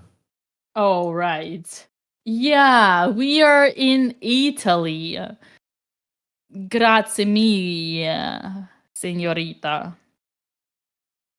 Oh, probably last one wasn't Italian. Someone's asking what a nationality Andrea's opponent is. She is Italian, yes. A future member of the Italian national team, potentially. Hold on a second, I'm gonna call my bestie Alicia. She still might have those dreams. I'll tell her the dreams are flying away from her being an Olympic team because there is some younger generations out there. Rook e6 is on the board. Now, if rook d7 check, then the rook can interject. Mm-hmm. And you're threatening pawn to b6. No, you're not threatening pawn to b6.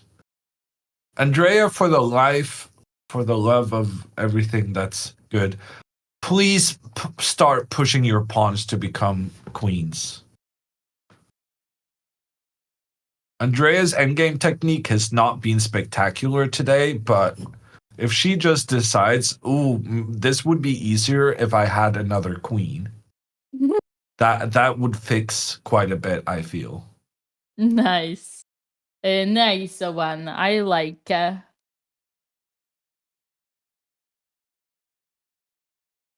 Watching too much BotezLive reels, if you got the reference.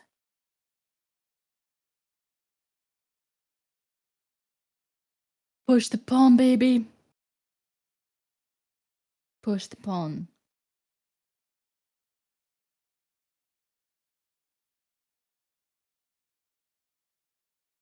Okay, Andrea's down to 1 minute on the clock. She's kind of stressing me out.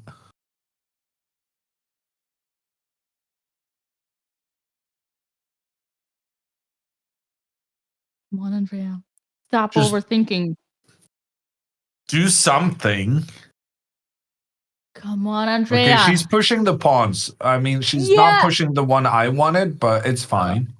Yeah, whatever. We take it. I agree.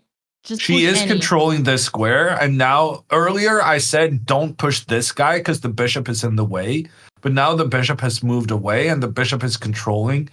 So actually that is the right pawn under these new circumstances.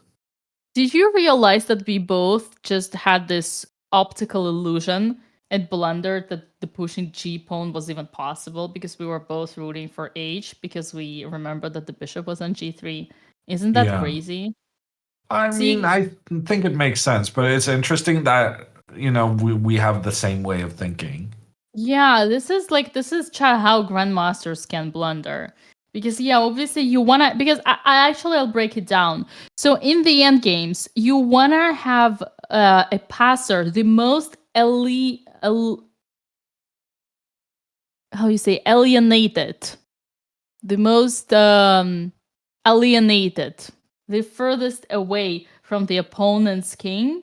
So the sider it is, the better, because it's gonna be harder for your opponent pieces and the king to stop it. That's why pushing H is always more natural for experienced players. But obviously G pawn is closer, and now at least I love when Andrea has logic in her moves.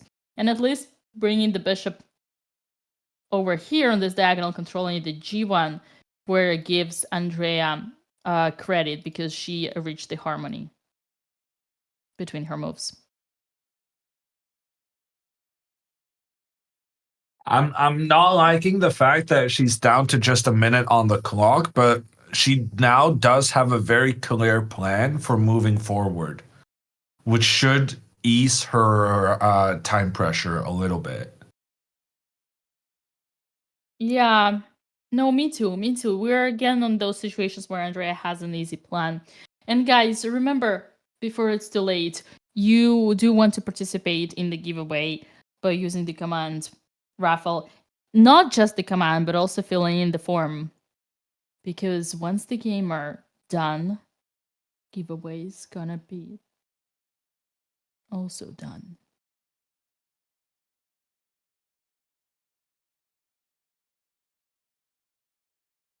All right. Are we gonna win for the Botez family?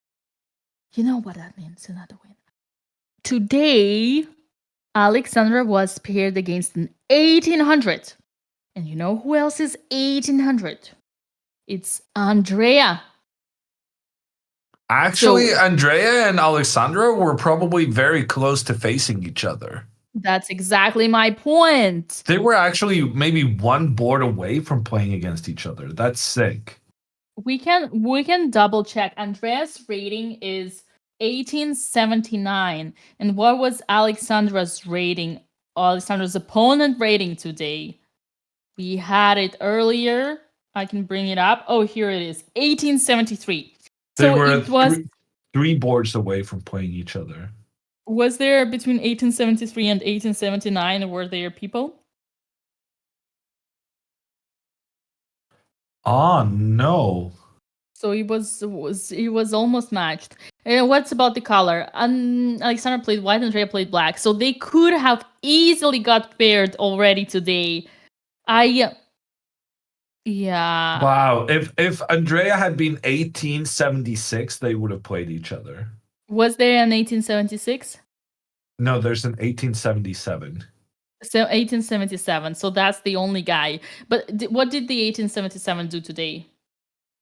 He drew, but now it doesn't matter because now if they both make it to 2 points, Andrea is going to be one of the lowest rated on that point group, don't you think? Exactly. One of those moments when I ask the question because I know the answer and I want to hammer say it himself. That's exactly my point. So we are rooting for Andrea to win, but one of the most exciting things that's gonna happen is not the fact that Andrea is gonna win.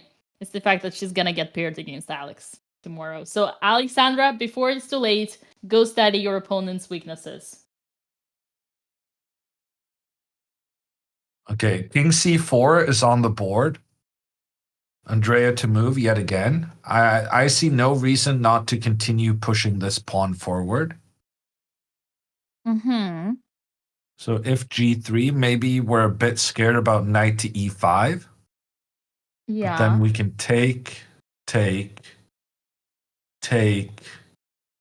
Ooh, and now it's important not to be fancy. We cannot be fancy here, take out the knight and go for the new queen. Oh, apparently we can do this. Rook back, and now we gotta push the pawn. Because here, if we get a new queen, then it's suddenly a draw. Because this is one of those weird circumstances where it's a draw even though Even the sorry, yeah, but yeah, it's a draw here, despite black having an extra pawn and bishop, because there's no way to make progress. So Yeah, just push the man. pawn, Andrea. She did not push the pawn. She played bishop to b6. I just She don't get why after she plays g4 and realizes, oh, I should get a new queen. I just don't understand why she's not continuing, Dina. Well, because she learned the power prophylactical moves, the base of the Russian school of chess. She thinks that this is dangerous, and when you move the bishop, then you're gonna do this, and then after this, you're losing. I mean, actually, it's yeah. No, oh sorry, what's the win here? Oh, it's this b2. I mean, she cannot calculate. She has fears, and I understand her. I've been in those situations. It's like when you see ghosts and you want to be overprotective. Sometimes prophylactical thinking is extremely important. Unfortunately, this is not the moment, but Andrea is low on time, so she just want to make sure her opponent. She just doesn't, yeah, she doesn't trust her calculation or doesn't feel confident calculating all that. She wants to be able to push it smoothly without any headache from the b5 pawn. Oh yeah, sorry, I undid your analysis there. But what about knight to e5 now? Mm, she didn't calculate that. Are we I guess we not can. terrified of this? I think it's like it's one of those moments when Andrea doesn't think, "What about this?" She thinks, "I don't like this because of that, so I'm gonna do this." But she doesn't ask herself the question, "But if I do this, what's happening if he does that?" Ooh, and there's a very nice line here. Knight takes g4, pawn takes, and then rook e4, and there's no way of protecting this pawn. We could get rook and bishop versus rook here. Man, how many? I love betting. Now that we crossed 12,000 viewers, you should make a bet, participate in the giveaway, and use the command raffle and fill out the form if you want to claim your $1,000 or $500 because we got 4 prizes today. But I love betting, and I want to bet with you, Hammer, that there is no chatter out there who knew that beautiful line that you suggested. Oh god, I will never be able to find it. King d5 has been played. Dina, King d5. Both players are less than 1 minute on the clock. Yeah, you wanna? Okay, so rook here, pawn up, king back here, and now Madalena went with the king back to d5. So she's going back and forth here. I don't really understand. I guess she's going for this. Andrea, she moved her bishop away, but now the bishop is no longer controlling the g1 square. So it's not helping this pawn advance as well as it was previously. Rook to d6 puts pressure on the bishop. Both girls less than a minute. But I'll tell you what's going on. There is absolutely no logic or connection between Andrea's moves. That is because she's living her life day by day. She's playing her chess move by move. Mama Botes called me and Andrea is still playing. Yes, she is, because she is not confident. And I can understand when you're facing a kid and you're winning, but you don't see how to win.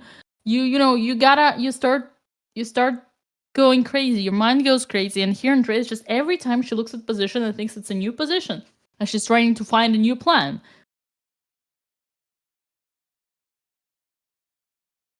Your mom is in church, but checking in. That's that Sunday church day. Got it. So this bishop now has been moving around quite a bit. All of these times Andrea has moved the bishop, she could have been pushing pawns to become new queens. But now, Andrea, finally, the moment has come. Get that pawn closer to becoming a new queen, surely. Please. Pretty please. Please, Andrea. We're begging you. No, she went back. There is something tactical that she doesn't like about pushing the pawn. I guess Yeah, she well, wants I to guess push them together. here, if g3, she's scared that the king is going to kick out her rook. And she's And goddamn right. Rook to what? where? Rook to c. Did Madalena just misplace that rook? She could have gone rook to d6 and it would have been the same position for a second time. Was it a misclick? I don't know. But now Andrea's bishop is not under attack, so she takes the opportunity to push the pawn.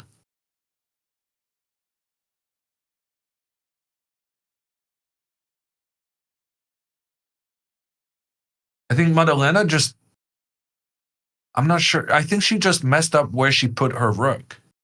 No, that's not possible because she doesn't let the Wait, piece... oh no, she has a trick.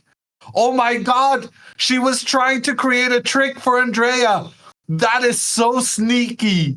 The rook giving a check on the king, and if the king captures the rook, then the knight comes in with an attack against the king and the rook. Oh no, I got tricked. She tricked me. I thought she had just blundered, and so did Andrea. But now Andrea has to deal with this whole situation. The thing is, Andrea doesn't even need to capture the rook. She can just move away, and she does. She chooses not to capture the rook because her rook on f3 is so well placed. Can everyone just slow And now down? if king e4, then Andrea can capture, take here, and if check, then rook blocks, and she wins, right? Careful not to take the b5 though. Because then, yeah, on the b5 in that line, because then the check would lead to winning the g pawn. All right. No, she doesn't. She doesn't. She moves the rook away, but now Andrea has this pawn that can just push up the board to become a new queen. Yet Please. again, Madalena goes for the attack on the bishop, but this time Andrea's pawn has gotten so far up the board that it is safe to continue its journey towards the new queen. Andrea moves the bishop. Oh,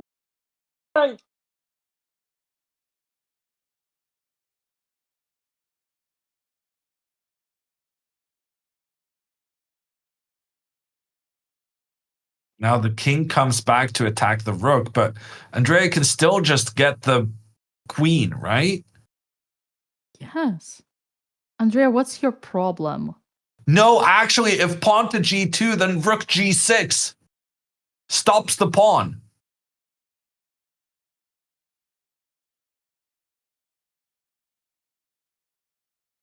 The rook can be captured, but then the knight comes in, check on the king, and then the knight stops the queening square.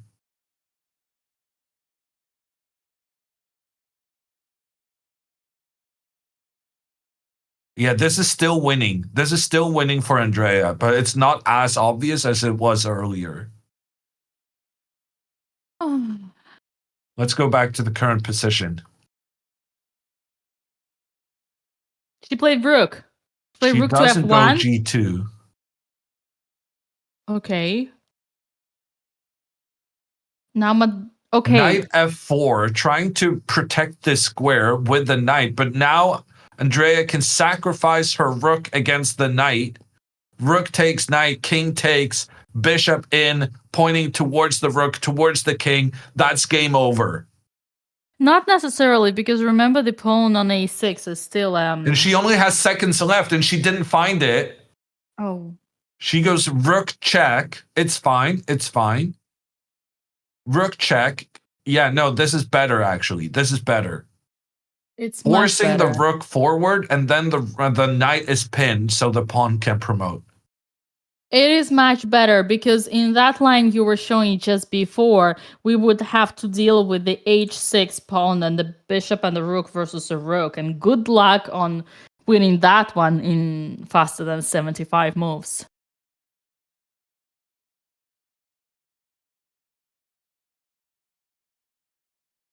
But now it should be over. Andrea has this situation under control.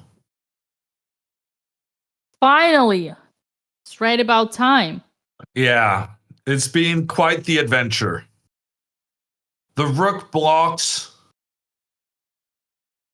Yeah, look at Madeline. Andrea can just She's not trade even. and get the pawn forward. Madeleine had this pose where she was like, "What have I just done?" Okay, but no, now she goes for the trickiness. Dina, back to the story we were telling earlier. Rook takes on f3. Andrea eliminates the defender, but it would have been easier to just trade the rooks and then go with a new queen. After we're not king gonna takes win rook, this. rook takes rook, king We're not gonna can now win go this. back. Hammer, we're here for another 3 hours. And it should be an easy win, Dina. Come on, it's the wrong corner. Everybody knows that. Every chatter knows that. It's the wrong corner. Yeah, but you have the rook. It's still winning. Yeah, I'm gonna put my king on h1. I'm gonna put my rook on b1. We're here. I'm telling you, we're here for another 2 hours of grind. It's very easy to check the king out of the corner, though. I'm gonna put the rook on the first rank. I mean, man. I'm just Andrea standing here. really benefiting from this uptick in stream numbers. Nah, She's she trying doesn't. to extend the stream as long as she can with the high stream numbers.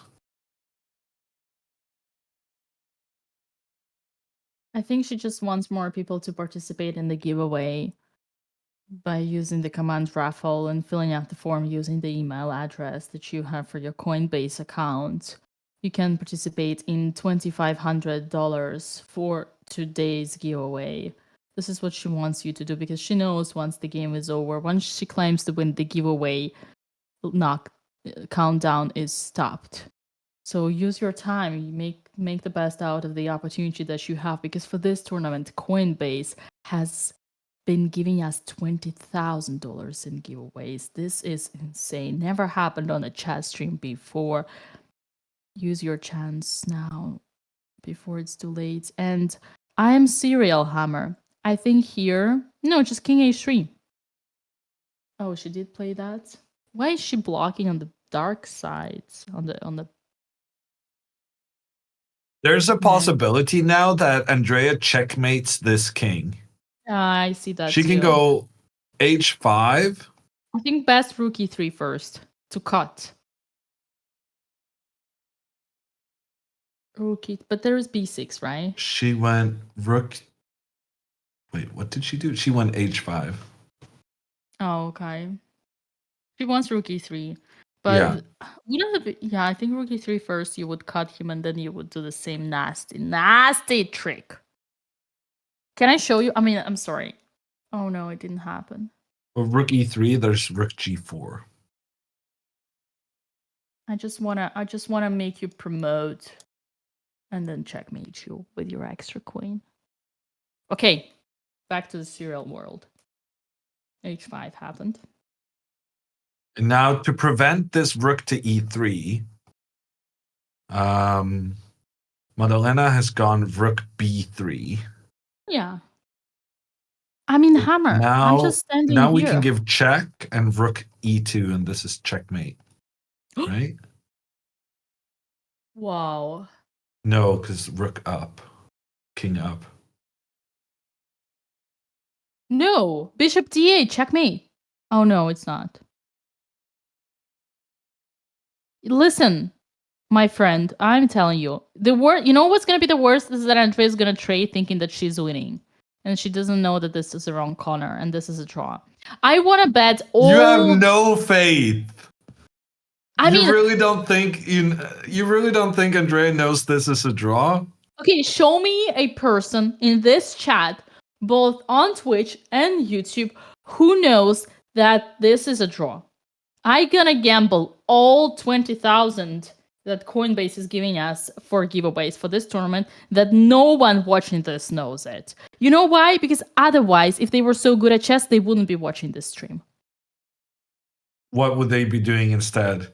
They would be trading and then trying to and just pushing the pawn until they realize, oh no, it's a stalemate.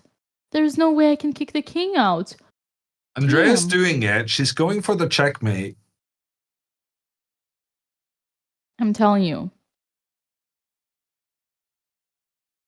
It's a draw. What's a stalemate? Everybody would be like, yeah, I'm winning. Yeah. I'm winning. Yeah. Good luck.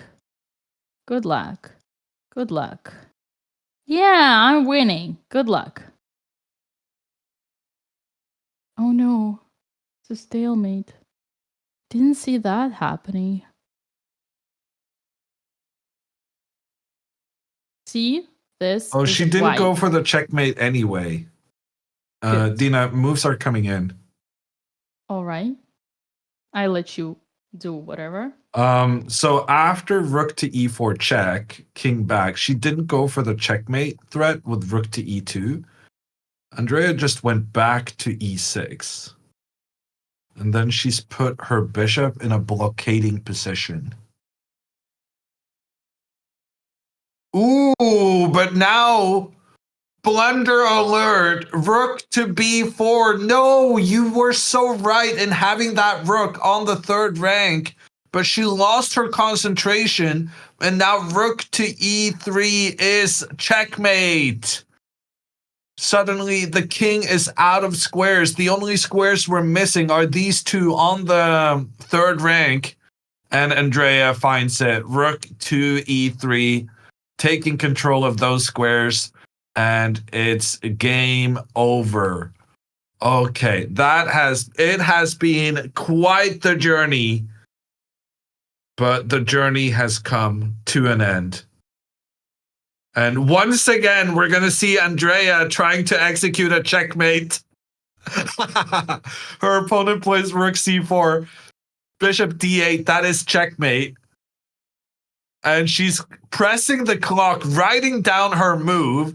And this time her opponent, okay. So Andrea has checkmate on the board 2 games in a row. That's incredibly rare. And both times she refuses to just hold out her hand. And she always allows her opponent to make the realization that it is in fact checkmate. To me, that's, yeah. But she's been taught by Papa Botez, who is a scholastic arbiter in the U.S. And Papa Botez, he knows that the 8-year-olds sometimes mess it up. So and he's making it sure. is officially the time for you to hurry up because we got the 10-minute countdown. Now on the screens, we got 9 minutes left for you to participate in the giveaway. But make sure not just use the command raffle, but also fill in the Google form where you're going to use the email account that you already use for your Coinbase. Email address that you use for your Coinbase account. You fill in the form, you participate in the giveaway, and you might have a chance to win $2,500. And Hammer, I do want to tell you something that pisses me off the most is that not once, but 2 times in this game, Andrea Botez does a tremendous mistake and lets it slide and gets away with this by getting what she wanted in the end. And I have no power to criticize her because all she's gonna say is, but it worked. So what I did was right. We saw it in the opening and we saw it just here in the end game. This rook to f4 was a tremendous mistake because with the right defense, simply by keeping the king on h3 and the rook on b3 and even the king on h1 and the rook on b1, we would have been sitting here for 2 more hours watching Andrea trying to force her opponent to get out of this corner because it's a wrong corner. It's a very wrong corner. It is winning position, but it is not a practical decision. The easiest win instead should have been done after rook takes. Simple. Don't overthink. Don't be a big head. Be a small brain. Don't be a big brain. And after knight takes e2, just push the pawn. And there's absolutely no way for your opponent to stop this pawn. This would have been ended already by now. But guess what? We're here not for the best chess. We're here for the fun chess, for the ride. And yeah, I hope it serves the lesson, but I do feel frustrated because I don't know how to talk to her. She's not gonna listen because she's gonna think that everything she did was correct because she won. What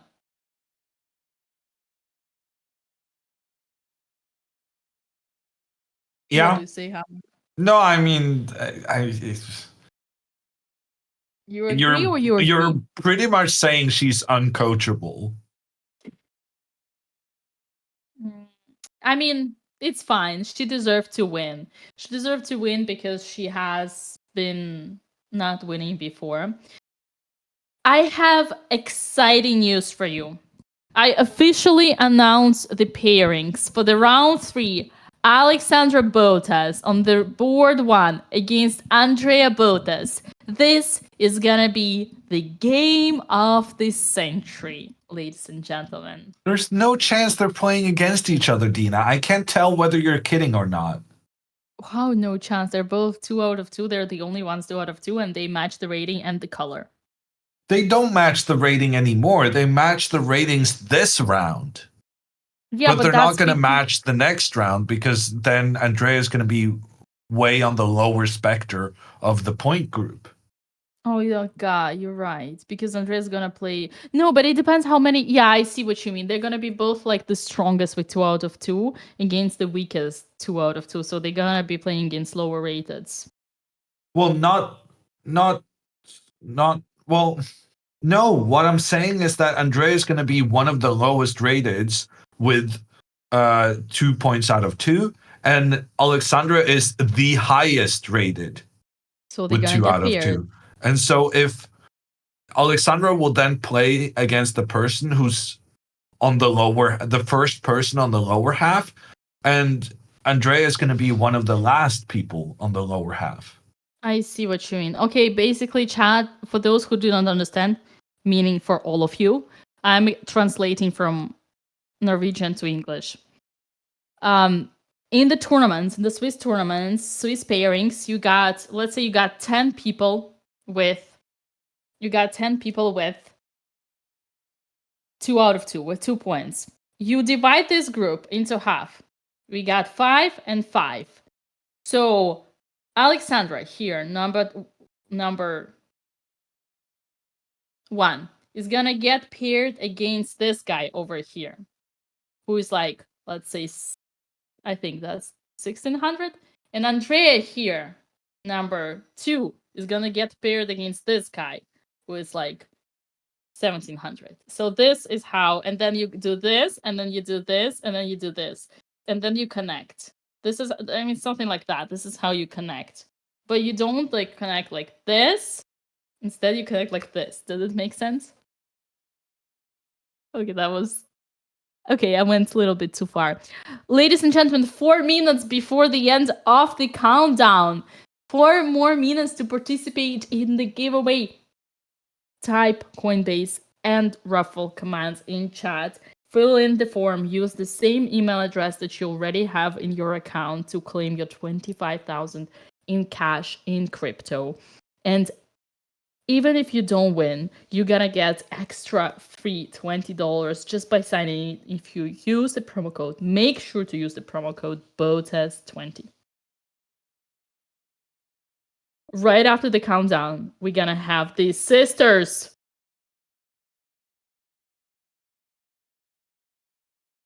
You are entered every day if you fill out the form.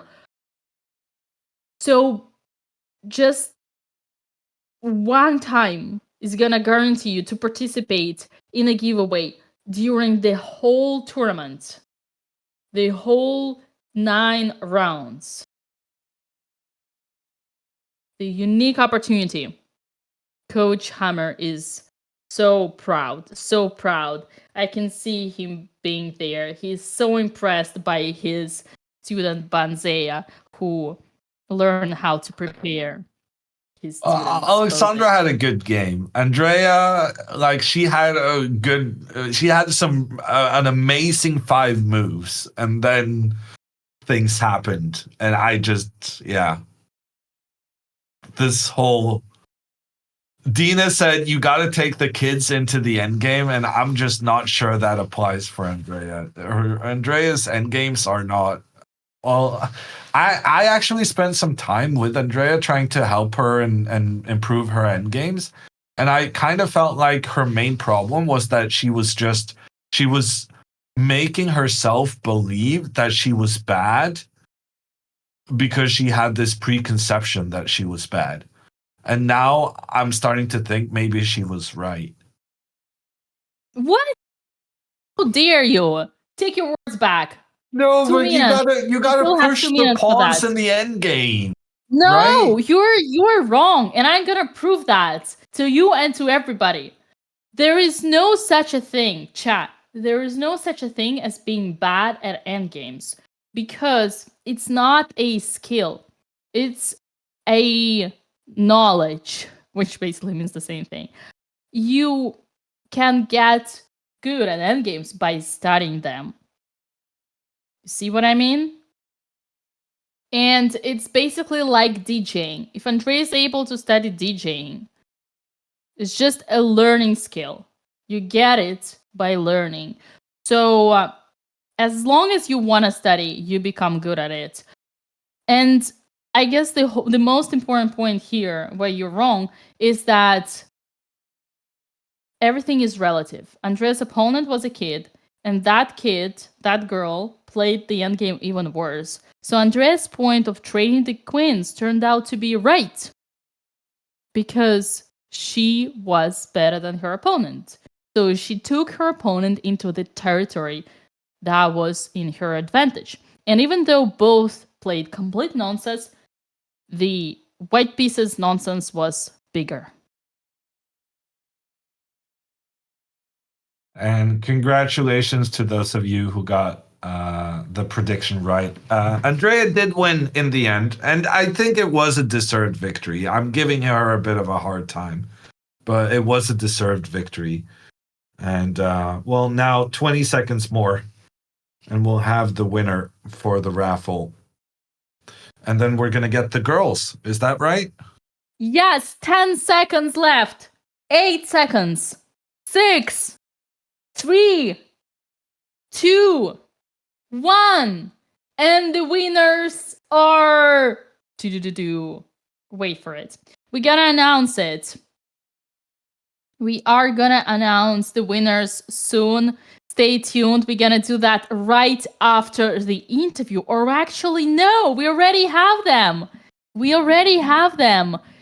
All right. Should I spill the beans? Should I spill the beans now?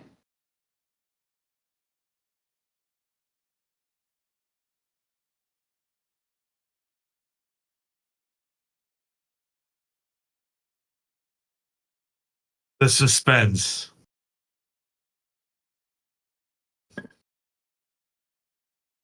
I guess it's a yes. Yeah, no. Alexandra said yes, please. All right. And the winners are Feru Mirl, Perix25, Miami Kane 99, and Marburger Warlex. Congratulations! These are the 4 winners of today's giveaway. And they are gonna be contacted via the email address they used to get their info. I'm curious if they are in the chat.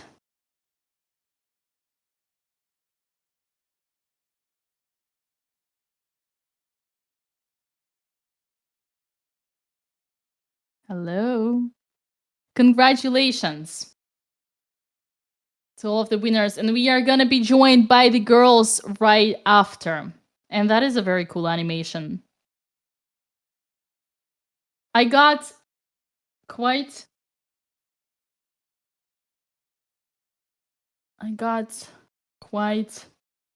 how they say...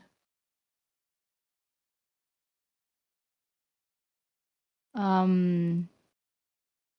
don't know, Out of the Comfort Zone by Andrea's message. Yeah, we have like 4 different Discord groups now, chat. So we're trying to figure out which one to put the girls in. But once we figure that out, we're gonna get Alexandra on live from Sardinia. Hello. Wait, let me just turn your guys' audio up because my laptop is very quiet lately for some reason. I'm calling off my laptop because the internet is very bad. Hi, Dina. Hi, Hammer. How are you guys? We're good. We're happy. Congratulations, amazing game. Should we give Vila a second to get the scenes set up? Absolutely. As What long a as you can great deal with the idea. awkward silence. What if we sing a song together? We did almost start singing Bohemian Rhapsody on stream earlier. Andrea is waiting for you, so you can use this option time to open the door for her. Oh yeah, okay, I'll go open the door. Beautiful. Beautifully set up. All right, guys. I have I'm okay. Before they come in, Andrea listened to my comments and doesn't want to join the commentary anymore. Literally when I was giving a girl a compliment. That's okay. Okay, you want to sit here? Yeah. I'm just watching your game here. I'll move this. That was so bad. I'm so ashamed. I don't want to be on camera. That was so bad. I don't know what I was doing. I had so many brain for why is this blue? Well, How did I you don't know. start It's the a worst- webcam because my internet doesn't work on my phone. I should have brought my MacBook. Okay, first thing, okay, there was lots of mistakes, and then I have this really annoying superstition where on move 40, I know that if I let the clock run out, I will get an extra 30 minutes. But in my head, I always battle my thoughts and say, well, are you supposed to be on move 41 or move 40? So then I made my move on move 40 really quick, and then I spent the next 15 minutes thinking, and I bet if I would have just taken my time, I would have found a better move than rook back. But I had this superstition that if I was going to let the clock run out on move 40, I wasn't going to get more time. And that was really stupid. But I don't know. I just have this thought every game that I can't let it run out because you see it going down to 0 and it's so stressful. And I know that that was the critical moment where I should have thought, but I couldn't. Yeah, that's I'm when you adding- played Rook B7, right? Which was like a terrible move, yeah. But it was just because I was afraid that somehow, I don't know, the world. Oh my God, Alex, it's terrible. What? I just wanted people to see it. It's like I can't even see You can turn anything. it down a little. Yeah. I just need Not all the way needs to down. switch the board source. Please, I don't want it in my face. I can't see. That's it. Flashbang. So I know that was one big mistake, and then show board. Let me look. And then I bet there were many. I was just like so scared to push my pawns. Then I don't know if I pushed the wrong pawn because I, for some reason, saw some line where if I would have pushed the H pawn, the rook would check me and the king would keep my king in a box. And I don't know. I was seeing a lot of things. It was so stressful. I can't play versus these 11-year-old girls. She was just, her best friend was watching, and at the end her best friend came and gave her a hug, and her dad was there, and I can't play against kids. I can't do it.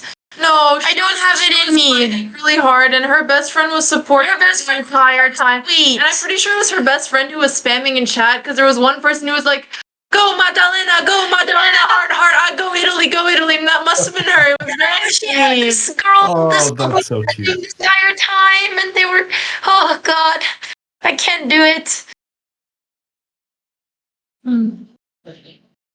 Oh, hello. Everything okay? Yeah, we're good. We just needed to fix so that we could see the board. Okay. But I know that endgame was just a disaster. Yeah, I mean, there's probably so many more moves I could have done. So many things I could have done here to prevent, like even looking at it, okay, probably not bishop f2, but anything to not let the king in.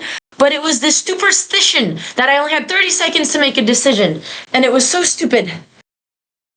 Andrea, I'm gonna tell you something you will be surprised to hear. Yeah. I don't think it was a wrong thing to do. I do it, in fact, all the time myself, but slightly for a different reason, not for a superstition, but just because I write so hectically, just like you do. I never know if the move 40 is really move 40 or move 39. Exactly. That's another thing. Yes, that's another superstition. You and your opponent have a 40. I didn't want to take that risk. I couldn't flag But- to a 13-year-old girl. Yeah, you I cannot wouldn't trust give it them. out. So what I have as a rule when those in those moments is always make a move 41 if you can, just in case to be on the safer side. So I actually think you did a great job there. I think it was the But right terrible decision. move. Hammer, do you agree with the strat? I mean, I have beautiful penmanship. My score sheet is always 100% correct. So I struggle to relate to this whole conversation. Yeah, no. Usually, like when I notate, I miss like 3 moves. But me and the little girl were both on move 40, but I didn't want to take the risk. Didn't want to I take the only risk. trust when I'm playing against people who have a perfect notation or adults. I would sometimes trust them, but I know that I always miss moves. So I think it's important to do a 41 move. I think you did the exactly right job. And your position was so good, and you did make a lot of mistakes, but your position was so good that you were all the end game, you were always winning. And in fact, like there are a few moments that we were really mad at you, but for some reason you kept always kind of like letting that slide and playing really great right after, which would always back up all your mistakes. Dina, it's okay. I love you, and you don't have to sugarcoat it. And you can tell me my chess was shit, and you can tell me the mistakes I made, because I know that was way more stressful than it should have been. I mean, bro, first of all, when you played knight to g3, I just wanted to come there and slap you on the face with something. But when I saw you play c6 and then b5, I just wanted to give you the biggest kiss and the hug that I ever gave you, because I was so proud of you in that moment. She's both a loving mother and a stern one. Wait, what do you mean knight to g3? What? I mean, You mean Andrea, knight to up? didn't your mother tell you that we don't sacrifice knights for pawns? You're not supposed to take that bishop. Andrea, it's not a bishop, it's a pawn. Oh, wow. I'm shocked. I thought without a doubt you'd take that bishop. I never even considered not taking it. Ah, and yeah, I see what you're saying. No, that makes sense. You just go back. Oh, No! wow. No, knight f4. I thought about knight f4, but I thought so obvious. I thought like Ivanchuk in 3 seconds would take the bishop, so I took the bishop because I thought what Ivanchuk would do. Well, And I, in my head, had a vision of him taking very quickly, so I took very quickly. you need more connection with him. No. Me and Ivanchuk have spent a lot of time together, and it was just a move that I thought he would make in seconds. So Andrea. when you have an Ivanchuk moment, you should have an Ivanchuk moment. So I took the bishop. You can't insult him like that. Yeah, no, this is Ivanchuk battering. I mean, he cannot be associated with anything to do with knight takes g3. That is not okay. I was reviewing games and getting some feedback from grandmasters, and the grandmaster's like, "Oh, like this is a move that Ivanchuk would do in 3 seconds." So I kept trying to channel that energy during my game, and I just thought that was the moment to do. So I did it very quickly because I just thought, okay, this is clearly very obvious. Could you please Yeah. explain to us why it was so good in your thought process? Because so the Ivanchuk would take this juicy bishop, and then I push the pawn, and I get the space. And then I have space. And when you have space, you play like grandmaster. And that was my thought. But I did see knight f4, and I considered it, but then I thought, what would Ivanchuk do? All right. So just to keep it, now that we have this unique opportunity when you actually want to listen, we need to embrace it. So keeping it short, the bishop on g3 is a pawn. You should not want to give away knight for it. Plus, you're activating your opponent's rook, and you're really like, you are led with your pawn on g7, another pawn. And basically, your mistake was even earlier when you pushed g5, because this is what we should never do in King's Indian. Your plan is to push f5, which you did, but your plan is to take with a pawn, not to take with a piece, because that leads to a blockade, which happened in the game on e4. So that was the first mistake. But then you had a chance to resurrect yourself, even after playing this horrible g5. You had a chance to resurrect yourself by putting the knight to f4, because this is an outpost. Even though it is not an open file, you would actually have the strongest knight in your opponent's territory and rotten their soul deep inside with this knight. And if you say, but that's the same thing, they just take with a bishop. No, my dear, it's not, because the pawn on e5 takes the knight and opens up your big ass pawn on g7. I saw this was very good, and I saw this position, said, okay, this is winning, and then I thought knight g3 is also winning. So I just thought I made the other winning move, but I saw this and knew it was very good, but I also thought my move was very good, but I guess one was very wrong and one was very good, and that's usually how it goes. The bright side is that you made it work eventually, but obviously with the help of your opponent. But you did do a fantastic job right after, when you realized you needed to open the center, make your pawns push for any price, and you did it with c6 and b5. b5 was a grandmaster move. To be honest with you, Coach Hammer I suggested b5, and he said Andrea will never play it, and I said yes, she will. I did not say that. Did I? And then you did play it. No, this makes sense. This was a critical mistake. I just, had a big gut feeling on this one. But this is usually the way I learn my lesson. Because I thought surely the position I get is very good. And seeing that game was not very easy at all, and almost losing and almost drawing and very, very bad, now I see that it was not very good. I just had to learn a 5-hour lesson to understand. No, but this has nothing to do with how the game went, Andrea. You're connecting the result to the one action you made in the opening. Okay. So knight to f4, this is knight takes is bad because it opens up for the rook on the h file, and it keeps your bishop buried behind your dark square pawns. Yeah, true. And you'd rather have the knight being very nicely placed in the opponent's half, where the opponent cannot capture it because it then activates your bishop. But also, just to emphasize, did you understand why you shouldn't play g5 here? So is there a way they could have prevented this? No, I don't understand. No, I don't know. No, so you could have gone knight h5 immediately. This way, you're also getting to the f4 square. So what is the difference between this and what you did?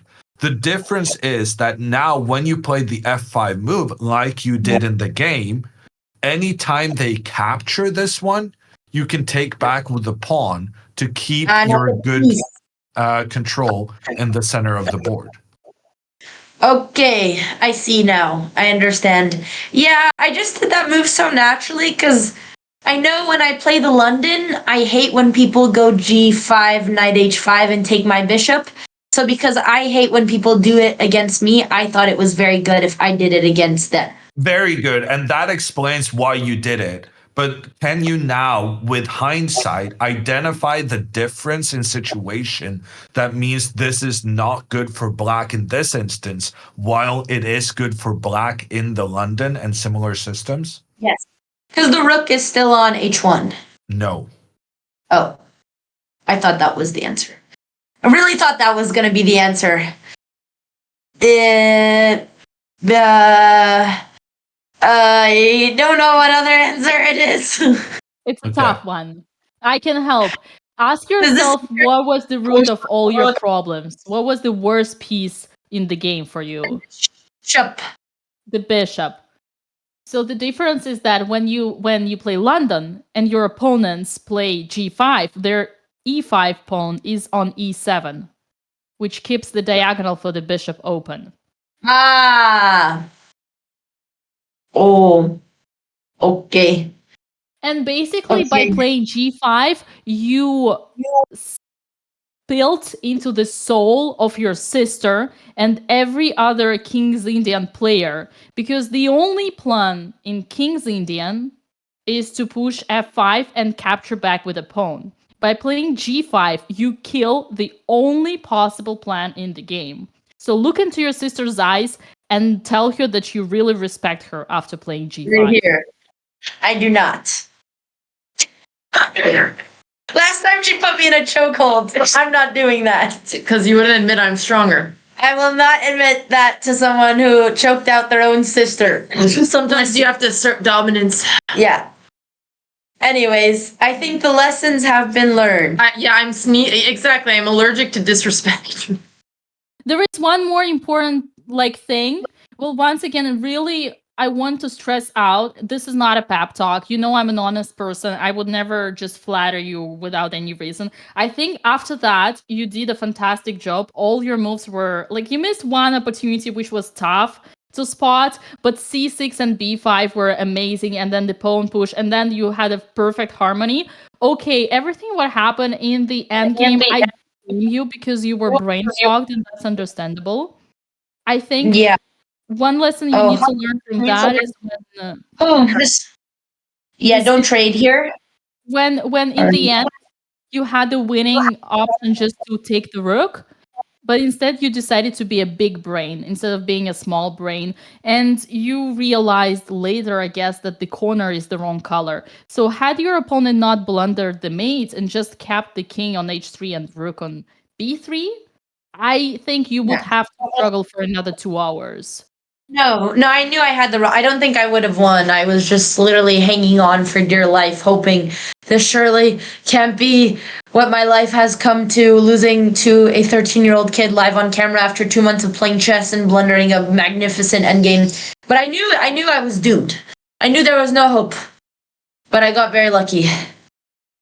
But again, I think it was a wise decision. We have been fighting with Hammer on this one, and I'll let him say his input right after. But I really loved you going to the end game. Hammer was saying that you play endgames bad, and I said it didn't matter because your opponent plays endgames even worse. And if you did it on purpose, then it was definitely the right decision because this is what made you win the game. Because your opponent was playing, you say you were playing bad, but she was playing so much worse. So it was a right decision to go to the end game. Of course it was. It was the best moves. I'm very good at compliments. I'll take it, I guess. I did not say all of that, Andrea. But I'm happy that we could talk about the significance of the G5 move and knight to G3. I think those were two very important moments in the opening. And then I want to say that this B5 move you played, and then also the E4 move, was absolutely brilliant. So B5 was fantastic. Yeah, that was the only good moment of the game, but yes. No, but E4 also was very, very good. Yeah. Or is natural for Andrea. I would have taken the bishop, I think. That was my first Andrea instinct. would never take. She always pushes when she can. Yeah, well, okay, the G5 structure is a valuable lesson because I think a lot of times I have things that in my head I just think look so good in the surface, and then okay, you have to play out the position and then you understand it and then never make the mistake again. So lesson learned. And then I guess I mean, the end game, enough has been said about the end games, but the entire time the voice I had in my head was Dina from Charlotte going, "Take that kid into the end game," and that's just the only thing that kept me going. There you go. I told chat exactly that. Man, I knew that. I think we have a connection, Andrea, because I kept telling chat, I know Andrea learned that from Charlotte. I did. It's just, take that kid in the end game. Take your kid in. I was just so angry at the kid, and the kid did nothing wrong, but I had to take the kid into the end game. And that's all. I hope I don't get paired against any more kids. It worked. That's amazing. So, what about my game, guys? Well, you played a perfect game. I doubt I played perfect. What you did? There were a few moments, but you actually did. You played a very good game, Alexandra. You had one moment where you blundered almost everything right before the end. Yes, my dad said that you didn't even see the move until the engine. No, of course I didn't. Wait. Let me pull up the text. It was very funny. So my dad texts me and he goes, "If you read this before you talk to Hammer, he did not find Queen takes d4 for the opponent before the engine show it. He noticed Knight a4 is bad and didn't know why." Oh yeah, no, but I'm where I'm at. Oh, our technical setup we're gonna talk about, but we've managed today quite well. But I have no engines the way I'm set up, so Oh, I realized what was good about it because the engine made an output, and I needed a couple of seconds to No, that's understand what was wrong. fair. That's fair. But yeah, Okay, I sorry. was definitely helped What by was- the engine going crazy to understand why you had made a mistake. What were the mistakes? Vila, can you switch to? Oh yeah, you have. Well done, I think Vila. there was, if I remember correctly. I mean, Alex, I'm truly struggling to find mistakes for you, but if you ask me, I will do my best. I think Hammer was suggesting that f4 might have been a bit too early, but I don't remember if there was a way. The knight on g4, somewhere f4 might have been a bit too early, but that was your plan anyway. Because I was worried if I didn't play f4 early, c4 lines were really annoying. At least what I looked in the prep, it seemed like it would have been harder to play. Oh, you meant go knight d2 instead of taking? Well, that was Dina's suggestion. I thought taking was fine, but I wanted it. I thought f4 was a bit too much. I wanted to just go knight b5 and then bring the bishop to c3. I think this is a very nice way of playing. And then what about c4 here? Well, anytime you play c4, you disconnect this pawn from the rest of the stuff. And if you just continue calmly, I just don't see, like, even if he gets the knight to d3, I don't really see what the knight is doing there. Well, I guess it can go to c5. Oh, well, knight to d3 here, we can just take on c4. Yeah, it's kind of like, it's tricky because Alex, c4 can be easily justified by, it's like you need to calculate. So if you tactically were not sure, then I can totally understand you were uncomfortable with it, because it usually just tactically either works or not. It is often an idea for black, and there are many ways when it works. But I guess f4, the way you played it, it worked out beautifully. So I don't really have any massive objections against it. I do think b3 was a mistake, though. Interesting. Because when you play b3, you're preventing yourself from going knight b5 next. And then the question is, can black try and exploit this? He went queen b6 and bishop to b2. And here, he made a mistake with rook c8, and he could have gone c4. I looked at c4, but then... wait, I didn't play bishop b2. Oh, sorry. You played rook b1? You mean after queen? Yes. Yeah, here I played rook b1. And now c4 then. Yeah, and now c4 I could go b4. Well, then there's bishop takes c3. Oh, I and rook takes a. calculated that line. And then I think it froze. I thought this would be okay for me at the end. Chocolate. Someone's got a little bit My of concern It's is dark that chocolate, you've been not so like- aggressive with all your pawns that there might be some issues. If you recapture, then even something like, well, then rook takes a4, you can get attacked along the second rank. That's part We of the lost reason- you. Yeah. We're back. Sorry. You're saying my internet is bad? No, we're good. So basically, no, it's yeah, the hard. pawn hard. falls. Okay.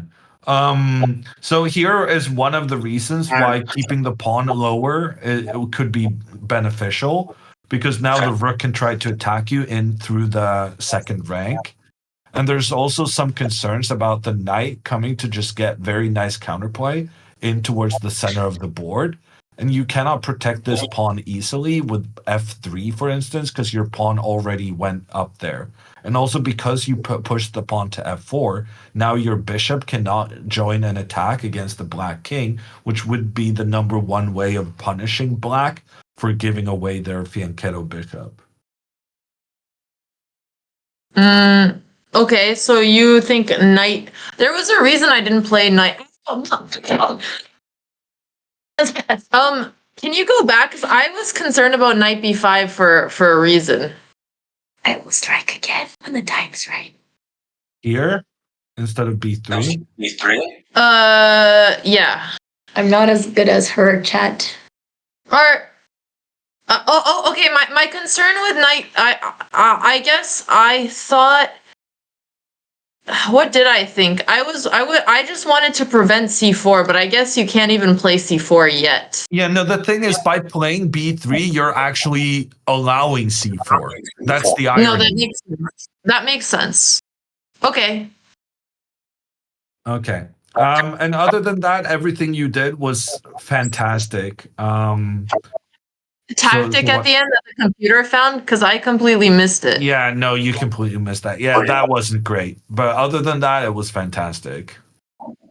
Oh. And just in general, this maneuvering you had with the knight to a3, really, really good. Getting the knight to c4. And that's also what we talked about, being more attentive to the outposts.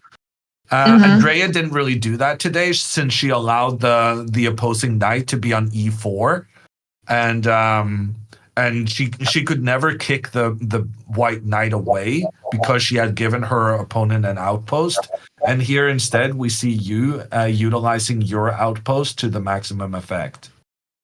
Yeah, we were even saying how you should give a lesson to Andrea on importance of sister, blockading. I'm happy. You're a coach. You're clearly the favorite student, so enjoy the compliments. It's not. I'm only the favorite student this round. Exactly. So enjoy your moment. I will let you have it. I don't remember exactly how he played it. Oh, you blundered. Yeah, there was one moment you blundered the pawn. Were you aware of that? After No. knight I a5. want to see it. I was also instead of queen b7 at the end, if he played his rook to b8, I was curious if I could take on g6 or if I had to play queen d1.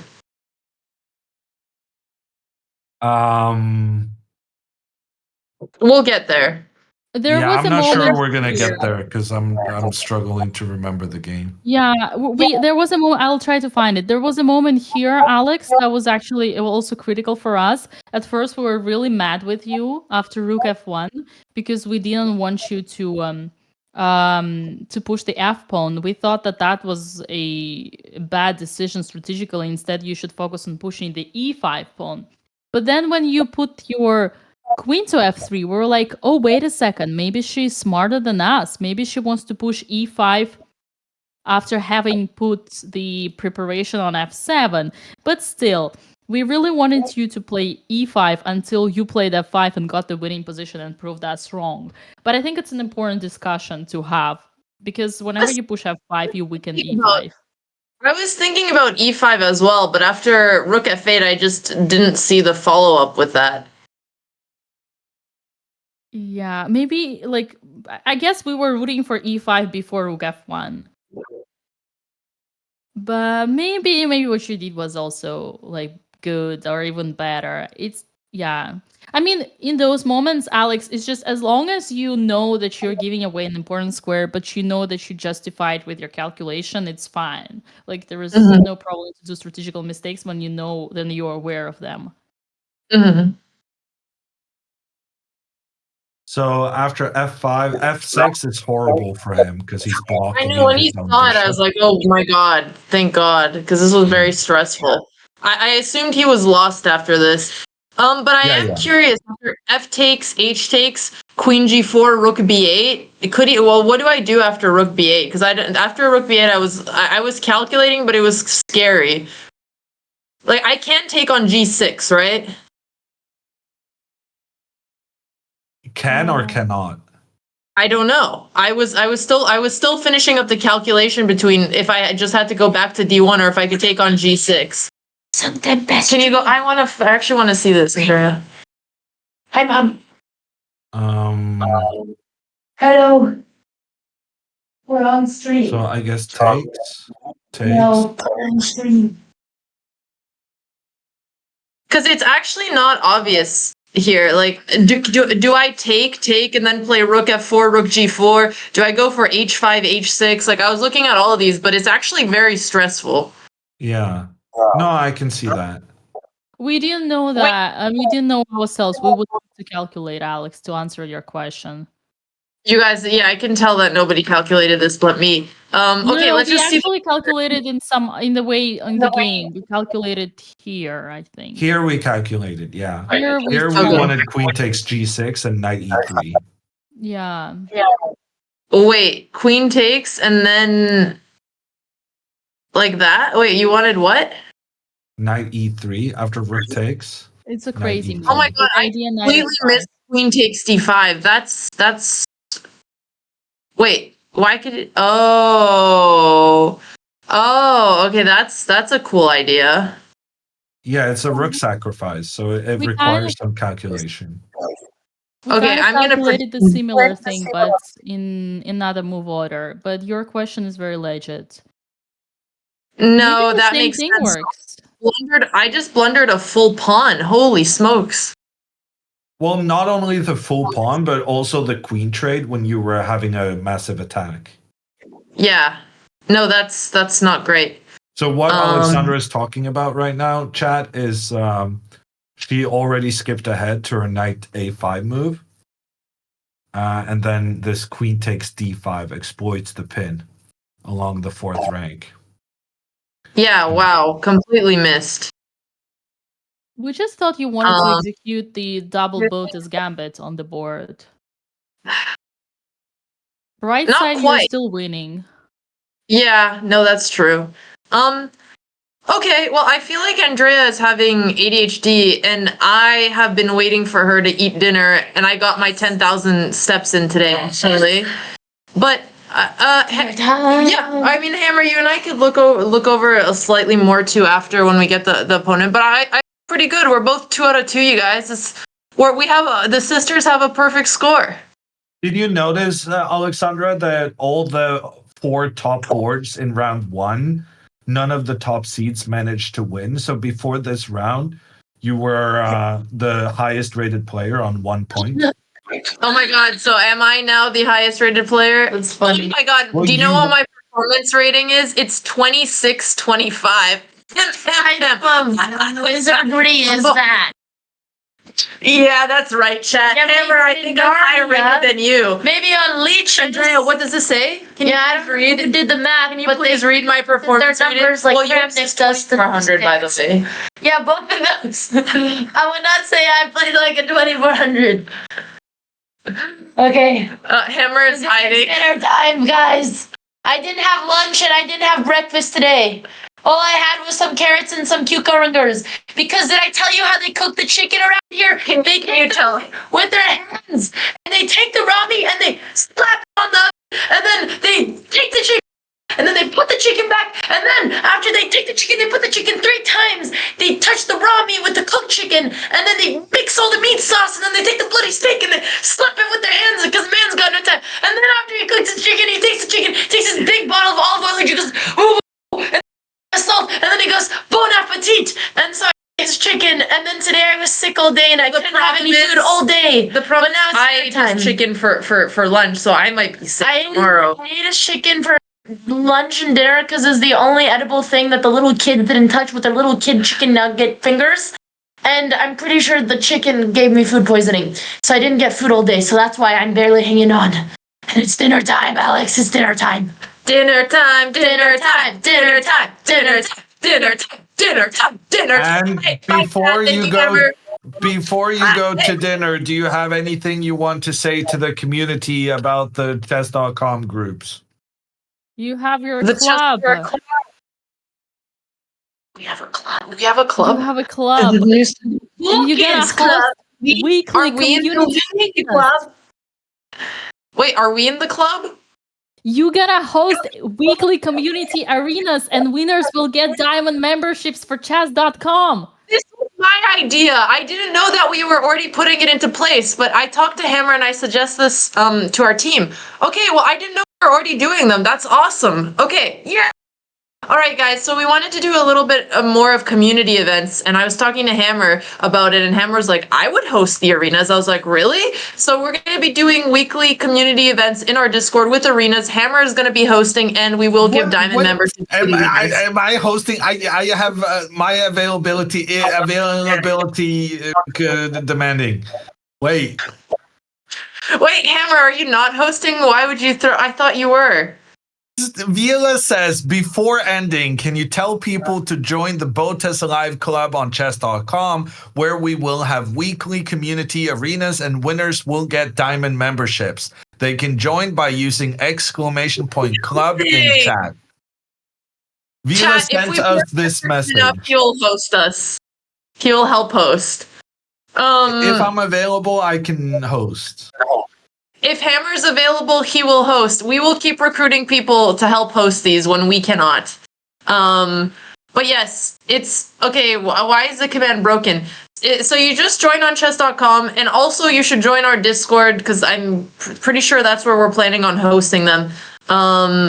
But honestly, we should find a time to host them and find the memberships. But anyway, for now, just join the club. It's gonna happen. It's gonna be good. Hammer will be there occasionally. At some point, we'll rope in Dina. Who knows what other victims will be there to help host these? But yes, we want to do more community events since we're doing tournaments, and we know it's been less on community events. But also, Andrea and I will also do some cozy catch-up storytime streams when we're back. So don't worry.